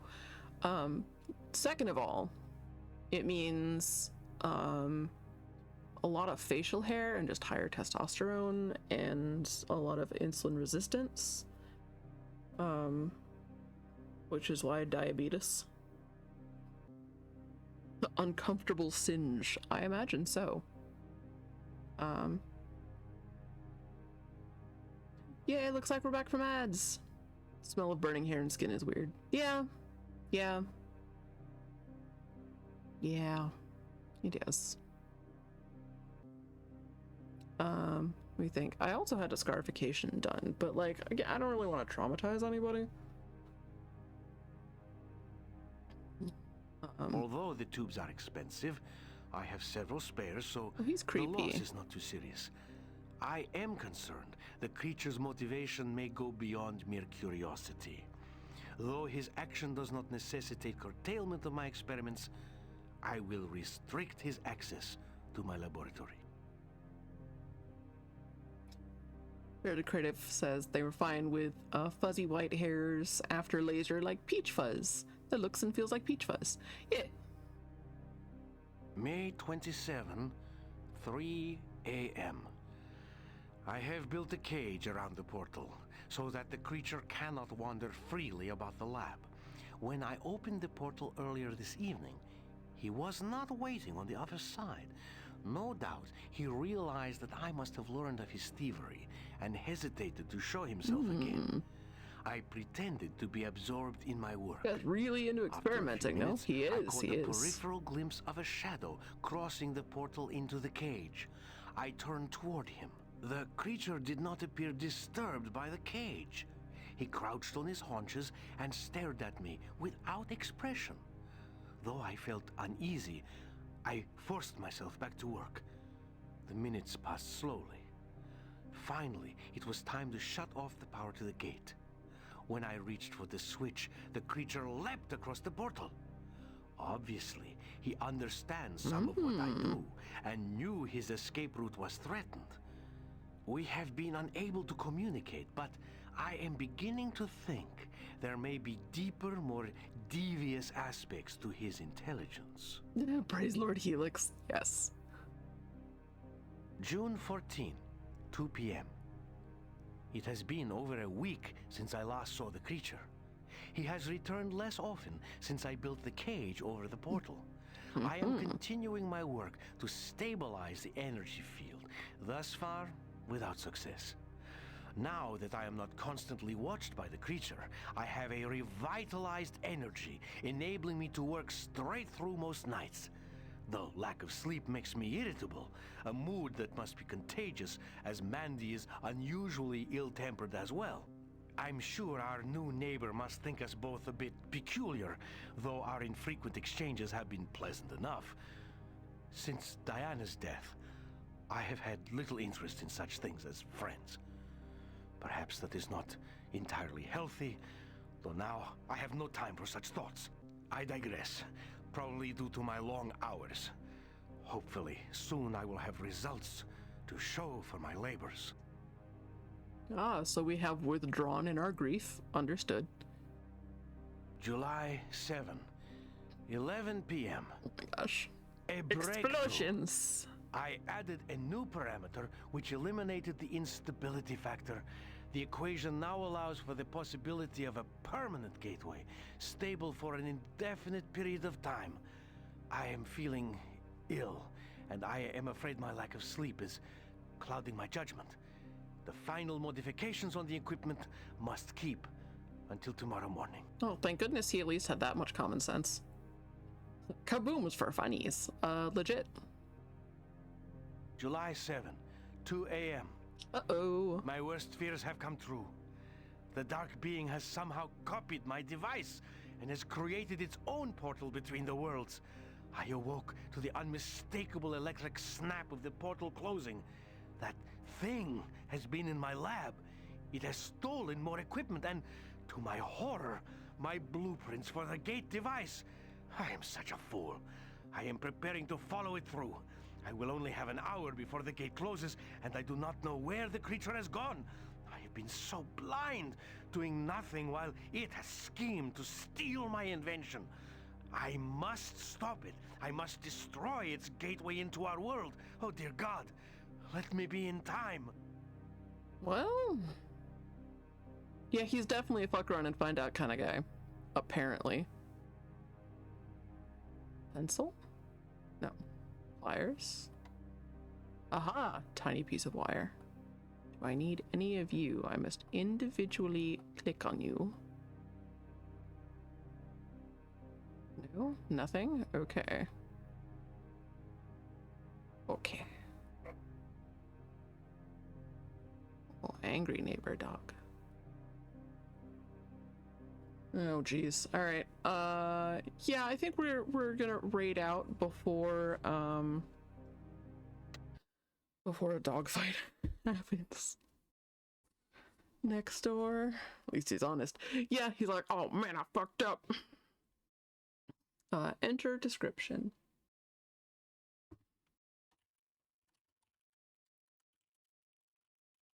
We found the lab. To raid. Okay. His Majesty also wants to go outside. Whoa. Yeah, that's probably not the best plan.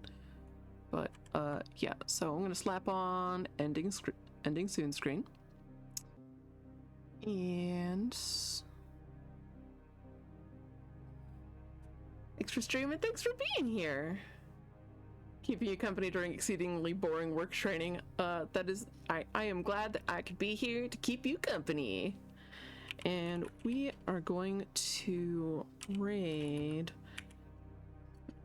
Oh my gosh, is Cheesecake still trucking? Cheesecake is still trucking. Cheesecake's been on for 4. Actually, it's more than that.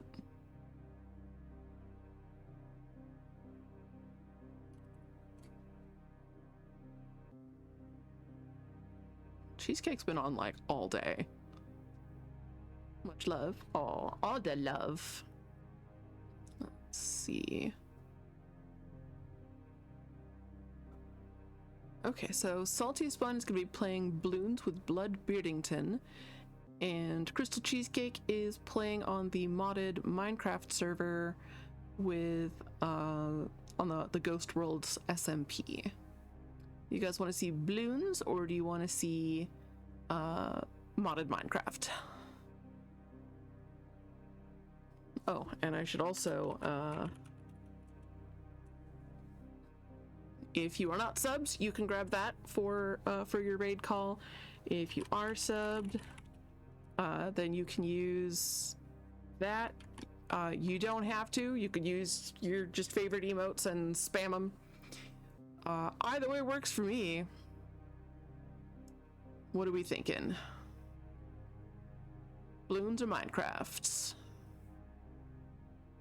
Somebody have an opinion for me. Fractabellum says Lloydbird. Bloons? Alright. Alright, we are going to raid Salty is Fun. Thank y'all for hanging out and playing through the Neverhood with me and checking out this super cool Lighthouse game. Thank you, Sam, for the recommendation. And let's bring all of the love to Salty. My brain is too scrungled to decide that ballad. Nice Tintin. Thank you. We shall. All right. I will definitely see you guys next Tuesday, possibly sooner if Slime wants to do a happy little stream. We will find out. And thank you again for being here. Let's bring all the love to Salty. Let's go. Beep.